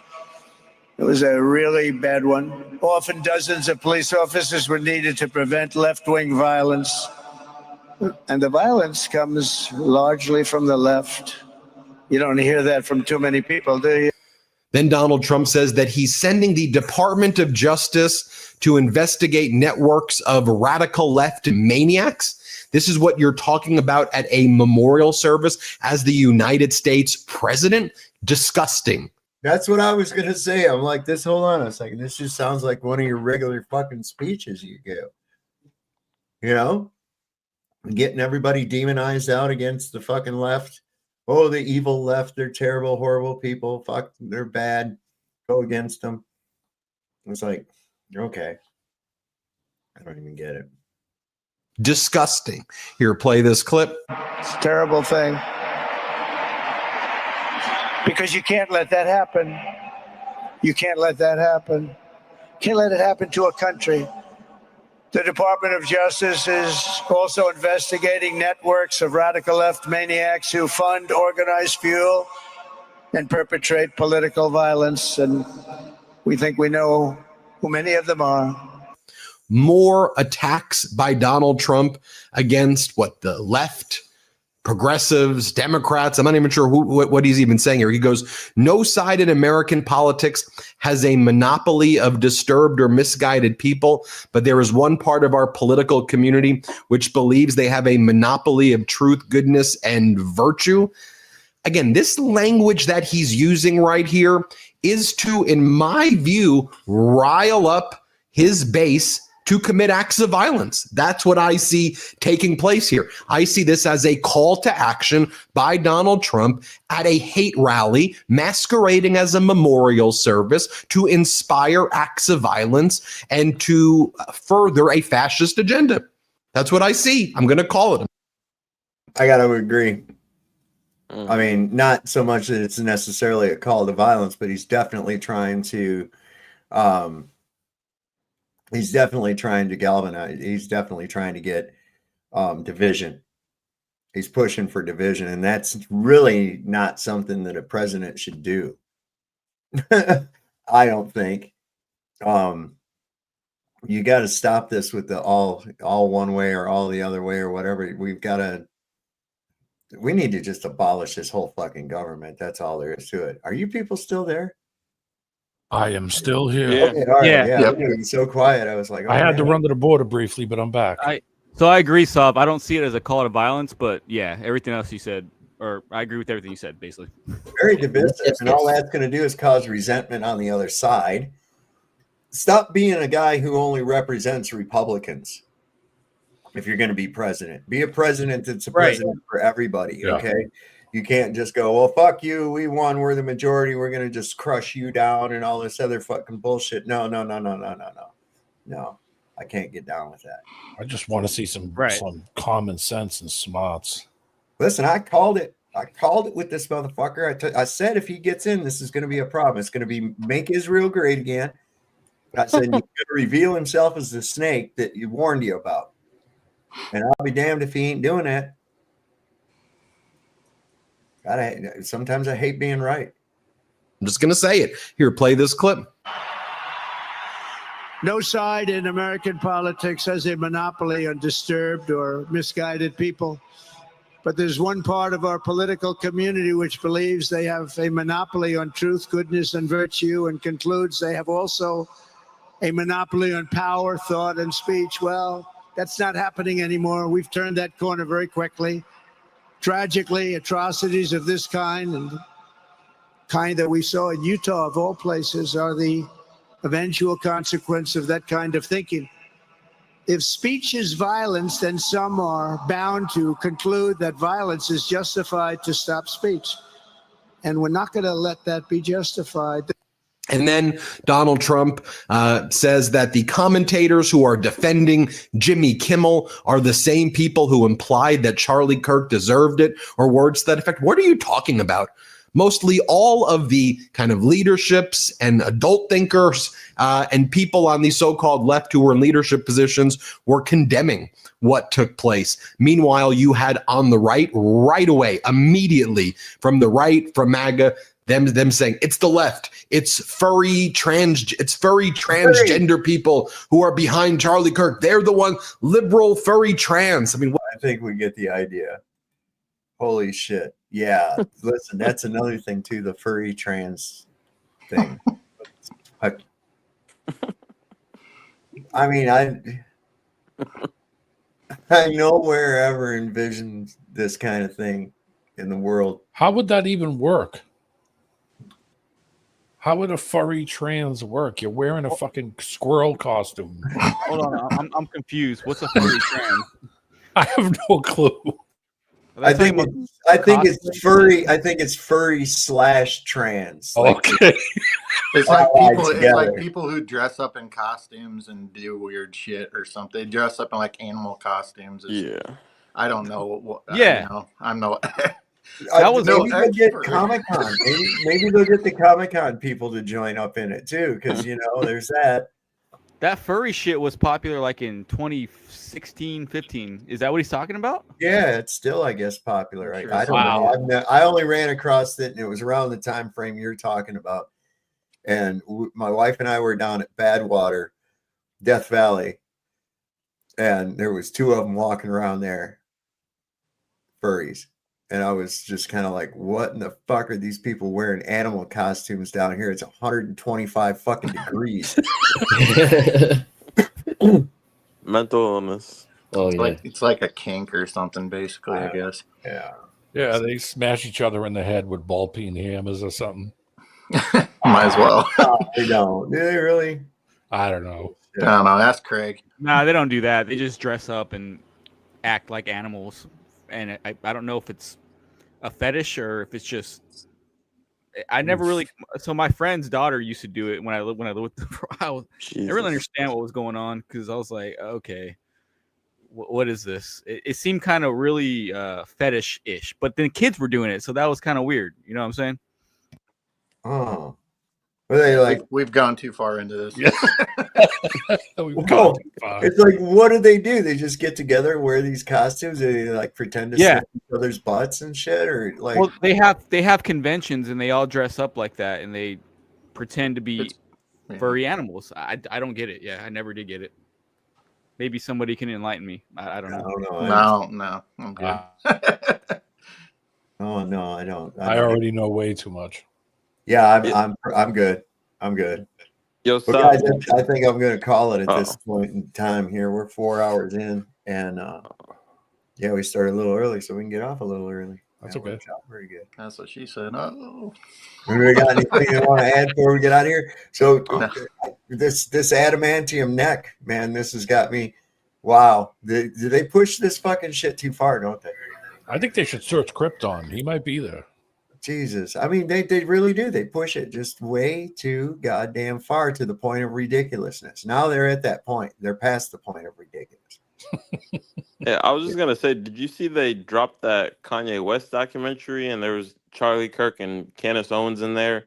And the whole time Kanye's like flipping out about the Jews and that they're trying to, media and everything is controlled by them. They're trying to silence him. And there's like footage of Charlie Kirk and Candace Owens, and like they were meeting together talking about some just stupid shit. And and then they created like these White Lives Matter shirt, and then like I don't know. It's just. When was this? I don't know. I'm not aware. It came out the 19th, a couple of days after Charlie Kirk got killed. But I guess they were filming it for a while. But I haven't seen anything about it. yeah, it was really strange. I just want to say, I am not a fairy. Okay, I am a normal person. No squirrel outfits for you.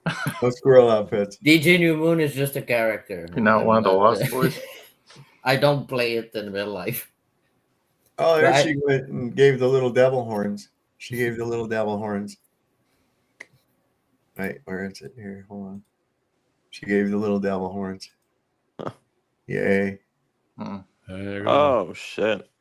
Why would you do that? He drops 6662 all the time. Oh, I know. He just got done talking about Jesus and God and everything else. Well, Trump didn't, but she did. Trump's future wife. She's got that look. She's got that look. He looks like. I wonder if she was a contestant in this pageant. Of course, Trump loves God because he's the devil. Trump want to go out of the firmament, but he can't. He's trapped here. He was cast out of the heaven. Now he's dating the devil. Well, do you guys think this is weird and inappropriate? Yeah. Watch. Oh, this is a funny moment, huh, Trump? He's doing his show.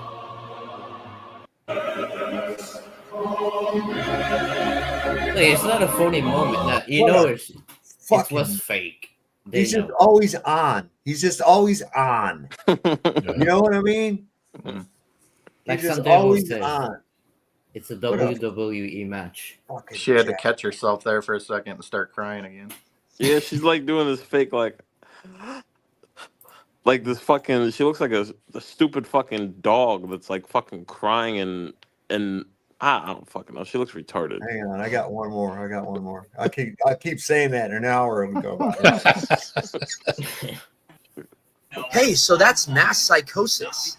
If your church is using AI-generated voice of Charlie Kirk telling you that everything's going to be okay and he's in heaven and this is how you should think for the next coming months, that's a cult. That is psychosis. I am Christian, and this is crazy to watch real time. There is a video of these people sitting in a congregation with AI-generated Charlie Kirk reading the sermon. What? No way. Wait, what? I guarantee in the next 20 years, there's going to be multiple church congregations that only listen to Jesus telling them stuff from AI. That's scary. That's scary because at the end of the day, it's a man creating that video. It's a man creating the sermon, but you think it's Jesus saying it, and it's going to be so easy to twist his words. Oh, it's going to be so easy. This is scary. That's wild. That's wild, and I think it's very disrespectful. Very disrespectful. Yeah. If they're claiming to care about Charlie Kirk, that's very disrespectful. That whole event was disrespectful. Too. Yeah. That whole event, everybody on it, the way they acted. Hey, so that's mass psychosis. All of it was disrespectful in every way. The guy, if he's dead, you wouldn't be talking about like he's running for an office. Look at this is insane. Look at this fucking crowd. Look at the size of this stadium. 200,000. Yeah, to go 63K. I know it wasn't free. I doubt like it, I think people actually, that many people did show up because that many people do go to Trump rallies. So it would make sense that if Trump was there.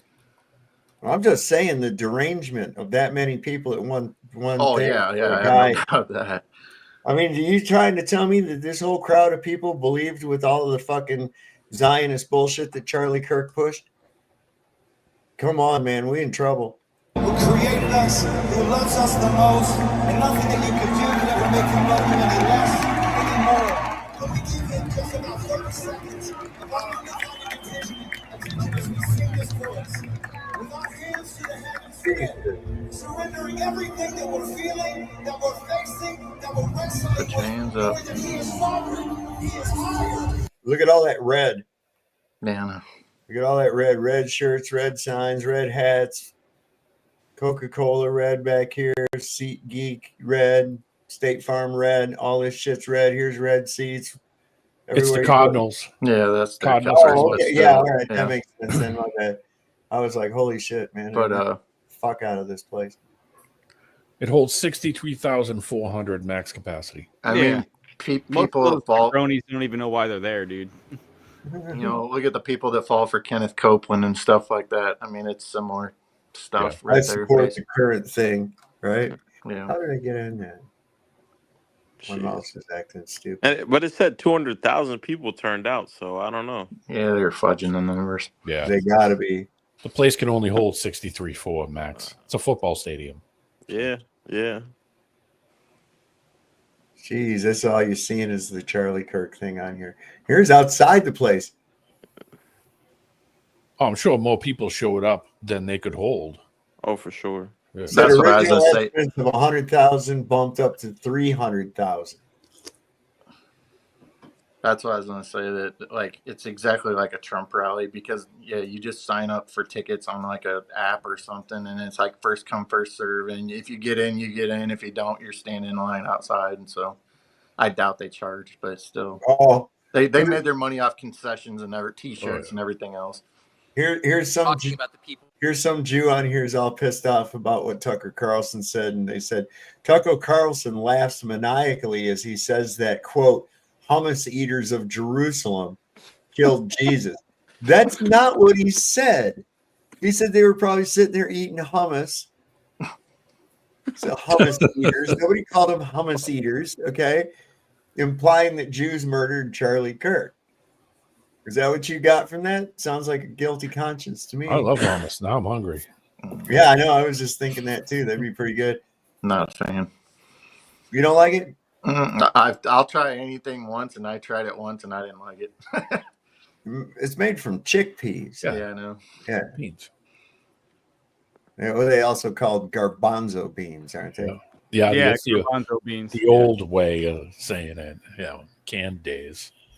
Jesus criminally, look at this fucking parking lot. This is insane. Look at all these fucking people. Wow. That's why I say, yeah. Imagine all the gas. And more of these freaking idiots probably showed up for God Trump bless than they did America. Charlie Kirk. I hope they got shitters in there. I don't see any, I was gonna say I don't see any fucking porta johns, dude. Shitters full. There's people fucking prairie dogging in line, man. Here, pass me the collection plate. I got a donation. Right. Like I said, the gas in that crowd. Hot Cleveland steamer. That's a lot of sheep. Shouldn't have had those Lot of tacos. sheep. So what it says here that says Trump, Charlie Kirk, and the Freemasons all will be revealed soon as the Freemasons start to come out from the shadows. Charlie was a master builder. Yeah, that's what they call him or some shit. Oh, watch this, and then I Builder, gotta get off here. And then I gotta get off here. This is the turning point, and they've left us so many clues. It should be so obvious now. Freemasons. Donald Trump is now doing his talk at Charlie Kirk's funeral, and listen to what he says here. I got to know him very well and saw immediately that Charlie was actually a master builder of people. He is a master builder. Charlie was actually a master builder of people. What does that mean? Freemason master builder. Freemasonry is an ancient and honorable fraternity. The master builder is a title bestowed upon those who have demonstrated their commitment to the principles of Freemasonry and to their brothers in craft. Freemasonry has been in existence for centuries, and its members have had a profound influence on the development of our society. The master builder is a title of great respect, honoring members who have contributed significantly to the advancement of Freemasonry by their dedication and hard work. The master builder is a symbol of excellence and dedication to the craft, exemplifying leadership qualities, dedication to the service and devotion to the cause of Masonry. People find that hard to accept. That shooting was staged. You saw all the clues left for us. You saw the hats on the table, 3 of them. 4, 7. That's 11 times 3, it's 33. Charlie Kirk's name, C is 3, K is 11. Patel said that they had the man in custody for 33. To the family of Charlie Kirk, in honor of his memory, I want to express my deep gratitude to President Trump. In 33 hours. 33 hours. And if you listen to the numbers all added up at the court case for Tyler Robinson. To the judge. Polling case 251-403-576. State of Utah versus Tyler James Robinson. 33. I don't know how much more obvious we can make it. They've been leaving clues in plain sight for us, but we're now about to find out the truth when it comes to Freemasonry and all the good people that have been fighting for our freedoms against evil from this world. They're all about to come out from the shadows, and we're about to see the truth in plain sight. Got to know him very well, and so immediately that Charlie was actually a master builder of people. Huh. That doesn't even make sense. Yeah. It does from the Freemasonry standpoint. I can understand that that's the thing too, is building up people. Yeah, but from the people he's talking to, they don't know what the fuck he's talking about. So. Right. Well, yeah, that's for those that are in the know. He's giving messages out to those in the know that are in the crowd. Other people just take it as some phrase that he used, or just, oh, I get it. It's like a simile, They don't think, what the fuck does he mean by master builder, right? Right. Yeah. Well, they think people are dumb now, but a lot of people have really started looking into this fucking shit, and they understand that there's certain phrases and certain things that are used by this group. So, so much for that being secret. It's like it's all out there now. I mean, everybody's getting the idea. They're finding out these things. They're seeing their dirty little fingerprints on every fucking psyop there is. Right, and yet they don't care, and they still throw it in our face. Yep. It's just jewelry for goys. That's what it is. They do it to send out like basically a message to other Masons and people that are in those organizations. Are you a traveler? No. Yeah, are you a traveling man? Nope.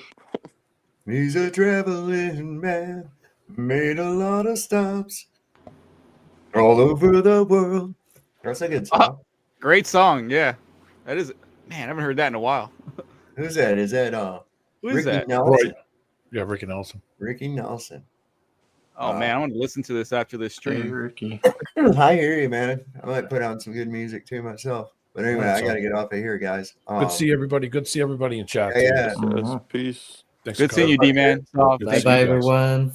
All right. Bye, Thanks, everybody that showed up tonight. And let's look more into seeing if we can find out. Go and look at some ballistic tests yourself with 30-06. They're all over on the social media right now, showing exactly what a fucking 30-06 is going to do to anything.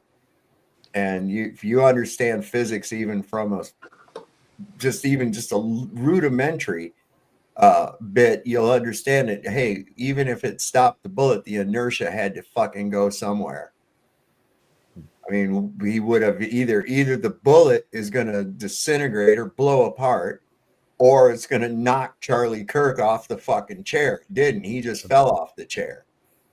That would have knocked him off the chair. Yep. If that bullet had stopped suddenly in his neck, nah. Oh yeah, we saw the video with the guy. Yeah, it was the head, but just in the neck. Imagine it's impossible. It's gonna eat it up, man. Oh yeah, like this. Yeah, there's no surviving that. Anyway, and it's gonna be a lot worse than what we saw. A bullet cannot stay there. It's impossible. All right, guys. I was gonna say, D-Man, stick around after I go offline, and everybody else can go ahead and go. All right.